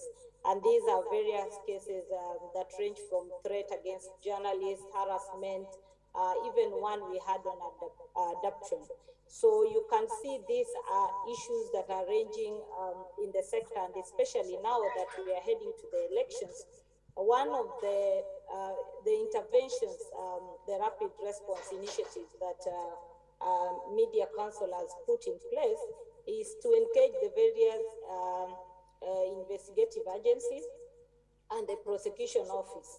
We've written a number of letters to the office of the IG based on the cases that have come up. There are those that the Media Council has issued statement, and I think we have around 3 that the Media Council has taken a position on in terms of the attacks against journalists. And we have also had a number of dialogues with the investigative agencies. I think we had the last meeting that was in Diani, where also the investigative agencies came, including the prosecution, the DPP himself. So if you look at this, these are just some of the interventions that the council is trying to put in place to ensure that all journalists are protected in terms of their aggressors, whichever way they come. And also at the council, we've been working together under the Kenya Media Sector Working Group, where we have a number of stakeholders, and we even have one of the thematic areas, the Committee on Safety, Security and Freedom of Journalists, where actually we document all these cases. And whenever a case comes, there is a reporting center where we are able to follow up these issues and seek interventions, just not doing the statements alone, but following up with the very relevant agencies to just ensure that they are seamless and our journalists are protected.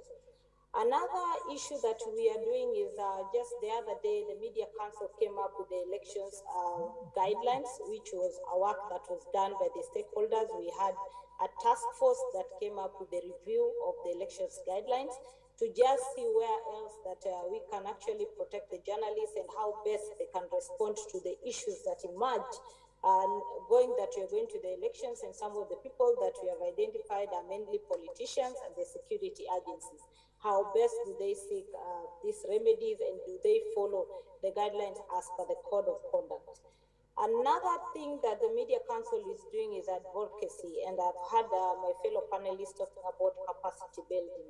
And I think this is where the Media Council is having, under the Media Training and Development Committee, the various managers and staff at Media Council are training journalists on how best to deal with conflict, to report on conflict sensitive nature.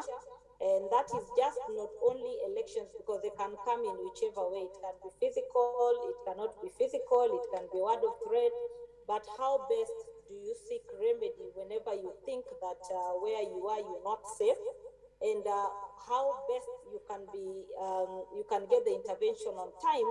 And I saw the Kenya Union of Journalists secretary talking about that. Yes, we have evacuated some of the journalists. We might not give the information, but that just shows you how we respond in cases that arise, and we work closely.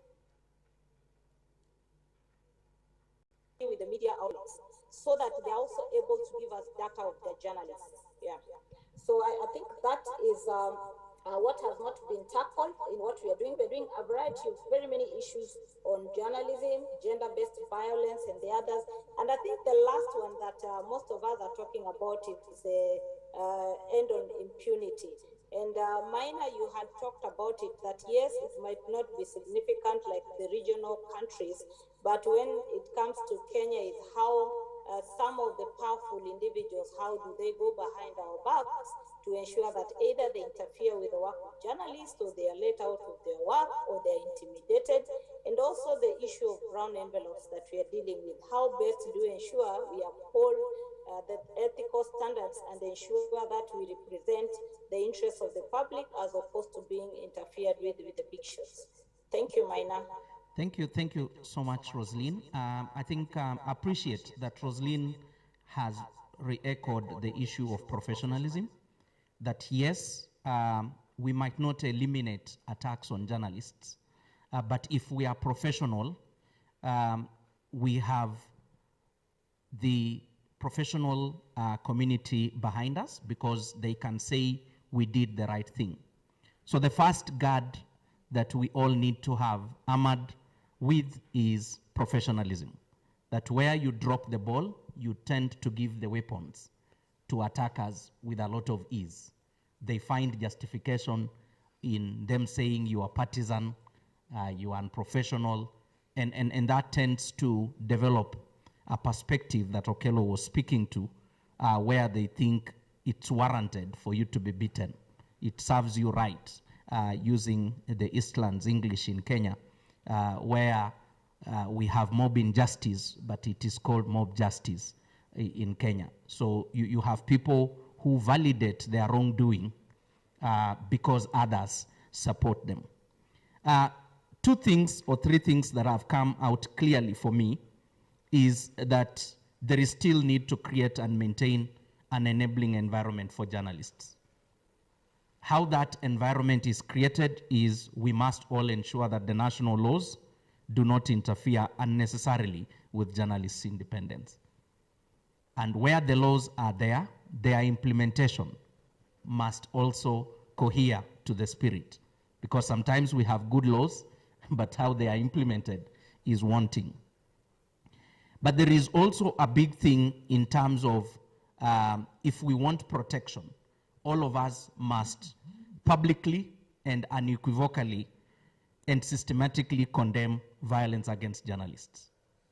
We can't shy away. We can't go to boardrooms for discussions when a journalist has been beaten. I think the starting point is we must all condemn. Even though redress might require of us to go to a boardroom, but we must show that we do not support such actions. Where we do not, then we are second guessed by the violators. They begin to be ahead of us. But Roslyn spoke to the issue of election guidelines, and I think in earlier discussions, we tended to point Ethiopia, Kenya, Uganda have already indicated elections tend to be a conflict point.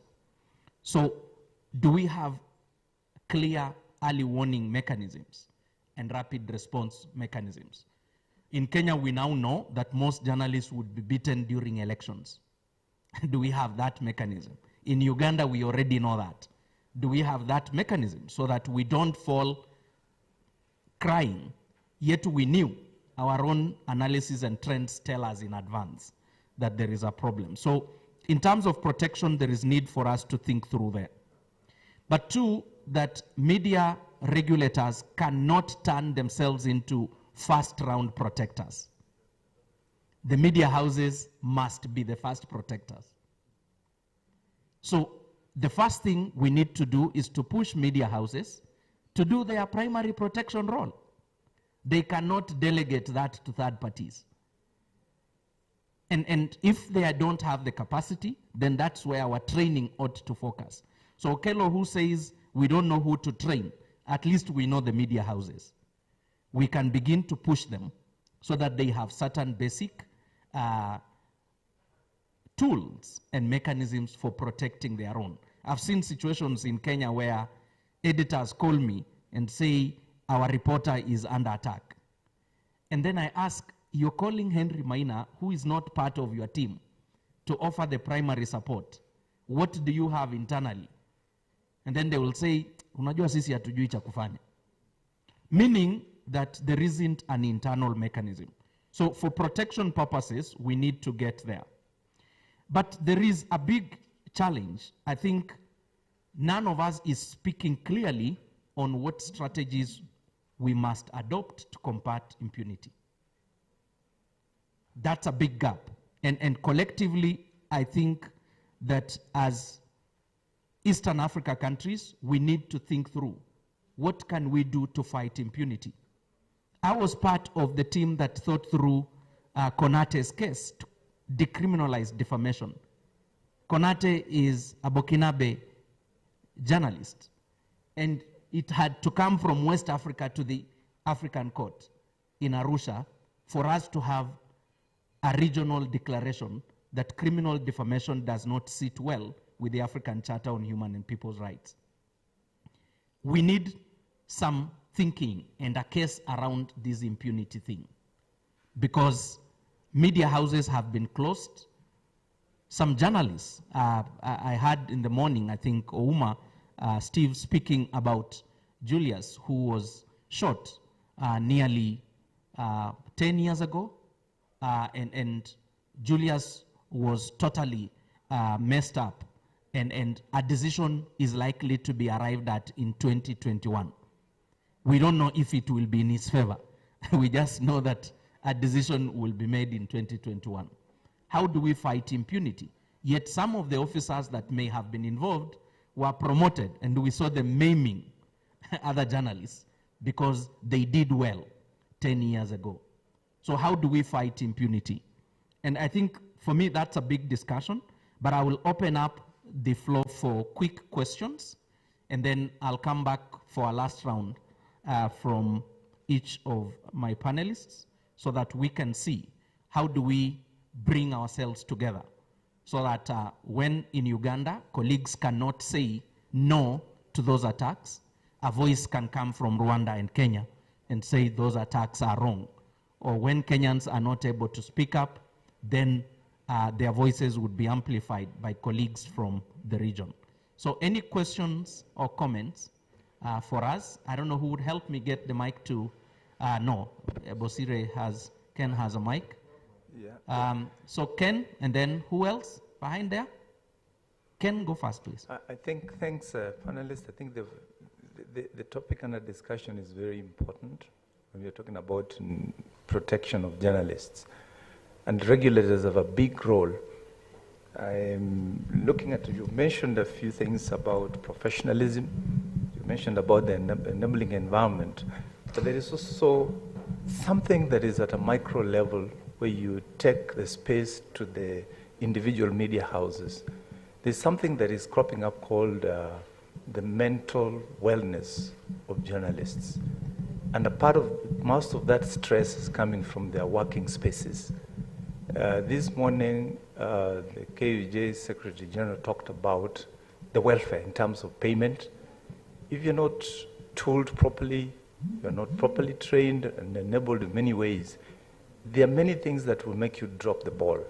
And I think this is one area that we need to, as regulators, need to stress more about the training, the mental wellness, health of all the professionals, and so that they have access to that help when they need it. Because we work under very, very stressful circumstances, that you find yourself exposed unless, because you are mentally very stressed. I think that is an aspect that regulators can take up in terms as they look out for what we call professional matters.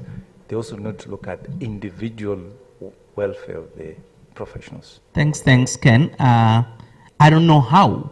I'm among the people who tried to run psychiatric services. And half the people I thought that were traumatized told me, nani alikuambia mimi ni mwenda wazimu. So I don't know how this can be changed for journalists to accept that we work in very traumatizing environments. And having come from a criminal justice background earlier on, I used to listen to stories. You know, somebody murder suspects were less represented. So I used to give legal aid to those. And some people would walk to me and say, mimi nikwambie ukweli, huyo niliua. Huyo niliua, sasa ni wewe kunisaidia tu, utanisaidia aje. And many years afterwards, such stories kept just ringing in my head. Yet I had perhaps cruised through saying I was one of the strongest people. But I will sit back and think through that this guy told me he killed. Perhaps the only person he has ever told that. When he goes to court, he says, I did not kill. But I know he told me that he killed. How do I reconcile that? So journalists, the mental wellness issue is a big one. I've seen discussions. I think police spokesman from Kenya was here this morning, and he talked about Laikipia. The journalists who covered the recent Laikipia insecurity processes, what they recorded is very traumatizing. But yet, our macho kind of profession wants you to move to the next point of clashes, because that's where the story is. You are supposed to be impervious to any of these. So how do we move forward, thinking through? So I appreciate that, Ken, but I'm throwing it back to you among the veterans. How do you bring back this humanity and humanness in journalists? Because it's you guys who taught us that we are supposed to be stones. So how do we bring back the humanness so that when we cry, it's not like we are weak? So it is a dialogue that must go on. It's well taken. But teams within the media houses ought to be created so that you have the go-to points where you can unwind, where you can be advised, and perhaps see how best you navigate that. Any other comment, please? If there isn't any other comment, we take Emmanuel first. Please help me with the mic. And then we will take Roslyn, because Jabweli is still organizing his thoughts around a photo moment. They just talked about the issue of impunity, how we can handle it. In my case, I think we need to invest into solidarity. People coming together so that they fight as one.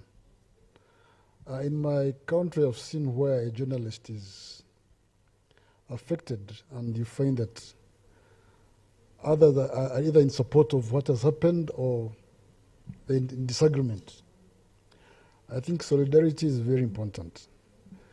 Journalists do advocacy for others, but they never do advocacy for themselves. I think that is a weak point. And they have the microphones, they have the pen, they can do a lot in advancing their justice, but they never do this. So I don't know how this can be done, but there is a gap as far as solidarity is concerned. And I do believe that they're the most vulnerable people, because if you're facing darkness with light, darkness will fight back. That's a reality. If you're a sheep among the wolves, you'll face challenges. So how do you unite your efforts so that you stand strong and be safe and be like a cover to one another? I think that's what we should be thinking about. And that's what will push other mechanisms to also operate. In Rwanda, we've tried to train judges and prosecutors to understand some of these fundamental rights of journalists. It's a new thing. Some of them, you would see that they don't understand these things deeply. And yet they're the ones who are supposed to be defending the rights of journalists, but they're beginning to understand them. But as you said, or someone else said it earlier, when journalists cross the line and they miss or they fall short of favor from the public they serve, it also becomes a challenge. So I think even the public would be there to support the journalists, but when they cross the line and they do things that are not in the interest of the public but are selfish in nature, propaganda journalism, tabloids and things of the sort, they develop a public mistrust, and the public which is supposed to defend them also fails to support them. I think building public trust is very important as well. Okay, so Emmanuel is reiterating two things. One, we need to invest consciously into our solidarity, and the solidarity is in-country and intra-country and inter-country to enable us be able to speak against these violations when they happen. But two, that we must all go back to public interest journalism. Partisan propaganda kind of quick fix. Rosalind talked about brown envelope. In an election period, we want to help certain politicians win, so we use our platforms to help others. And readers, listeners are very discerning. They would know when you are partisan. And when they do that, they treat you as a combatant. You cannot then say you are civilian if you are putting on a military fatigue of a fighting army. You know, when I've been beaten, I remember I'm a journalist, but I was putting on a military fatigue of a fighting army. So it can't be like that. We must remain professionals. Rosalind, do you have any final comments on how we fight impunity before I come to Okello? Madam Rosalind Obala. I think what I want to add is what was raised by Mr. I think one of the panelists. Are you getting me? Yes, we are. Yes, I wanted to address the issue of the welfare and the mental health of journalists. And I think this one will bounce it back to the media houses and the community radio stations, anybody who is running a media outlet, because that is their primary role. What the Media Council does is complementary. So we cannot be the primary institution to ensure that we deal with issues of mental health. But as MCK, we have already been doing coordinations. Media Council has been doing trainings and also calling specialists to talk to the journalists and take them through. So I think that is where the Media Council is. When it comes to the issue of welfare, and I think that is why we have the trade unions like KUJ to push the issues of journalists. But at the same time, as we talk about impunity and we also talk about the crimes against journalists, you cannot expect the best and be the public watchdog if the people who are supposed to be entrusted with that role are not comfortable where they are working. So media houses must also ensure that the journalists, wherever they are very comfortable, they have sound mind, because the newsroom is very stressful. So if we don't take care of these journalists, that is where now we'll give the room for the big shots to bring in the brown envelopes, to sway in the news that is coming in, because you find that from where you are, your issues are not being addressed. But I think Media Council, from where we sit, we have been engaging stakeholders. These issues have been raised, they've been thrashed out. And I think we are also having a meeting, I think next month, to just discuss issues of ethics and welfare of journalists. Thank you. Thank you, Rosalind. Okello? Thank you, Henry. We could talk all day, but in the end, journalism is very political. It's a very political endeavor. And so, to your question about how can we end or fight impunity, I think the most important thing is that as journalists, we must guard any democratic gains that we make. I believe in Kenya, for example, you've been able to do so much under your new constitution of 2010, okay?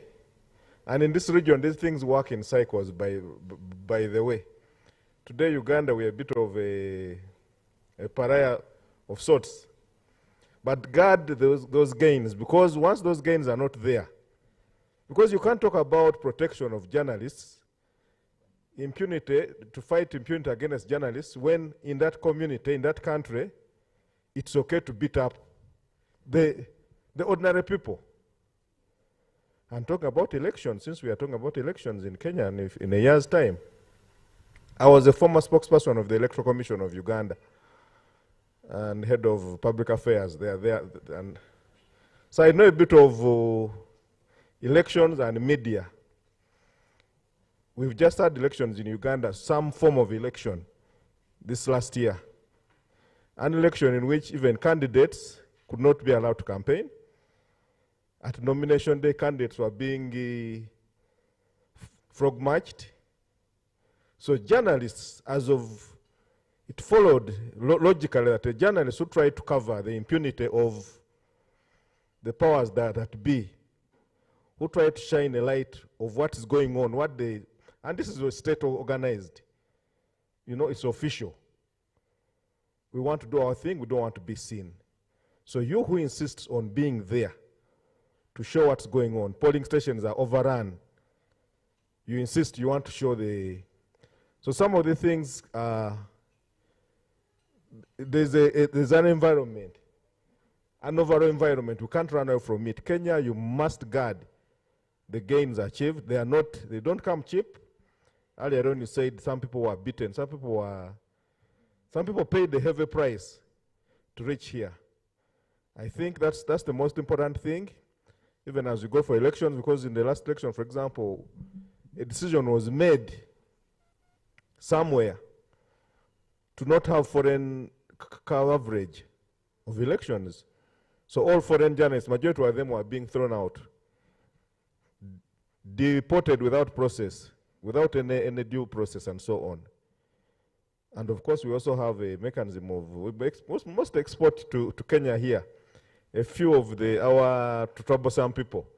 To your question about, is it only the non-professionals or the professionals?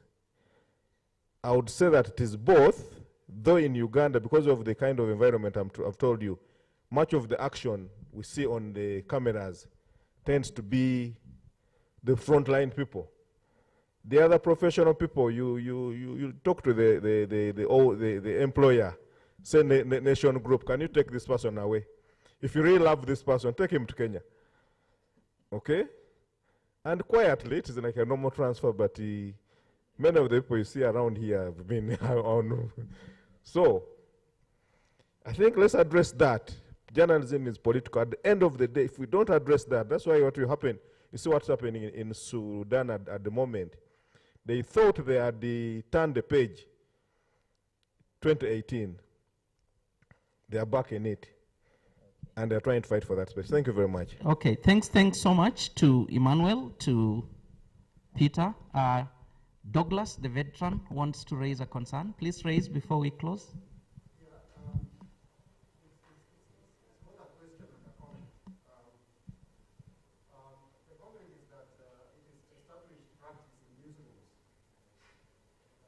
That when it comes to covering politics, certain journalists are preferred for certain beats. It's acceptable. It's a practice. It goes on. I don't know how the panelists can respond to this sort of arrangement. The point really is that when you have a reporter or a journalist familiar with a certain political party or a certain political terrain or a certain political formation, the likelihood that they can cover it better, that they can give you scoops, exist. And you know, media thrives on getting those exclusive stories. Now, this embedded practice, I think, happens even in military. When, say, you want to go and cover the war in Somalia, the media house will find which side to embed you with.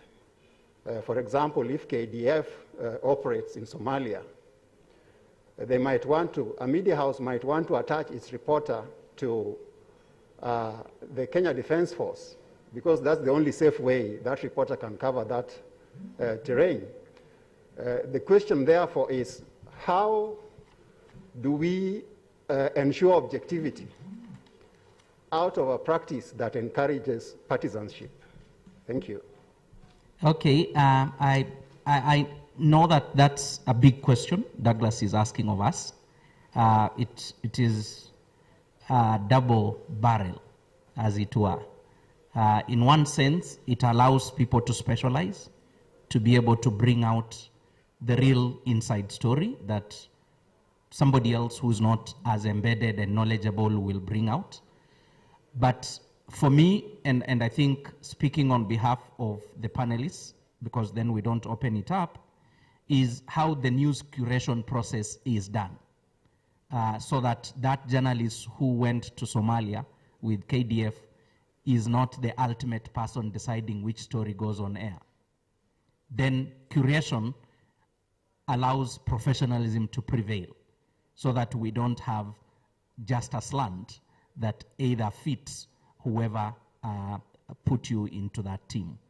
So we've seen when the Pope was arriving in Nairobi, you needed certain Catholic faithfuls to be the ones covering it, because the rest of us would call everybody a venerable Pope so long as you have robes. So we will not differentiate between the Pope and the Cardinal and the bishops. But some people know what that means. So embedment in and of itself is not a problem, but it becomes challenging if the news curation cycle is not as professional, and it's likely to cause more problems. That would be my take. But two, that do you go there with also pre-formulated storylines so that you are ticking boxes? Or do you go with a view to finding out and telling a story that even those who've given you cover did not know the story as it were? So we would end there. The discussion carries on in our informal meetings so that we allow the next panel. I want to say asante sana, mrakozeshane, awebale nyo, asante.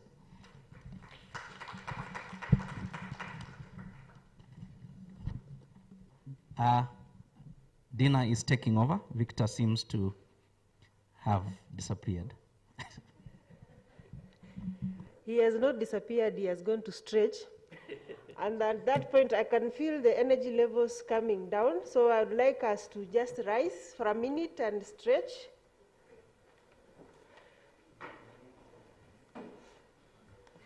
We just do a simple stretching exercise. You want us to pick some fruits from the trees. Pick a lot of them. Pick from the sides. And then pick those that are on the ground. I can see the people are not very much. Okay, I think that's, let's up a little. We can take our seats. Henry promised to take 30 minutes, but I think he took slightly over 45. But we appreciate for the good job that the panel has done, and it was a fairly small panel. So the next panel, we have two panels to go. And if we limit ourselves to the critical points and maybe spend at least 30 minutes per panel, we are talking about an hour or so. So kindly, the next moderator, that's Jane Godia, I want to task you to manage your time well. Your panel is about reporting from the front line, safety considerations. And the panelists are Judy Kaberia, kindly come forward. Andy Kagwa, Terry Nzau, Alex Tuhaire, and Ms. Dina Kitui.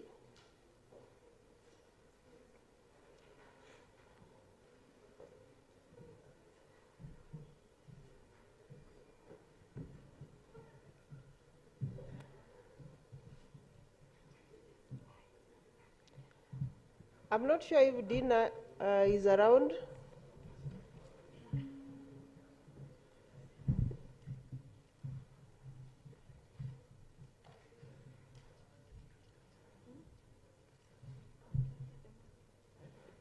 I'm told Dina Kitui is represented by Ephraim Mushemi, who is already with us. So, Jen, you can take note of that. Thank you.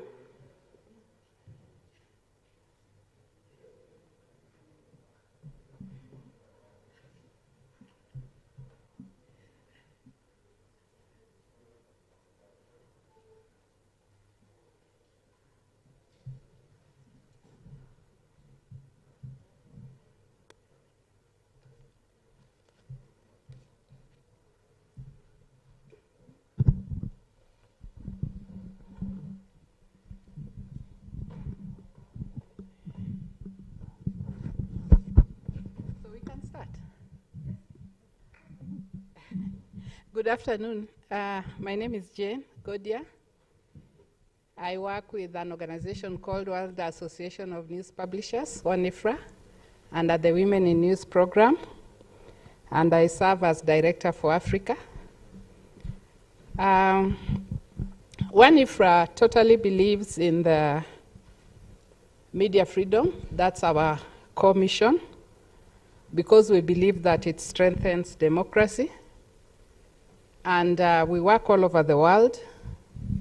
And one of the things that we've done is to create media freedom committees where we say that local challenges must be addressed with local solutions. And one of the key issues that these media freedom committees address is safety and security of journalists.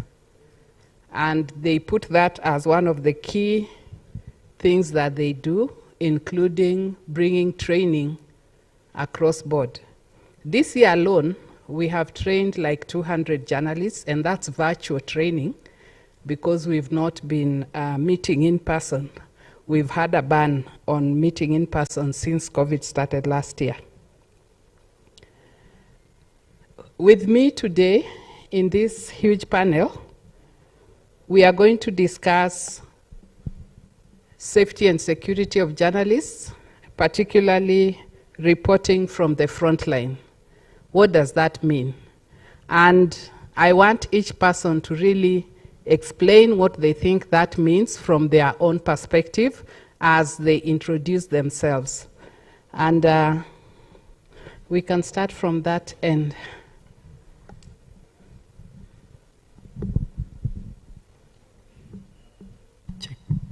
Good afternoon, fellow colleagues. Thank you, Jen, my former boss at some point. My name is Andy Kagwa. I'm the operations editor at the Standard Group. What does reporting from the front line mean for me? When I got this invitation, I kept asking myself, in this era of hostile crowds, hostile politicians, what does it mean to report from the front line? And for me, my very, very brief description is getting out there, getting to the people, and getting the story done. As simple as that, irrespective of the situation that is out there. That now brings us to the issue of safety. Thank you. Good evening. My name is Terry Nzau, an editor with Mbaito FM. And just being brief regarding what Jen has asked us. Reporting from the front line, to me, it's being there physically and present when the event is unfolding. Good afternoon. I'm Judy Kaberia, Executive Director, Association of Media Women in Kenya. Frontline to me means that, being at the forefront, being the first one, whether it's a crisis, whether it's a peaceful event, whether it's a simple press conference that turns out to be chaotic, but you're always there at that time when, whether things are hot or cold, you're always there. That's what it means to me. Thank you, Jen. Good afternoon, everybody. My name is Alex Athaire from Uganda. I'm a Ugandan editor and writer, and I'm an executive member of the Ugandan Editors Guild. I also run 2 online publications based in Kampala, the PML Daily and the Kampala Report. Reporting from the front line is one of the most thought after journalism beats in the newsrooms, and to me is reporting from the front line means field journalists being exposed to high risk environment or events. This could be dangerous events or dealing with big investigative projects. And then these days we are faced with a new dimension of covering the pandemics. So that is my perspective. So my name is Ephraim. I want to thank my seniors. I'm with IREX. We have a program called SAFE, Securing Access to Free Expression, where we cover the whole of East Africa. And we mainly focus on safety and security in a very holistic behavioral change approaches. So when you talk about safety, safety from the field, in this current world, the way we look at it is from a point of the multimedia dimensions that you operate in. It can be in the field, it can be online, it can even be psychosocial. Like, how do you end up now mitigating those situations that you face on direct? Yes, thanks. Thank you, everybody. And as we speak about reporting from the front line and safety considerations, I start thinking about what Roslyn Obala said. I was in the task force when we were reviewing the election guidelines, and we said that media houses should really be responsible for safety and security of journalists when they are reporting, particularly during elections, and thank you for raising that, because elections then have become high-risk assignments. Previously, you'd just go pick, he said, she said in a political event and go home. But now elections have proved to be quite challenging, and particularly for Kenyans and Ugandans who just experienced their elections last year. I remember one, Irene Abalo, who even had to have crutches because she was injured by security forces. Right now in Kenya, those who will be covering elections most probably have never covered an election before. People have been removed from their jobs because of COVID, and most probably those who are most experienced are the ones who are being removed because newsrooms were facing revenue challenges, and they had to remove those who were earning high salaries, meaning those who had been there for long, and then they brought in the less experienced people.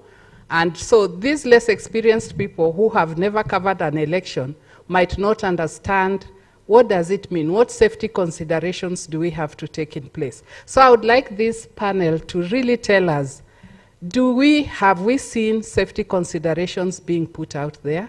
Or is there something that we need to do when you are at the front line? And this particularly for me, I was thinking about high-risk assignments. Henry and Tim spoke about general elections and things like that.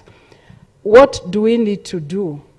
Do we need skills? Don't we need skills? Do we need to be prepared? And who should take that responsibility? Maybe we start with you, Ephraim. Yeah, sure. I mean, having been there supporting journalists in now several elections, the one key thing that definitely just pops up is here in Kenya and most of Africa, we are very reactive people.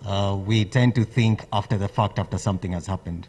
So the thing which we tend to encourage is normalizing preventative measures. And by normalizing preventative measures, this also might require also creating an environment in the workplace where there is even like something which I might call maybe a trauma-informed workspace, or even creating systems which might end up having some level of empathy, or what is that other word besides empathy? I'm forgetting the other word, whereby already in advance the editors are aware that the people you have already talked about, the journalists, the new ones who will be going out to the field, they have got zero skills. I need to be sympathetic enough to start preparing them early enough. And unfortunately, many media outlets, they tend to shoulder that heavy burden right now. But actually, there are so many free resources out there which can be provided to you to now mitigate those measures for you. Yeah. Thank you, Ephraim. And Alex, reporting from what happened in Uganda last year, were the journalists prepared? Did they know? You've said that there is heavy presence of security personnel, the army, the police, and we saw some very graphic pictures being posted. So what does it mean? What are we supposed to do? And what was your experience like? Now, of course, the latest reports show that there was an increase in violence against journalists in Uganda during the 2021 elections. And even then, those incidents targeted journalists were covering the main opposition candidates. So we are able to know the perpetration and the cause of the perpetration. But the safety of journalists largely depends on the precautions they take before they are able to do the job. So it is the responsibility of the individual journalist to be prepared to cover high risk. Our political coverage assignments have become high risk assignments. And then it is the responsibility of the newsrooms and the industry to make sure that these journalists are ready. So I am going to say that it is the responsibility of the newsrooms to make sure that these journalists that are going to handle, for example, Kenya is going to go through an election, and I know that elections, the characteristics of elections around the region is that they always raise these emotions, and then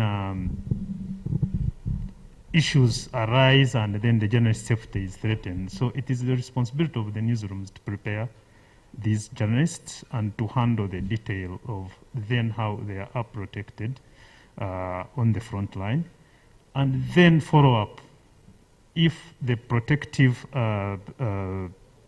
arrangements have not worked.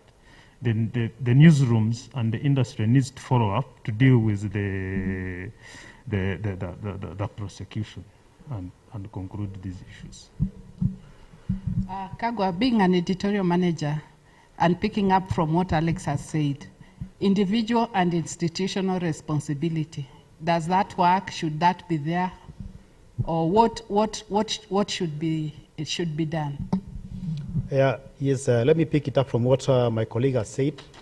Yes, it is a responsibility of the respective media houses to train their journalists on this high-risk environment. And I must say this because, let me pick an example of what we are doing as a media house, because it's good to learn from what one media house is doing. At the Standard Group, we have what we call high-risk environment training. We have done leg 1 and leg 2. We started leg 1 early this year in Kakamega with our head of security, where we trained our journalists in our Kakamega bureau. The reason being Kakamega is because of we had the Kabuchai and the Matungu by-elections. And the area was very volatile because of UDA and OKA. We decided we must go there and train our journalists on what to do and what not to do. Leg 2, we did it about 2 months ago.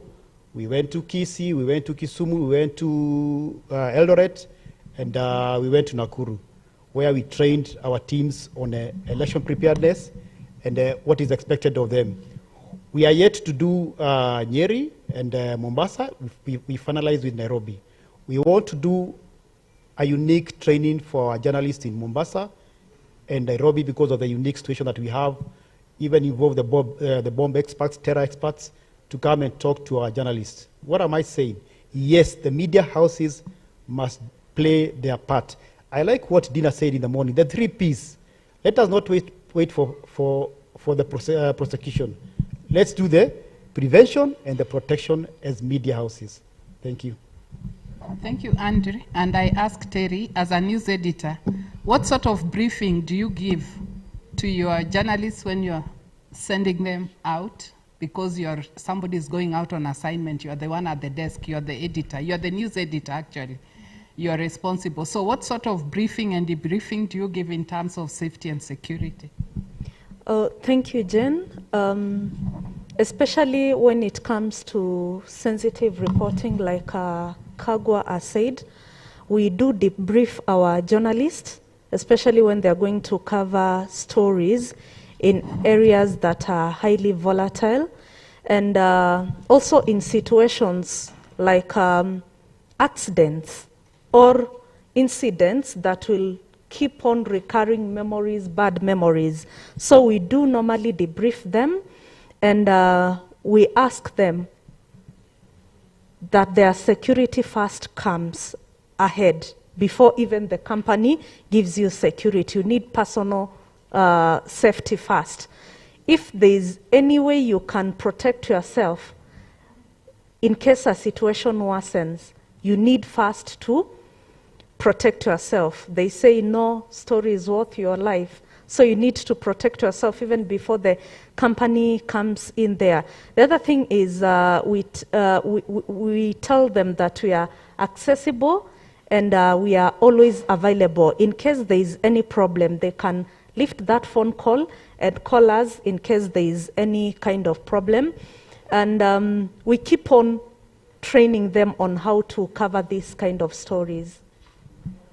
Thank you, Terry. And as we speak about training and people taking care of themselves, Judy Kaberia, as Executive Director for Association of Media Women, for a long time women have not been given, have not been assigned the assignments that are, in quotes, said to be risky.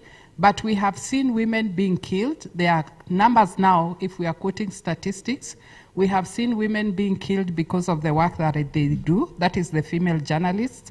Do you think it is important that they go for these assignments? And do you think that they also deserve to get these skills of safety considerations? And what should they do? What are the gender considerations? Because if you look at men and women, it's not the same. Yet we are all in this profession and we all want to be in that space where we are not only given soft news coverage as women, but we can also go for the high-risk assignments as well. Thank you very much for that question, Jane. In fact, this is one of the discussions that we've been having, and at the Association of Media Women in Kenya, actually we've been encouraging female journalists not to shy away from difficult assignments, because what if all of us shy away? What does that mean about coverage of, for example, the gender issues, the women in politics? So what is the best thing to do? And I'll give this from a personal experience as a journalist who's been covering politics and issues to do with human trafficking. All these are difficult subjects. And one of the events that I will never forget is the day we went to cover a political rally with my colleague, a lady, a videographer, and myself as the journalist. And when we went to the middle between the crowd and the sources, of course, we were being pinched, you know, at the back. You know, you're holding the microphone, somebody's holding your chest. And I mean, you can imagine how scared we were. And when you look back, someone just gives you a stare of, I'm going to, like, you know, strangle you if you dare shout. So what did we do with that? Because we said we cannot stop reporting. This is what we wanted to do. So we started now looking for other colleagues within the media, and we'll ask somebody, are you going for this political rally? So we'll go as a crowd, and the men will stay behind us, and then we'll stay at the front. So when you talk about even individual responsibility, and even at the institutional level, even as an individual, there's something that we can do. And we formed a group, let's say it's a group that of about 8 of us, and we're able to move from one rally to another rally, and they will protect us. And for now, what you are really insisting on is training, the safety tips, the small tips that we can, you know, use around us, because the editor will not always be there with you. The media house will not always be there with you. But how can you protect yourself? And that's why it's very important to train the journalists on those safety tips and even sharing knowledge. How do we protect ourselves? And some media houses, we've been urging them. For example, if there are 2 of them that are going out, why don't you tie them together? Maybe a man, a male journalist, and a female journalist, because that way someone even feels secure. So I think the best thing is for the female journalist not to shy away. The world doesn't care that you're a woman. It's so unforgiving. Nobody cares you're a woman, and you'll never, you know, rise to the level because you're a woman, but you'll rise because of professionalism, because of the work that you can do. So if we take a back seat, then we'll still continue having those gender parities, gender disparities that we are seeing in the newsrooms. Another important thing that I really thought that we should mention is about, like, now in Kenya, and one of the things that I'm hoping is that the media can speak in one voice. Let us stop this thing of a journalist has been harassed, a journalist equipment has been spoiled, and we don't say anything. We just pick one from this corner, another one from west. I think it's a high time we came together and condemned these issues with a powerful voice. After all, we have the power. We have the power of the pen, the power of the microphone. I think we need to speak very loudly about these issues. The problem is that it's been casualized. That's why you realize a journalist who is just covering a press conference, is just attacked by a politician, and we don't say anything, we don't do anything about it. So the moment they realize we are not united, these threats will continue. Another thing I wanted to mention is, for example, the media organizations, especially the media owners, not taking responsibilities. They sit in their offices, in the boardrooms, and say, we are going to back this candidate, or they ask people, report favoring this candidate, and yet they're not at the front line. They're not the ones going to the field. And that's why if a media house decides we are taking this position, then they have to assure us how they're going to protect their journalists, because the journalists are the ones who are out there interacting with the people, they're carrying the microphone of that media house. I think it's a high time that, we should not, because Kenya is having the election next year, let us, ensure that these things are not going to happen, and we have to write and talk about them. Thank you, Judy. And as you still hold the microphone, the front line has moved to other things because we now have digital transformation. So safety and security has moved from the physical, it has gone to the virtual. And now we have online harassment, and we also have issues of digital safety and security. What should that be? And I know as Amwik, you've also conducted a research on online harassment of women. So it's not like you say, I've not gone to the field, I'm safe. You are still not safe even from the comfort of your house. Yes, you are very right. Actually, we've realized online harassment is one of the biggest, challenges female journalists are facing. And men too are facing it, but it's not as bad compared to the women, because the women, it gets to, out of doing the story, it gets to, are you married? Do you have children? How big are you? How fat are you? How thin are you? Body shaming, which has a psychological effect on the journalists. We've seen journalists actually who've resigned because of the kind of, online harassment that they receive. And it's shocking because the intention of such trolling actually is meant to discourage the journalists from writing these issues, especially the journalists who are even reporting on issues of gender, inequalities. They're being branded as activists, and they're trying to look for all forms of, inadequacies that they can ensure that they discourage them from working. And that's why we've been training the journalists on the safety online, because also we want journalists to be well equipped, to be aware. For example, if I post an image of myself drinking alcohol and dancing and all that, sometimes there's nothing wrong to live your life, but we're trying to say, as a journalist, since you're a public figure, then how do you protect yourself from that? To what extent can you expose yourself? And let's say, for example, you've been there, you've been posting everything about your kids, about where you live, and then let's take, for example, you've done a story that is sensitive, then how will you protect yourself and your family? So we've been giving them slowly by slowly some tips on how they can protect themselves and even protect their loved ones. And one of also the things I've realized is that even when female journalists do stories that are not supposed to be done by female journalists, they are branded as men. Like even the comments that they are made, they're being told you are a man, you look like a man. And this is happening online. They post pictures, doctor them, and actually they create very bad images. So, for example, the questions we should be asking is, for example, the female journalists who have done investigative pieces of late, I want you to think about it. Where are they? Are they safe? Are they going back to continue reporting? I think these are some of the things that we need to continue asking, and you can even find out what happened to them. The fight was not mostly physical, but it was just online. So I think these are some of the things that we need to think about, and that's why at Amwik we will continue training different groups, including the university students who are transiting from the university to join the newsrooms, because it's always good that everybody is empowered with the information of how they can protect themselves. Thank you, Judy. Alex, on the same? Yes. The digital safety of journalists on the digital spaces is a key issue, because things are moving online, things are moving digitally. Now, like the overall principle of safety is that you take both personal precautions, but there's also an industry angle to it. At a personal level, we believe that journalists need to understand these issues and have what they call digital life skills to be able to deal with threats online.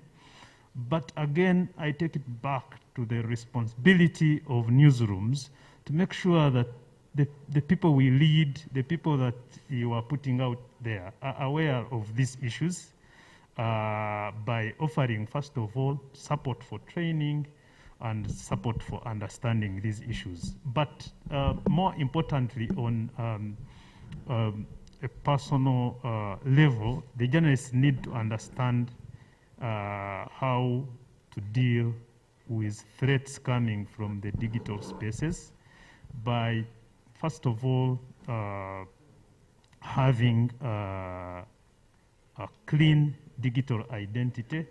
You know, some of these, most of the issues that are cropping up in these spaces is that, for example, the platforms are open, the rise of platforms, Facebook, Twitter. Journalists are normally there commenting and having opinions about the communities they are covering or either the personalities they are covering. And that can be a source of insecurity on how you are going then to survive as you do your work in that community. Then number two, the journalists need to understand and be supported to install digital safety tools around themselves, how to protect yourself. For example, if you get arrested covering a political rally, the first thing in the Ugandan context the security do is take away your phones, your mobile phones. How do you protect your data? How do you protect your information on the phones? Then you need to understand these risks and keep your activities separate and understand how to operate in a digital era. Thank you, Alex. Terry? I think the issue of digital attacks is massive and an ongoing, not only Kenyan problem, but a global problem that needs to be handled very carefully, because it's affecting everyone, whether you are a man or you are a woman, but more specific to the women journalists, because like Judy Kaberia said, there's a lot of trolling, cyberbullying, profiling, and you can remember there was an issue some time back regarding Yvonne Okwara. We have also seen issues to deal with even Kanzedena, among other journalists. So I think it is something that needs to be all stakeholders, not only even the individual journalist alone, but all stakeholders in the media sector. They need to be involved in this. It can cause psychological trauma, and you'll see people even getting into depression. They need also to be cancelled. I think also the regulator, Media Council, now that he's hosting us, they need to have that department to help journalists who undergo this, and more training on if you are attacked online, what can you do? Things to do with that. And intimidation against women, discrimination, sexual harassment, we can see all this happening in social media. Your family is targeted, your relatives are targeted. So I think there are so many things that we need to do to protect this. Even at other times, you find people are even kidnapped, or your family members are kidnapped because you posted a picture about your kid.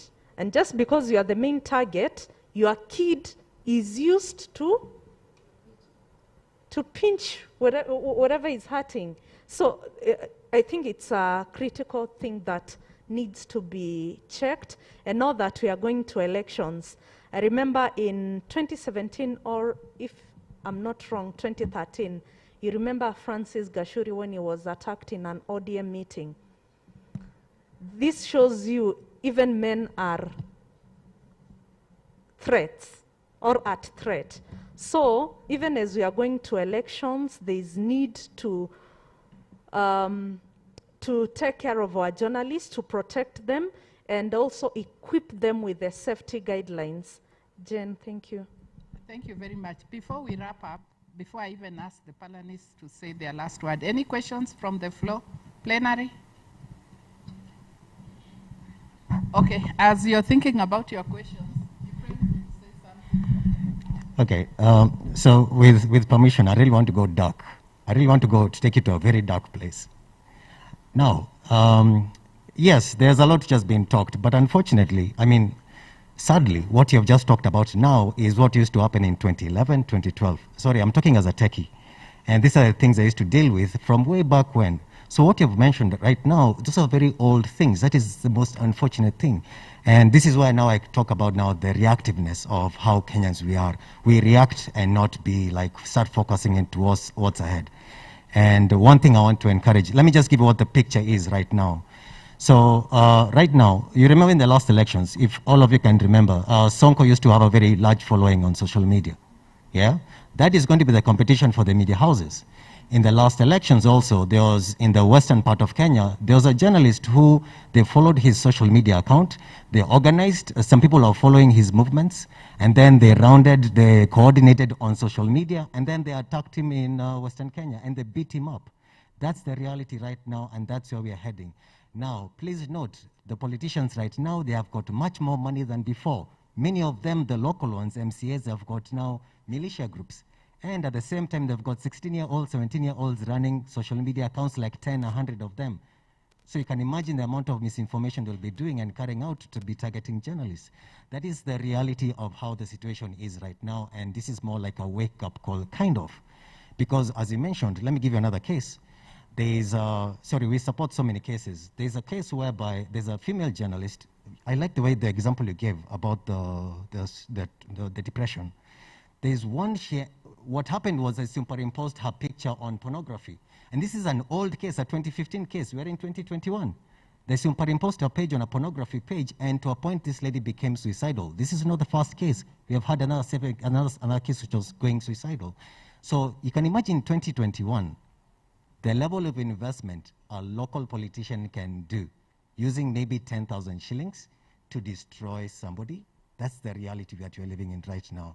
So yes, as we talk about that, organizations, they have got a responsibility to prepare the people, but also us as Kenyans, as journalists, as Africans, because Uganda is here also, we have to take digital literacy very, very important, because right now, what you think you know now, just know you're like 10 years behind. And that is the most unfortunate thing. And that gives me great, great worry. Yes. Sorry, and just to interrupt you, there's this mentality that the media is never up to any good, and that we spoil people's parties, especially when we highlight issues to deal with corruption and other impunities. And they will always want us to carry us like flower girls, of which we can never be. So I think we need to step up and speak the truth, whether it hurts or not. Thank you, Terry. Thank you, Ephraim. From the plenary, any questions? Yes. Thank you so much, Jane. My name is Sylvia. I'm the secretary of the Editors Guild in Uganda. I like the fact that you're bringing out, the panel is bringing out the issue of individual responsibility, because as you noticed when we were preparing for elections 2021 in Uganda, we were learning on the job, because it was the first time we were going to cover campaigns in such restrictions. We didn't have as much freedom to move. We had nighttime curfew. We couldn't get close to the people. And here you are covering people holding public rallies. So the editors, the reporters, everyone in the newsroom was learning on the job. And we relatively had a new team covering elections. The team that covered 2016 wasn't available because of the same issues we talked about, that people don't last long in the newsroom because of welfare issues and all that. You see the Jabweris went in too low because they couldn't earn the little money that the newsroom can pay them. So you find that you have a new team. We trained them on safety. We trained them on, we gave them the knowledge of how to cover elections, the skill, and above all, the attitude that you go with into an election. We tell our journalists, you're supposed to stand on neutral ground, but then you find journalists hobnobbing with politicians. Journalists, we had a case of one of the people who was actually once in my newsroom, moving in the same vehicle with Bobby Wine, the candidate, and he was badly hit by a tear gas canister. So we have such situations that we go to the front line, but we also put ourselves in harm's way. We, as a newsroom, knew that it was going to be chaotic, and we procured bulletproof jackets. But at a certain point, we realized that it wasn't actually safe to have a press jacket, because it was showing the police officers that this is a journalist, go ahead and hit him. It appeared as though we were being targeted deliberately because we are journalists. So that responsibility had to go back to the journalist. Is this a place where I can put on my press jacket, or can I put it away and do my job in a different way? As long as I remain safe, I go back home with no injuries. I go back home alive and not as a body. You know, that's the kind of situation in which we covered the 2020 campaigns, 2021 elections. It was kind of tricky. Thank you. Thank you, Sylvia. Anybody else from the plenary? Okay, and thank you, Sylvia, for raising the issue of individual responsibility and branding. So does that mean that microphones don't need to be branded? Will you be safe when you don't brand your microphone when you're out in the field? Those are some of the key security issues that we need to take into consideration. But I'm also going to wrap up this session. I was given 30 minutes. So let us give our closing remarks as we speak about these issues. Thank you. Thank you. Is it on? Yeah. One of the things that I always tell journalists is to have a self-judgment, to always think through issues. Sometimes it's not the media house that will think for you. It's not, the friends that will think for you. So I always insist on you think about it and use wisdom. You ask yourself, is it the right time for me to carry a microphone? Is it the right time to say, I'm Judy Kaberia, a journalist working for this media house? So it's always good for you to weigh the situation and check where you really need to identify the ways that you can be safe. Secondly is to look for survival groups, like, if you're covering elections and you're in a particular group, it's always good to identify colleagues that you can work with, because when you are more of you, it's safer for you than when you're alone. I witnessed a case where a journalist just alighted from a car in Kibera, and before he could even, get all his equipment together, the bag and everything else was taken away within seconds. And so that's why we are saying, as journalists also, you be wise enough, just that judgment of asking, what should I do? Should I carry the microphone? Should I carry a big bag? What kind of clothes do I need to wear? So I think there's a lot of responsibility on the journalists themselves. And also it's got to do with the integrity and the character. Because sometimes if you interfere with the integrity, maybe you've taken money from a politician, and maybe you didn't do the story the way they wanted. They waited for the right time to revenge. Next time is you are boxed in front of everybody. So a lot of it, there's a lot of emphasis on the individual, and this also goes back to the media houses as well. When media organizations decide to take the political stance, how are they going to protect their journalists? I think this is something that we put in the election guideline reporting, in the election reporting guidelines, and I hope we'll be able to roll out this program, train the media houses, train the journalists and editors as well, so that by the time they're taking their journalists out there to report, that they ensure that they have done everything possible to ensure that they are safe. Thirdly, I think it's good for us to come up with a mechanism where when something happens, how do we report about it? What can we do? Can we have an agreement, whether it's an MOU, whether it's supposed to be regional or national? But we need to think of how are we going to report about these cases of violations against journalists. Because if we don't go big on them, if we don't start getting them to the front page of our newspapers, if we don't start with them as the first news item in the news bulletin, then threats, attacks on journalists will always continue. But I also insist on documenting the stories, especially online attacks on journalists. I think we need to talk more about it, let people share experiences, the depression, the kind of challenges they are going through. In fact, we had somebody who I worked before committed suicide, and actually she just died. So you can see the effect of just, body shaming and calling somebody names just because of a story they did. So I think we need to start thinking, talking about these stories so that you can inspire others, and at the same time for people to understand that people too have feelings. Journalists are human beings. They also get affected. They feel pain same way as other people. Thank you. Thank you, Jane. I like what Sylvia talked about personal security and our engagements when we are out there. In conclusion, what I'm saying is that we have some of our journalists, they are in WhatsApp groups with some politicians. The same journalists are exchanging nasty words with the same politicians who they are expected to cover. And I think Victor told us, I think a while ago, about what happened sometime a while ago in Western. So what Judy is telling us, our personal security is key in our operations. We'll spend the whole day here talking about security. But what you do out there matters a lot in terms of your personal conduct. The way the people you engage with, the kind of, who are you receiving money for, integrity issues that were mentioned this morning. Where are you receiving money from? What about if this politician now turns against you, yet he's the one who has been giving you money? He or she, even now, there's even ladies, politicians, they give money. And just this week, I was talking, just yesterday actually, it was just yesterday, I was talking to our reporters who covered the Buruburu incident. When we think that insecurity happens in northeastern, outside Nairobi, our two journalists who are doing that coverage, there was a crowd there from Eastlands that trampled upon our journalists. And, it's a team that Kagure heads. One of them is called Siraj. He lost his Kabambe, at least the other phone was somewhere secured. But the reporter himself, one of the reporters, is called Pikemoi Ngeno. He was trampled.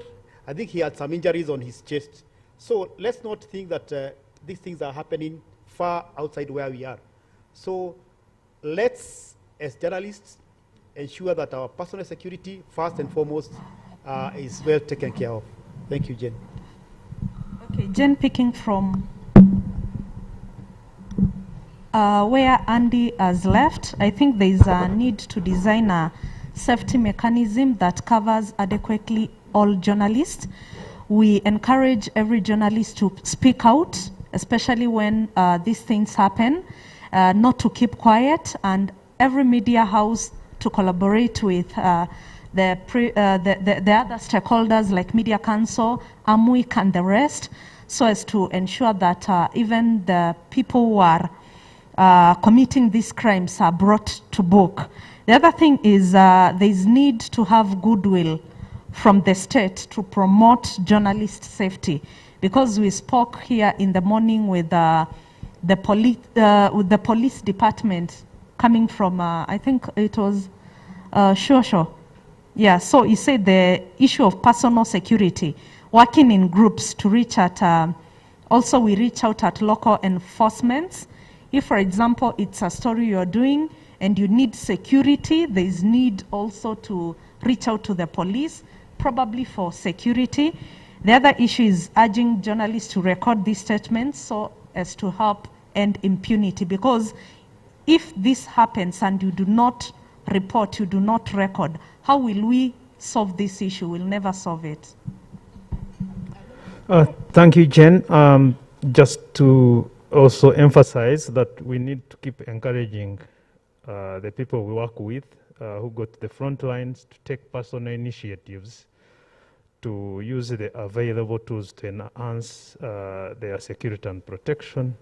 And then number two, it is, I believe that it is the responsibility of the newsrooms to create an environment that guarantees the security and protection of journalists. Then we can then demand that other stakeholders, regulators, associations can support the newsrooms in those initiatives, but the newsrooms must take a lead.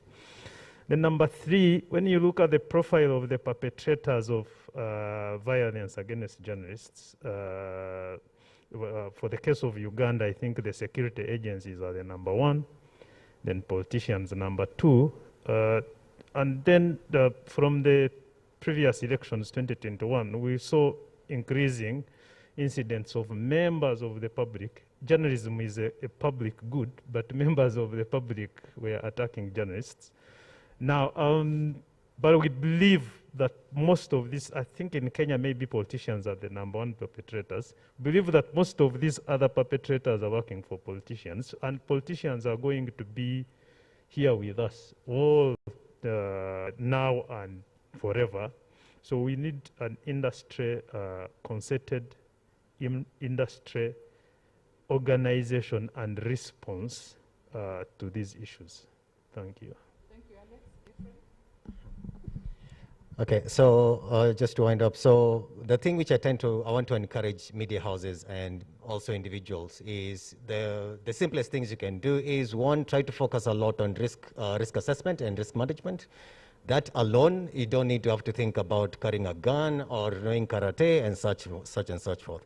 That can help you forecast as to what issues are lying ahead. For example, you might end up knowing the X amount of politicians who might be having militia. So at least now your media house knows what to do. That combined with planning, it will help reduce so many issues that you may end up having in front. And the other one is, the last thing is I want to encourage is solidarity. Solidarity building is the best thing, and I like the way it has been mentioned here over and over again. And to give you an example, in the last elections, there was a group of women in the western part of Kenya. They were in a very, very bad situation, but to see how the women came together to assist that one lady, that in itself is how you look after each other as an institution. And I saw examples also in Uganda when a journalist was being arrested and all the rest went to jump in to assist. And also the issue of solidarity doesn't have to be reactive. It can be preventative. If you have knowledge, bring your journalist friends together, educate them, then go out and be safe. Thank you so much. Thank you very much for listening to us, and thank you panelists for sharing very good ideas. Institutional and individual responsibility is what we are speaking about when we talk about reporting from the frontline, safety considerations, and also the call for industry solutions to the issue of safety for journalists. Thank you very much.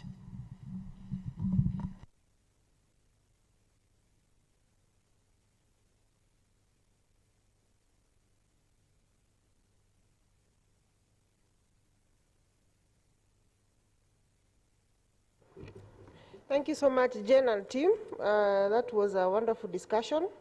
You've not minced words in bringing out the safety considerations and the dilemmas that journalists face from time to time. And since this is a continuing conversation, we are getting into the last panel of the day, but that does not make it less important than the other panels that we have had.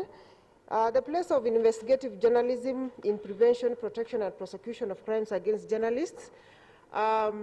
Even as we tell journalists that there is no story that is worth your life, we are still encouraging them to go that extra mile to ensure that they bring out the stories that touch the lives of people, stories about public interest issues.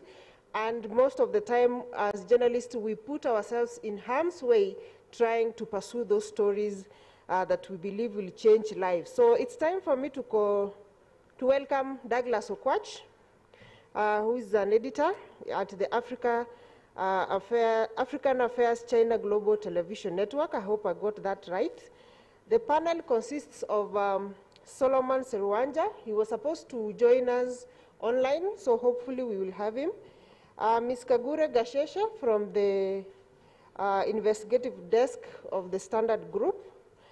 We have Ms. Beatrice Kangai from the Daily Nation. Beatrice was our overall winner for the annual Journalism and Excellency Awards, AJEA 2021. And then we are supposed to have Sheila Masinde, who I understand is being represented by Carol Giadi from Transparency International.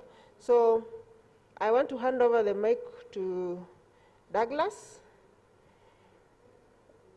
Sasa mjue Douglas is the one and his panel is the one standing between us and our drink on the other side.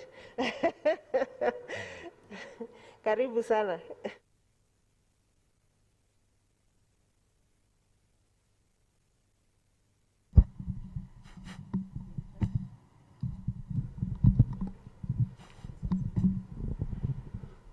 Thank you very much. It's usually not one of the best things to do the last things. but we have a responsibility to do it anyway, that now that we are here. So I'll make it very short, totally off the script, totally off plan, the way I planned it, because time doesn't allow. And I'm going to encourage my two panelists to rebut, buttress, interject. It's going to be question, brief discussion format. So I don't know whether the panelists, so Solomon Serwanja isn't there, right? He's online. Oh, he's online. Solomon, can you hear us wherever you are? Ben on Herbert or Luca? Not there with us. Kagure Gasheshe? Thank you, Kagure. Happy to meet you. And Beatrice Kangai? She's online. All right. And then there is a journalist from TZ. Okay, my name is Douglas Okwach. I'm a journalist, an old dog.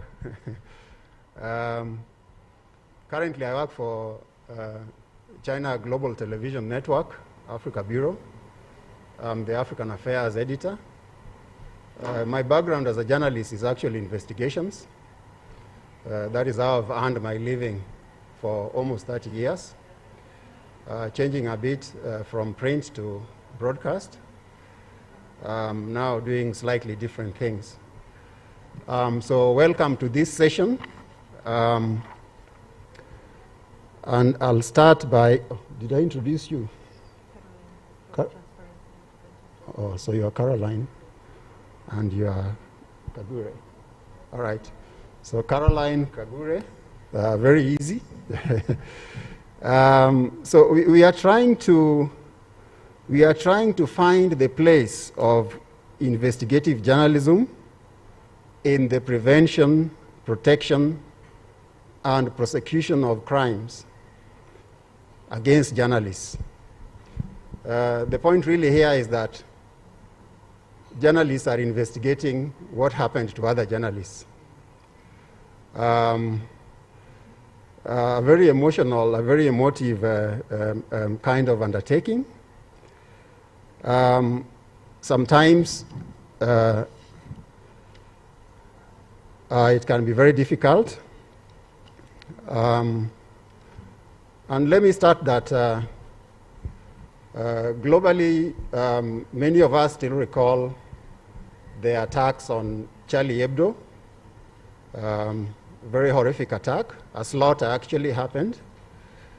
More recently, we remember the story of Jamal Khashoggi, where Al Jazeera showed a tenacity I've never seen before, a tenacity and a consistency. Although you might say that there were ideological issues that were driving Al Jazeera because of its ownership and because of its ideological differences with Saudi Arabia, regardless, they did one of the most wonderful pieces of investigations I've seen in a very long time. Now, much closer home, Article 19, UNESCO at a more global level have chronicled, have documented these atrocities against journalists. Now, so our business here is just to try to find the place of investigative journalism in helping find justice for the victims of these atrocities. Much of what happened through the day might touch on some of the things that we might be saying here are all related, if you may. So to my panelists, starting with Gasheshe, and then, remind me your name, and then Caroline, just a quick take on the topic here, the place of, what is your understanding of the topic here, the place, what is the place of investigative journalism in the protection and prosecution of crimes against journalists? Thank you. Thank you, Douglas. It's unfortunate that this is the last session of the day, but I think it was a very interesting topic and something that would be very interesting to kind of pursue at a greater level and for a longer time. But it being what it is, my understanding of it was what is it that investigative journalists can do to kind of make the sector less lonely for their fellow peers, because doing investigations is a very lonely job, I think. It's something that you end up having, that the tenacity that you're talking about tends to feel like it's just this very one-sided thing, and you're the only one who can kind of see what the whole story is, and no one is understanding why you're spending 9 months on this one story or 12 months on this one story, but you know. So when the atrocities come after all this investment, the threats come, the intimidation, it can feel very almost soul-sucking to feel like you're by yourself in this, that you're fighting this battle by yourself. So my understanding of it was that we are trying to figure out how can we support our peers in this sector, and in as much as there's so much individualism involved in pursuing an investigative story, what is it that we can do maybe on a more organizational level or from a legal perspective that would support, that would offer the kind of support that's required? Thank you, Gasheshe. She wraps it up as a lonely and risky undertaking. Caroline.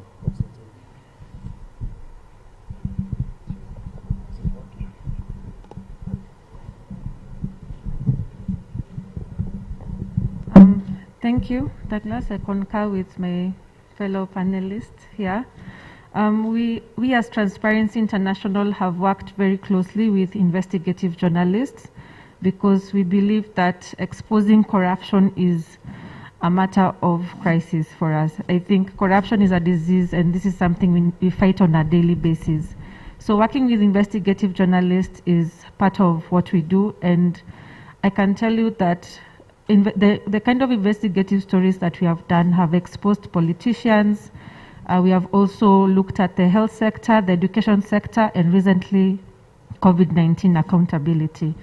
And some of the cases that we have followed through really go, at the end of the day, hanging on up there in the air. So for us, our work, we do a lot of capacity building workshops for them, and we offer them the support that they require, the mentorship, and then we follow through with the oversight institutions on what they can do to continue to follow up on these stories. It's not an easy task. Some of these stories can even take up to 2 years to conclude, but we are still continuing to follow through to see where, what next, what other actions can take place. Thank you, Caroline. I think you are just touching on something which should be coming somewhere midway in this discussion. The issue of capacity and training. I'm wondering whether those other panelists online are available and what their take on the subject is. Anybody online there?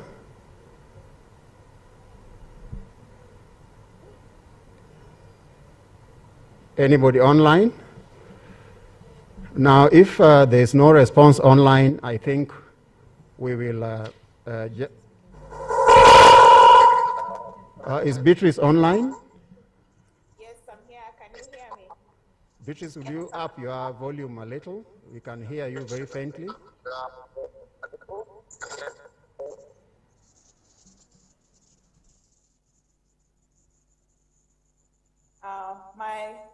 My take on this would be that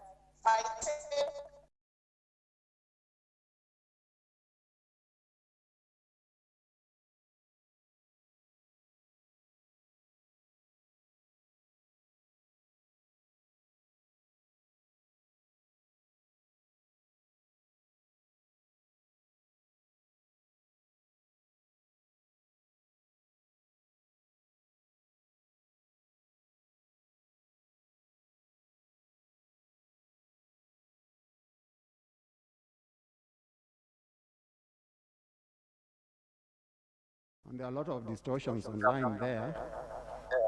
But let me start with a crucial question here about about vulnerability. And I think this is something that has popped up time and again through the day in various presentations. The question of vulnerability. What is making journalists increasingly vulnerable to these attacks in this era? And in order to put a finger on this problem, because for us to investigate, we must understand the cause. Let us look both inside and outside. And when I say inside, I mean the industry itself, the newsrooms themselves. What goes on there that makes journalists vulnerable? And what is it that happens outside that increases this vulnerability? And I'm happy that across the day, people have not been shy to talk about internal factors and how these contribute to journalist vulnerability. Gashishe, you want to take that? Let me check this. Hello? Okay. So I feel it's easier to start by pointing outside, so I will start there. And I think part of the problem for me in terms of the vulnerability is that Kenya has had such a long history of curtailing press freedoms and all that. So that has made, because we've been under this kind of shadow of state oppression for decades, it might be difficult right now to say that we're going to fix it in one evening's discussion or one day's discussion. So it's a long history, and I think it's something that has been with us for so long that perhaps it might be difficult to just really put a finger on what the biggest issue is. I think one of the other things is also that we live under a culture of general impunity. So even when we talk about trying to address it in terms of crimes against journalists, it's something that is quite wide-ranging, and it's not just journalists who are having to face down all this impunity. It's something that's cutting across the country. The other thing for me is unfavorable laws, which is also, again, an outside issue, but something that I think internally is something that we should be addressing and kind of holding on to, and being very focused on trying to get legislation that favors the industry. As Media Council or as KEG, these are things I think that we can pursue on a more industry level, just so that our voice can be amplified. Internally, I think there's the issue of ownership and our links to political elite. So you are vulnerable. You want to do a story that is shedding light on something that is affecting the public, but a lot of the time, the people who get away with these kinds of crimes are people who have connections. A lot of the time, that connection kind of trickles down to your media house.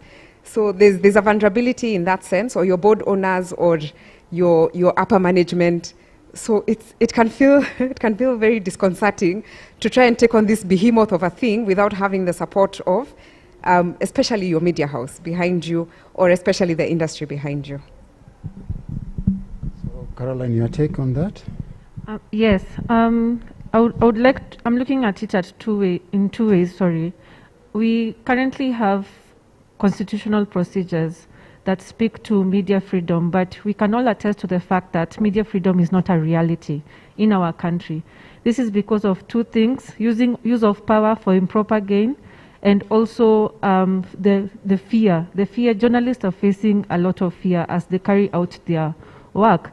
Well, we had a media forum on gender and corruption, and one of the things that came out very clearly was, once the journalists are out there in the field, the use of political leaders or people in power using their power in the wrong manners to misuse their journalist mandate is actually increasing day by day. And we can tell by the giving of the brown papers, threats that are given to journalists. If you do this story, this and this will happen to you.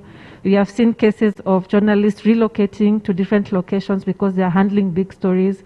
And all this happens to our journalists as they're handling stories that expose corruption. So these are some of the issues that journalists are currently facing. Yeah, thank you. Thank you, Caroline.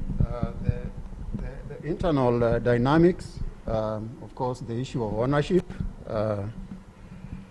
the issue of welfare of journalists contribute to their external vulnerability. So this predisposes them to certain practices and tendencies that make them vulnerable to attacks externally.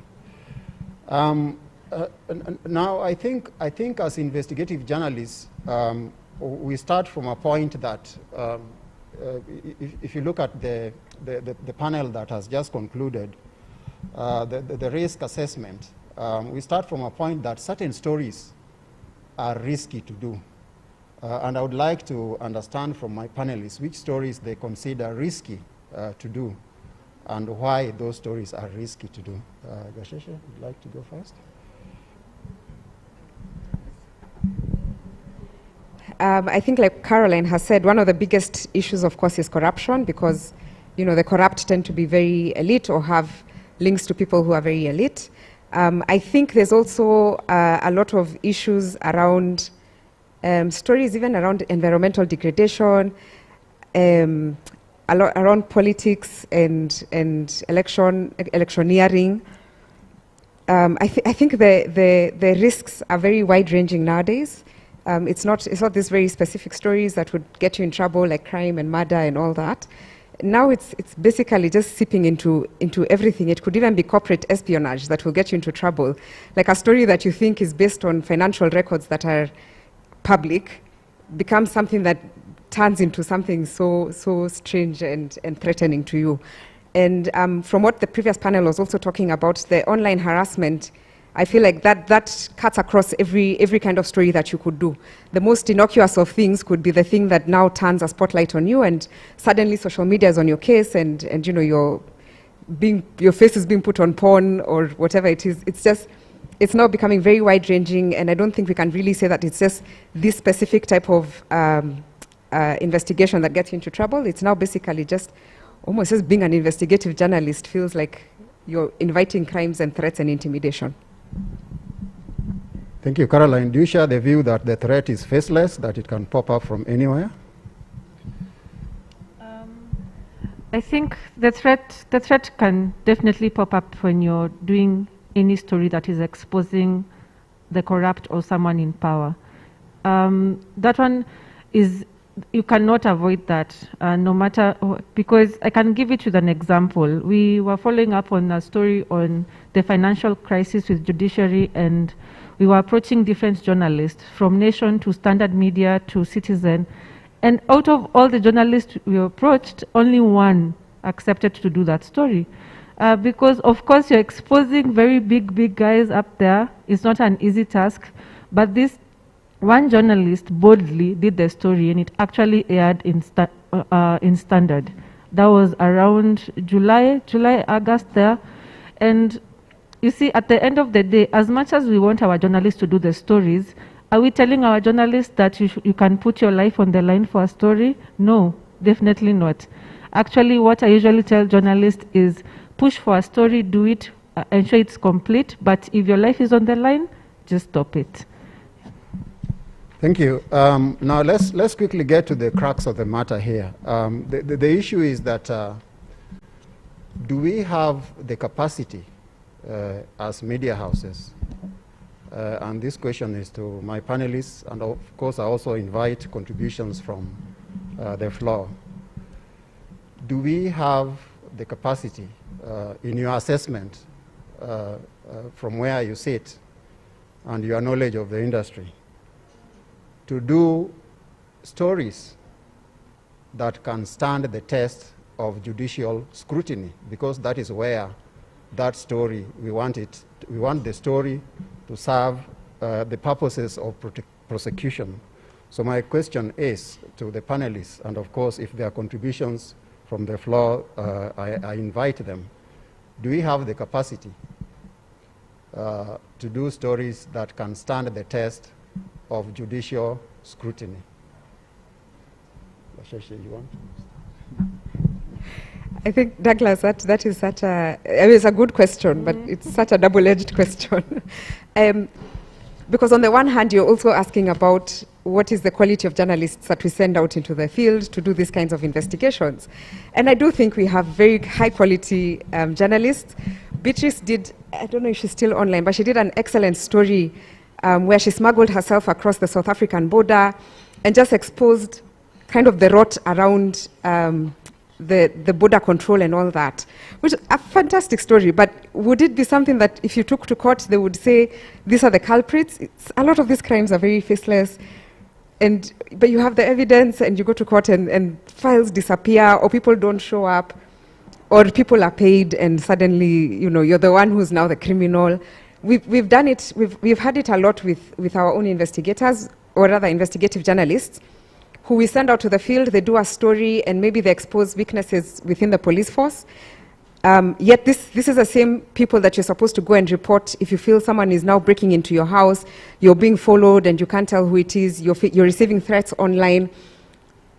It's tricky. It's tricky to know who the culprits are, who's following you, and whether I would love to have every story just, being able to withstand judicial inspection, but a lot of the time there's a lot of things that happen behind the veil that are not really part of the judicial process. Yeah. Beatrice, I understand you are online there. If you can hear me, we are asking whether, in your view, you are convinced that as it is, we have the capacity, because what we are talking about here is investigations that can support prosecution. Are you seeing that happening? Beatrice, if you can hear me. Yes, I can hear you. Can you hear me?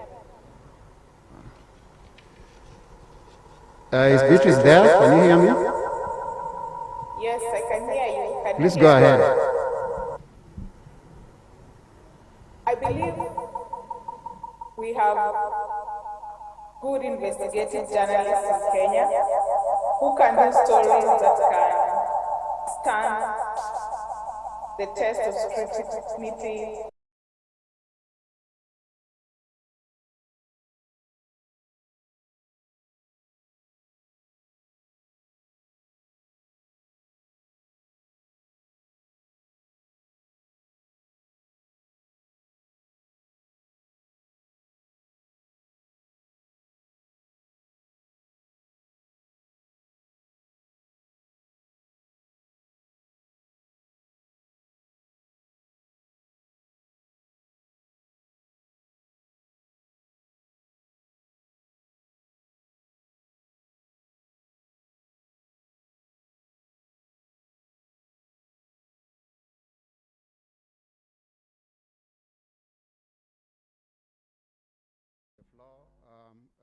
Go ahead, please.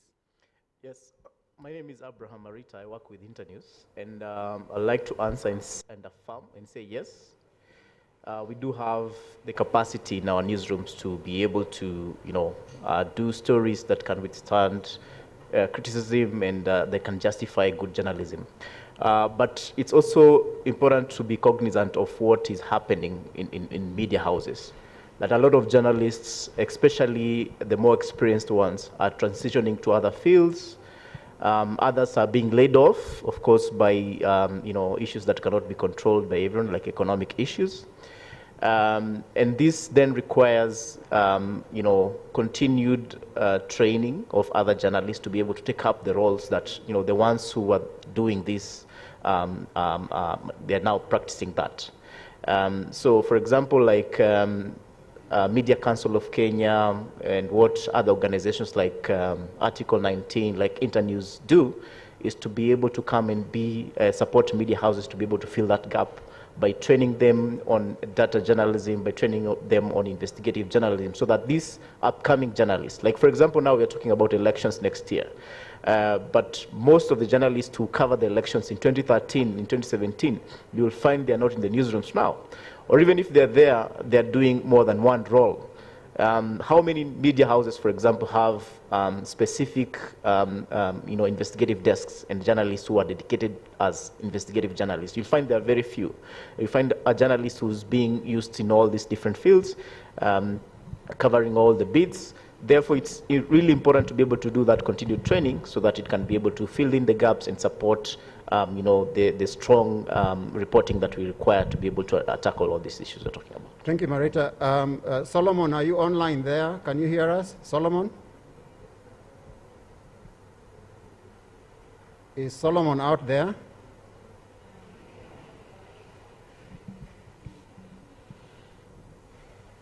Solomon apparently can't hear us. Caroline, back to you again. Still we have stories that my understanding of a proper investigation is that if there's a name and a face, you put a name and a face to the story. But still more and more we see what characterizes themselves as investigative stories, still calling people cartels, syndicates, and we don't see a name, we don't see a face. What's your take on this? Does it raise questions about capacity or quality of, what's your take on that, Caroline? Thank you. That is a bit tricky because at the end of the day, what we are trying to do to our journalists is to protect them. So as they're handling these risky investigative stories, it's good for them to protect themselves as much as possible. That is why we find some stories are going anonymous, and also using editorial platforms such as Africa Uncensored, which promotes investigative journalism, and the Elephant and such like online platforms. So as a journalists the capacity has already been built to these journalists, and we do it on a daily basis. I can tell you, for us, we've partnered with Amwic, Media Council of Kenya, Kenya Union of Journalists, Kenya Editors Guild, and everyone in this field, the stakeholders, the media practitioners. The capacity is already built, but how much have we protected our journalists to a point that if I expose the ODPP, just an example, what will happen to that journalist, you know? So I think there's a lot at stake, and we need to work. There's so much to do to protect our journalists so that we can get to a point of exposing cartels and promoting accountability in our country. Gasheshe, do you agree that, I'm coming to you, do you agree that an anonymous story that has no face or name, can that be used to serve purposes of prosecution? Well, I think in terms of serving purposes of prosecution, then you would kind of need some faces and some names. But I think in terms of maybe highlighting an issue, perhaps what we need to agree on is also what the investigation that we are pursuing, what is the purpose? Is it to just shed light and say that, you know, there's this issue and now leave it for the DPP or for the police, for the police officers or for DCI to kind of continue with the investigation? So we're just highlighting that there is this problem. For us, I think one of the most recent ones that we did was this patapotea thing that you meet across the streets of Nairobi anywhere you're walking. And so we're exposing how these guys literally just rob you and they pay off the police to just stay on the streets and all that. So yes, we'll go and try to find out who are the people behind this thing, and we'll get to a point where we have the guys at the top and we have video of police officers receiving bribes. But you see, we also know that if these things go to court, that video could be interpreted to mean anything else, any variety of things. It could be that, you know, the guy owed me money or he was paying me for something else. So like Beatrice was saying, that sometimes it comes down to the system. So we work with what we have. We can't say that we won't do any investigative stories because we don't have the power to take them before prosecutors, but I think we can work maybe more with investigative agencies to just kind of shed light on some of the things that are happening to taxpayers, to Kenyans, how their rights are being denied, and then leave it to them to pursue it to the end. So I don't think we should shy away from doing all we can and accepting that perhaps this is where the system has allowed us to reach. Thank you. I see a hand on the floor there, and before I pick that hand, data here shows that only 9 out of 10 cases, 9 out of 10 cases remain judicially unresolved. It means that out of 10 cases, just 1 gets resolved. Where is the problem? I want to take that hand on the floor. Actually, there are 2. Can we start with him at the back? And then you. Yeah, thank you, Douglas and the panel. My name is Sami Cheboy. I work with Commission on Administrative Justice. This commission, we oversight access to information. I wanted to link the previous panel when they were talking about how do we deal with impunity, and also now this issue of the issue of investigative journalism. What we've done as an oversight agency, we've been able to work jointly with Media Council of Kenya. We've developed a handbook for journalists, how journalists are going to make use of this access to information. Of course, it is what gives to life Article 35 of the Constitution. So out of this manual, we've been able to carry out trainings specifically targeting journalists. How can you make use of access to information to bolster this investigative journalism? And of course, we realize that capacity, I think you asked that question, is the capacity there? It could be there, but of course that fluid nature of the newsroom would mean also that you continuously keep on building the same. And also this access to information is something which is new. So it's a new area that we need to let journalists know and also realize that this is a tool they can actually take advantage of. So I would say that when we have this kind of skills and knowledge, we are able to improve the quality of investigative business that will come out of the media, that the journalists are able to pursue. Transparency International, we also partner with them, basically to try and highlight, based on our different strengths, how can we transfer this skills transfer and knowledge to the media houses, build their capacity, and hopefully with time we can improve the quality of pieces that come out of that. Thank you. Thank you for your contribution. I think the key word there is access to information, because without that information, really, you cannot put together a watertight story. You cannot put together a story that can withstand judicial scrutiny, if you may. And in my view, I think a lot of times it is inadequate information. And I really think you're making a good point there, that it is inadequate information. It is information that cannot be corroborated. It is information that cannot be tested, that leaves journalists in a dilemma about whether to name or not to name.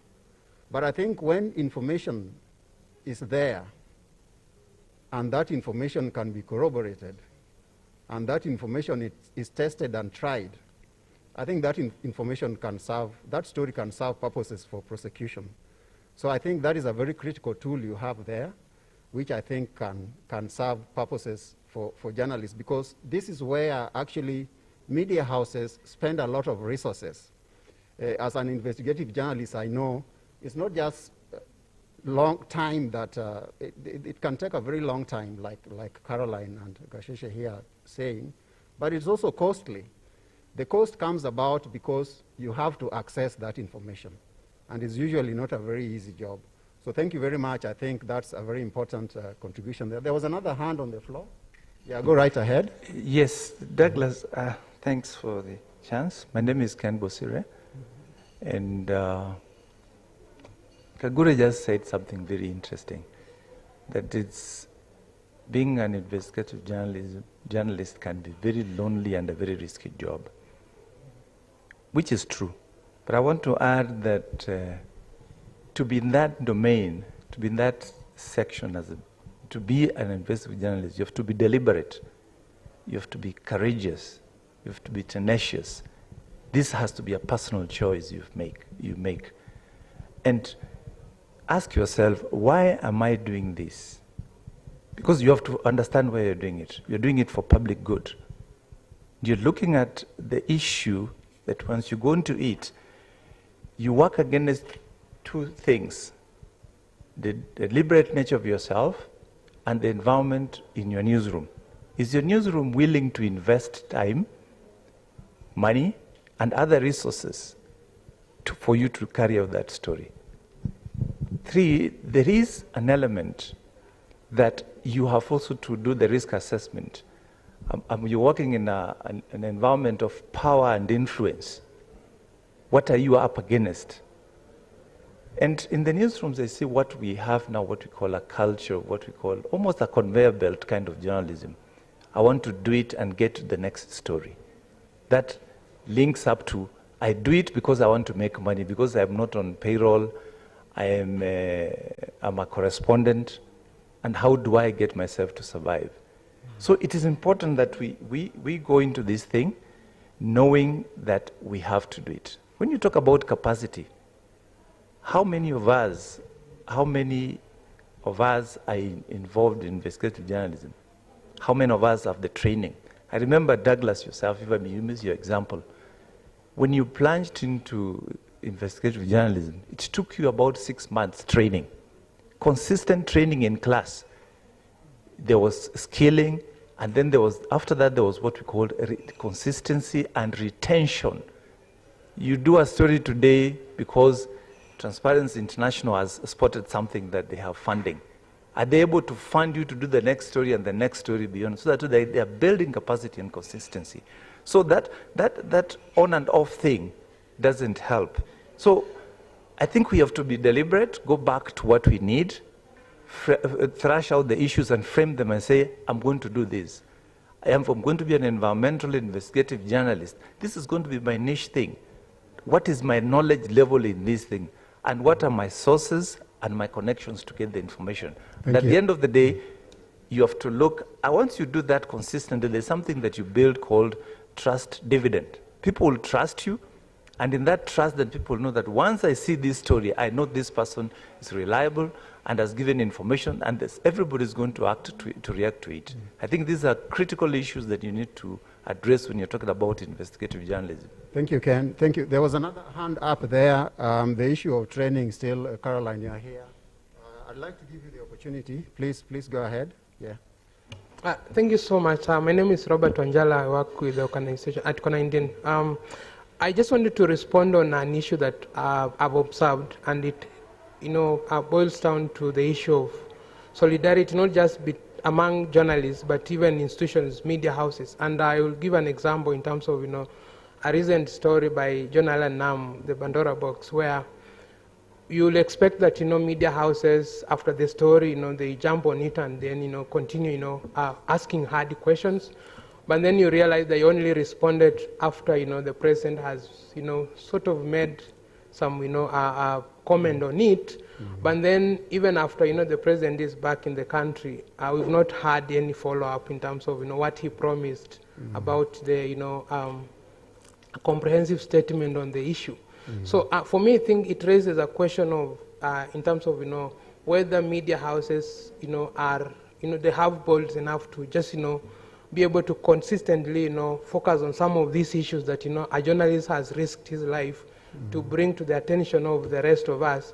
But, media houses, seem to be, just not willing to really, jump to the story and, continue asking critical questions. Yeah, thank you very much. I think the issue of the Pandora Papers or Pandora boxes, if I may,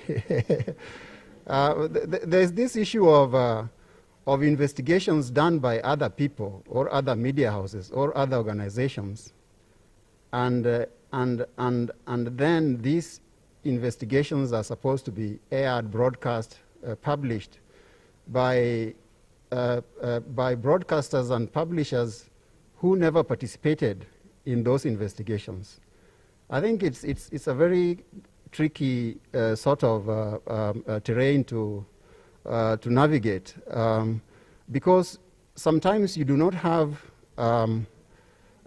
unorthodox, as they are. All investigations use unorthodox methods.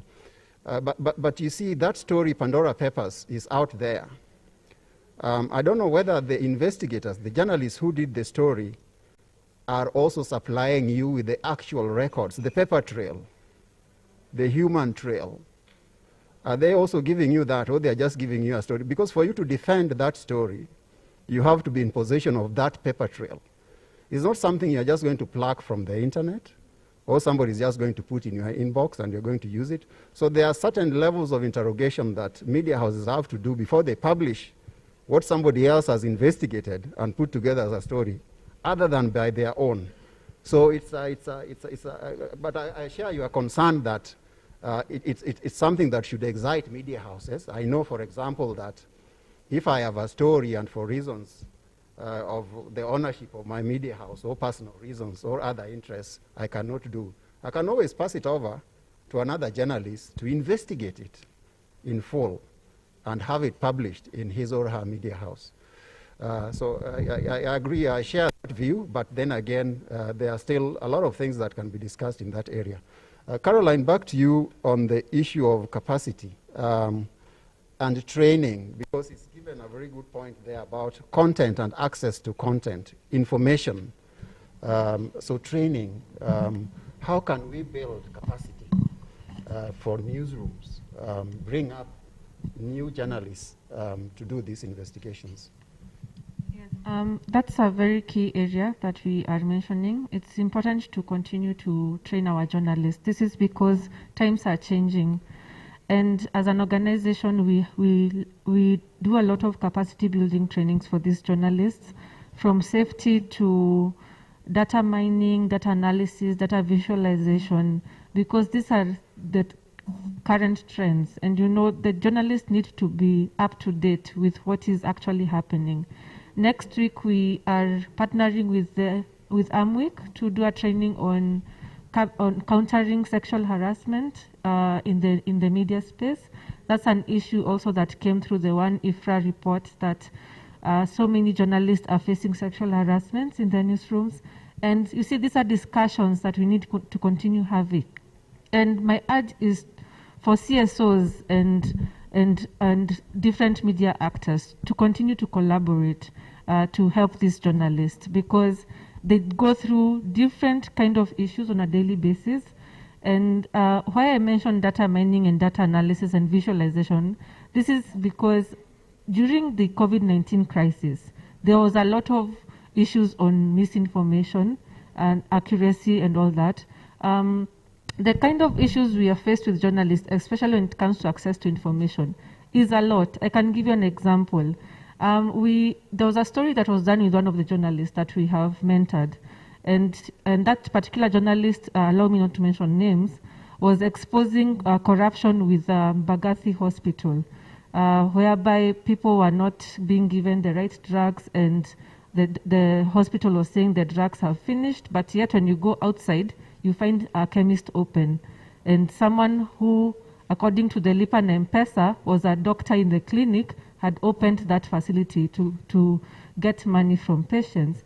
You see, these are some of these things, they just don't happen. This journalist has to go through the process of getting information, who owns that company and all that. All these are hidden information. It doesn't just happen on a day-to-day basis. And Commission and Administrative Justice have been very helpful, because once we have complaints from journalists that are not able to access the right information from public offices, because I think that is where the real issue is.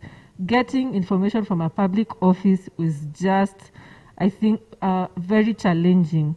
And once we get such complaints, the CAJ picks such issues and they're able to know the way forward. So these are issues that are happening, and we need to help our journalists partner with different media actors to see how we can expose corruption as we protect them. Beatrice Kangai, are you still out there? Beatrice?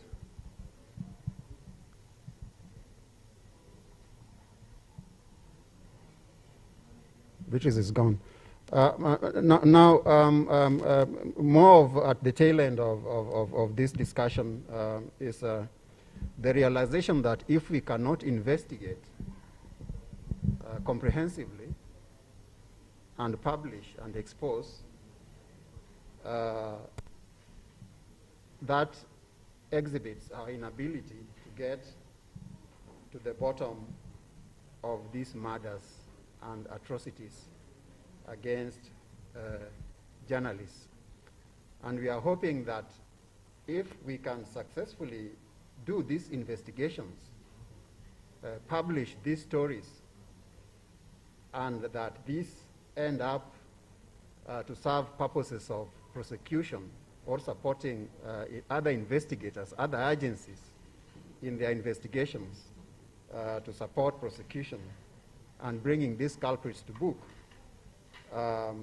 then we will witness an escalation of these brutalities. Because like those of us who are Kenyans here are familiar with this little word called utadu. Utadu. Utadu means I can kill you. It will never be exposed. Nobody will ever know. You'll just disappear.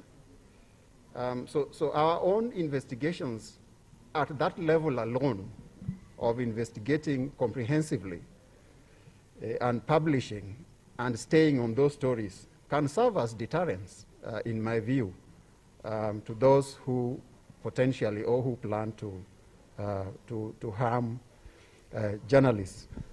So just to close this session, I'd like to invite two more contributions from the floor on what we need to do as journalists to deter. There's been a lot of conversation here going about we need to look inside to protect ourselves, that we don't need to look outside all the time, that protection of journalists begins with the journalists themselves, with the media houses themselves. So what more can media houses do to strengthen investigative arms of their businesses to serve as a deterrence, even if these things don't go to prosecution? But there are things that nobody can challenge, whether publicly or in court or wherever, and just name and shame, like some people were saying early in the day. That's open, and maybe just a view or two on that before I come back to my panel to close. Any contribution from the floor?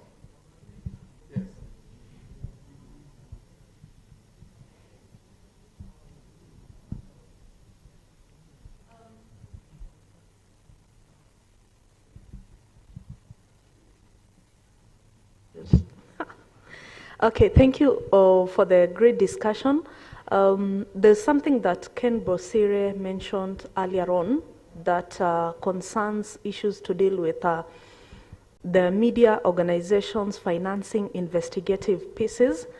Apart from that, I think there was something important that Eric mentioned when he started with issue to deal with financial stress or safety. If the journalists themselves have a low pay, trust me, if they are chasing an investigative story and they are bribed on their course of or on their line of duty, most probably when requested by the interested parties, they will drop that story. So I think it is a challenge that needs to be highlighted.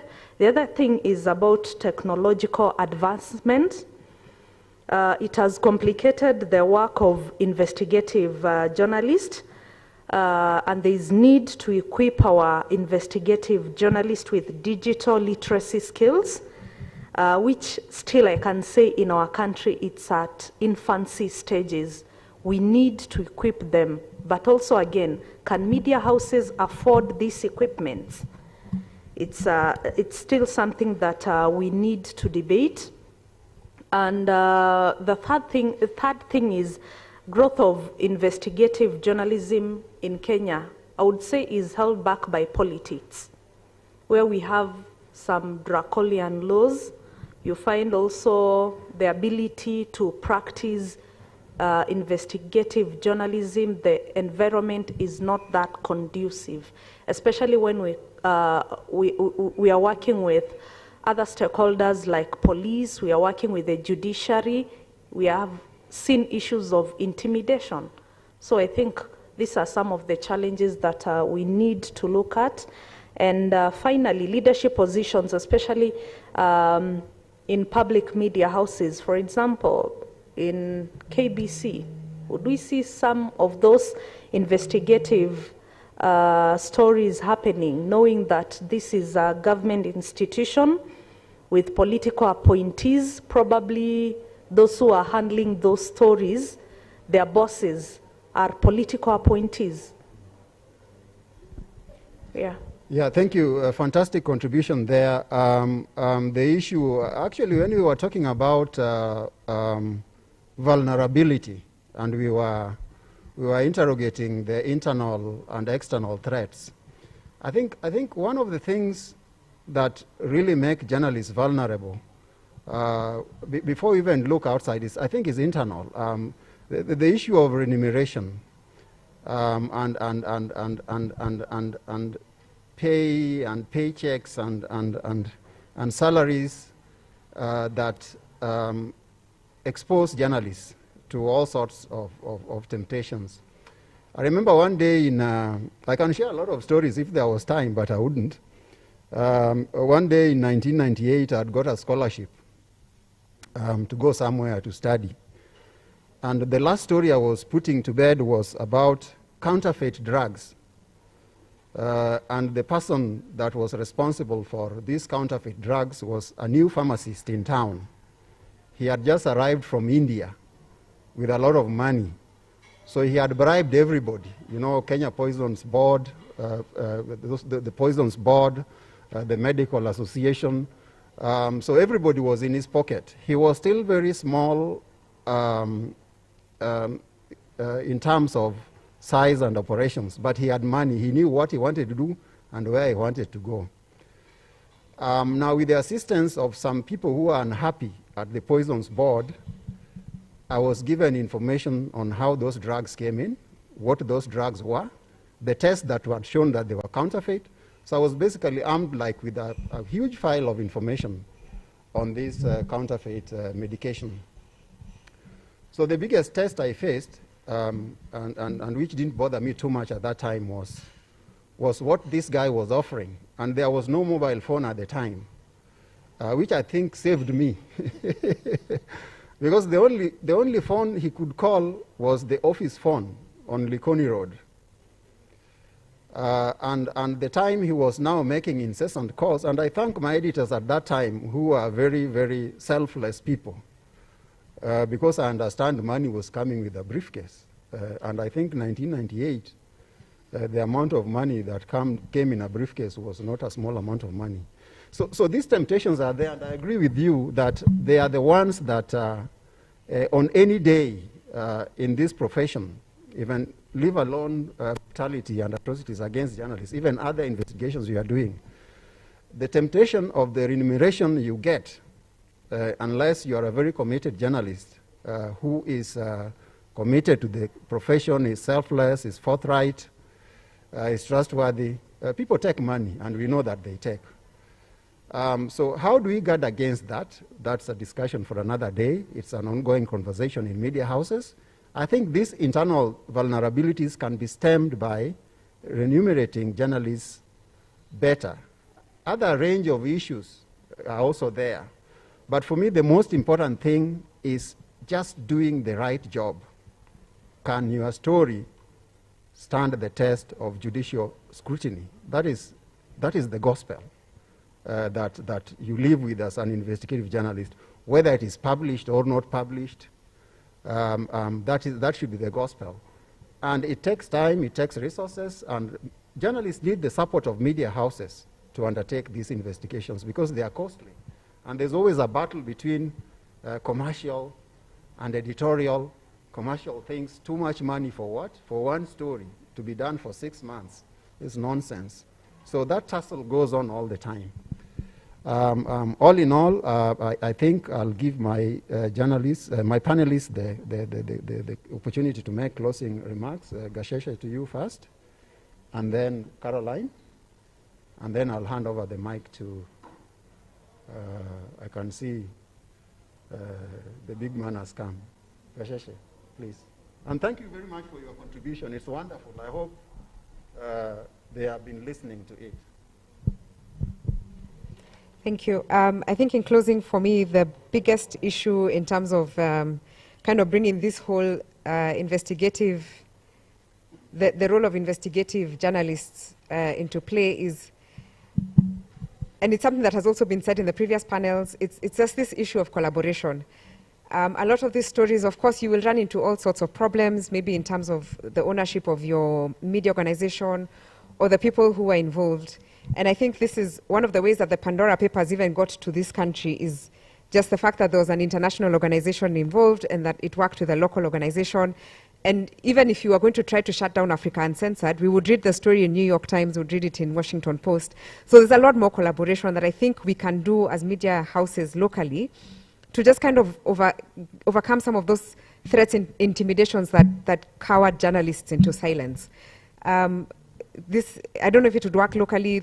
I know there's pursuit of profit and there's a lot of this individualism and all that, but I think it's something that if we really set our minds to as a media council, as the Editors Guild, as the Union of Journalists, if we just said that, you know, guys, these things actually matter to us as journalists, they matter to us as Kenyans, and let's figure out how we can make things happen. Like, let's just shed a light on the corruption that's happening, on the kind of crimes that we are being exposed to. This, I mean, the issue of counterfeit drugs from 1998 is still something that's happening in 2021. You know, things can't continue like this. It's not going to change if we don't make some really bold steps. Thank you, Caroline. You have the last word. Yes. Yes, the issue of funding is actually quite critical. Actually, as Transparency International, we are on the 4th phase of mentoring journalists, and we provide them with grant. Of course, for the NGO world, it's a bit tricky because we depend entirely on funding. So when funding is available, without hesitation, we support our journalists. We offer them grants and mentorship, meaning we attach a journalist to a mentor for a period of 9 months to 1 year to do an investigative story, from story idea to selective of the right sources to doing the investigative report and publishing it. So that is something that we work to do, and we hope to partner with more organizations in doing this, because I know it benefits journalists, especially in their capacity building and also giving them the support that they require as journalists, even for their own livelihood. It's very key. I've mentioned on collaboration. I think if we collaborate as media actors and CSOs, we'll help our journalists do better and better in their everyday lives, also in investigative reporting and also in their capacity building. Another issue I would like to highlight is on advocacy on the laws that are currently available. We have the laws, we have access to information, we have freedom of expression, but are they being implemented? You see, for me, that's the biggest question. The laws are there, but are they being implemented? What can we do in the CSO world? What can we do as media actors to advocate for these laws and policy changes? Through the global consortium, we work with the OCCRP on the crime and prevention, and I think if we do a lot of cross-border collaborations and advocate for policy changes and partner with the regulatory oversight and everyone who is in that space, then I think all what we're talking about on safety, on access to information, on freedom of the media, because we can all attest to the fact that media bears the biggest brand. When it comes to their freedom, it's not practiced. Access to information, it's a challenge. So we need to work together to ensure that the media is able to do their mandate without any interruptions and advocate for accountability and integrity. Thank you. Thank you very much to panelists Gasheshe and Caroline, and also the ones that were online, Beatrice Kangai. Solomon was not audible. I don't know if he was there. The closing question really for pondering is, can your story withstand the test of judicial scrutiny? Can your story be used along with the evidence gathered by other agencies to support the prosecution of those who murder and brutalize journalists? Thank you very much.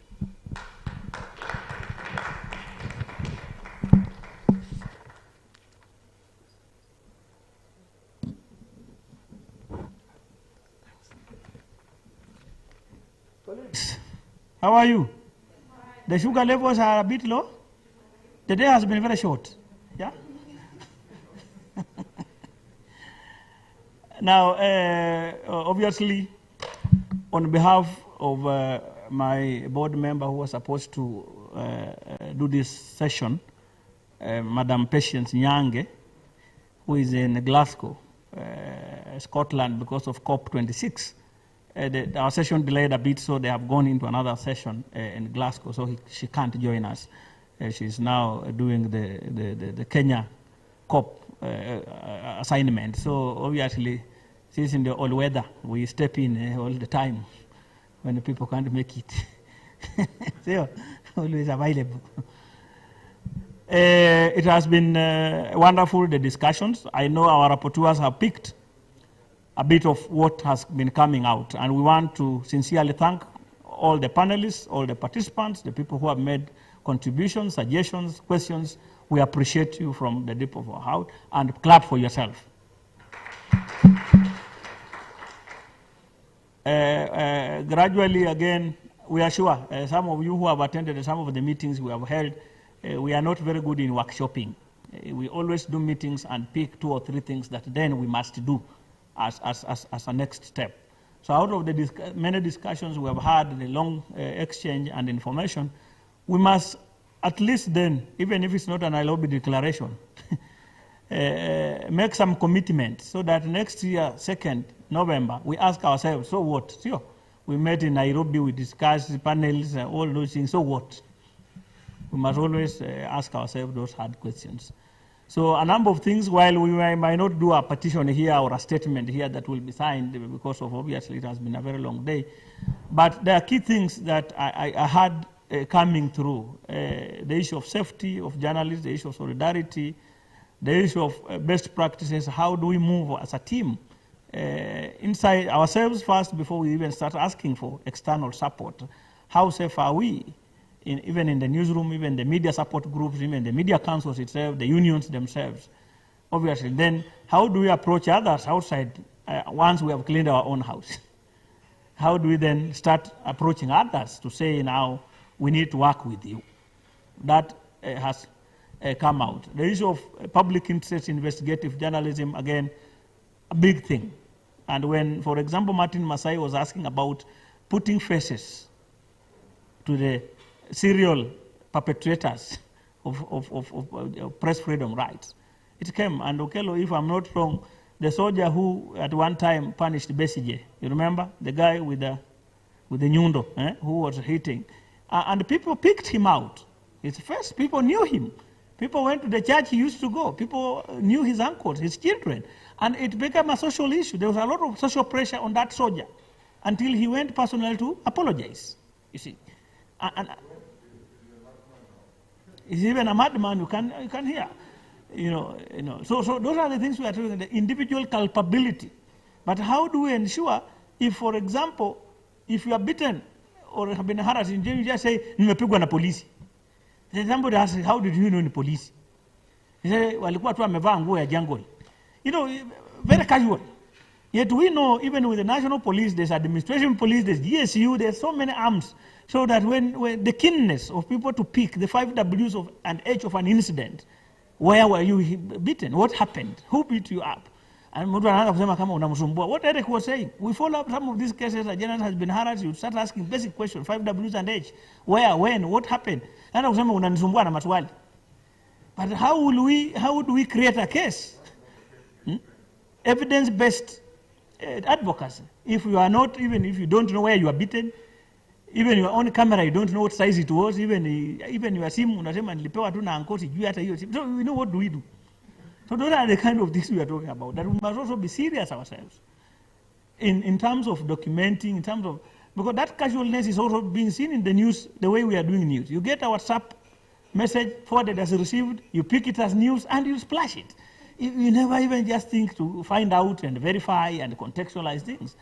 So journalists at the level, we must stop this casual nature and start looking at things more seriously.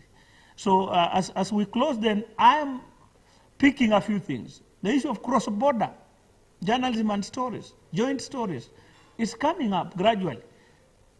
That how do we, for example, identify common stories that we can do, then depending on the situation of a country, you can carry a byline that is of a story that has been done elsewhere. so that we also minimize the issue of individualized attack. So those are things that are coming.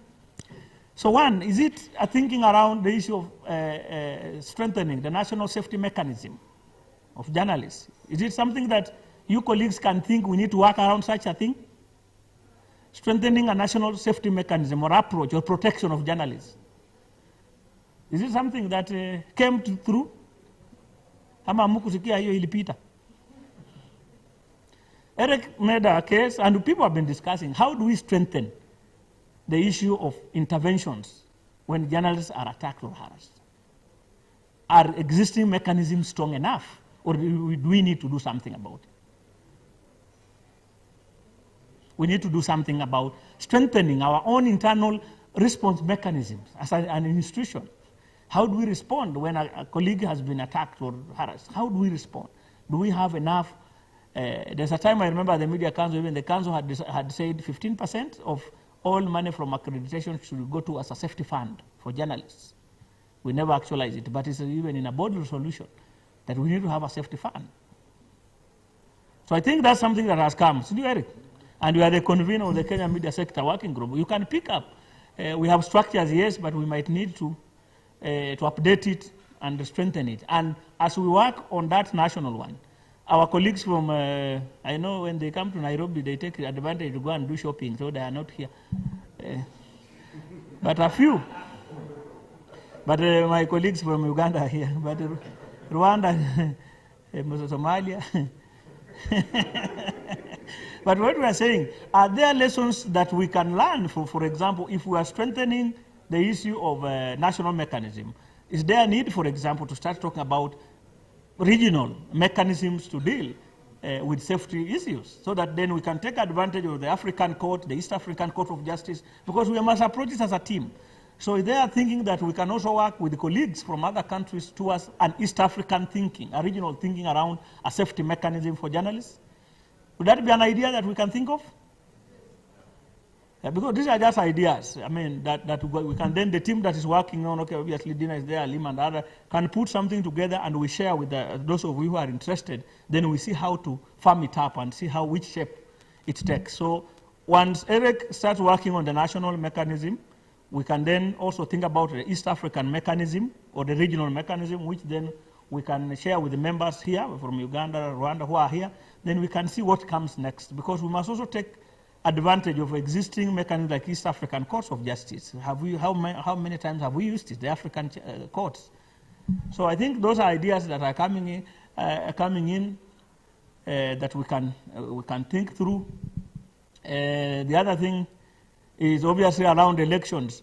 Any lessons that are learned, because most of our countries use return to sender approaches and cut and paste.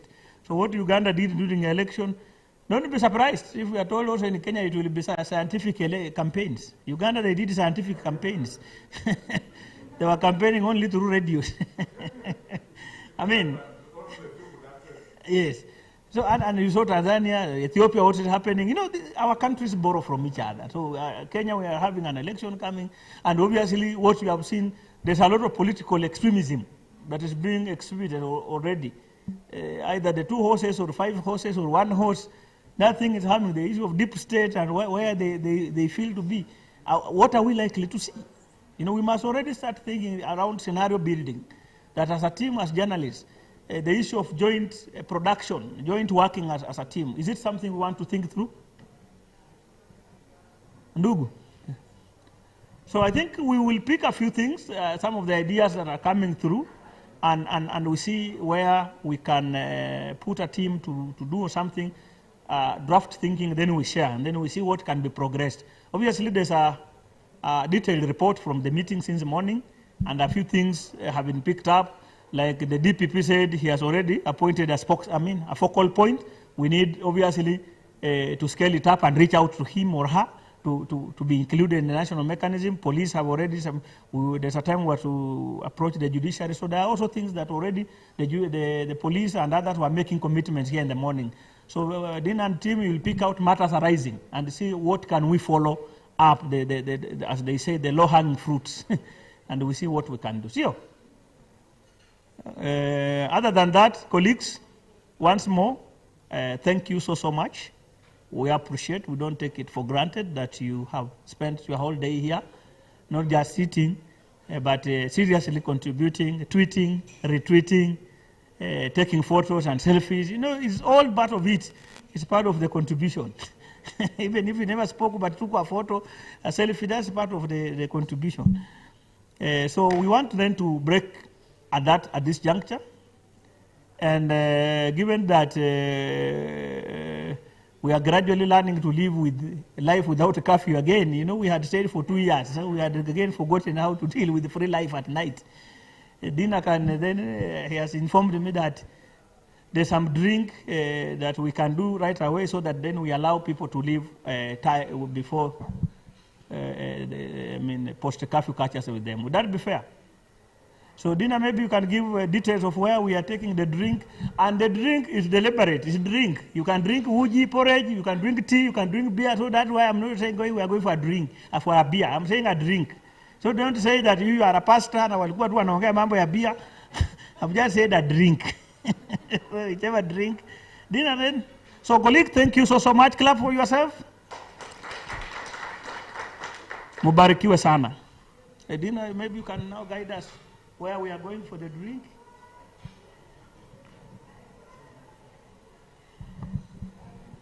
The room is just down the hall as you are the same route we used to go for lunch, but before.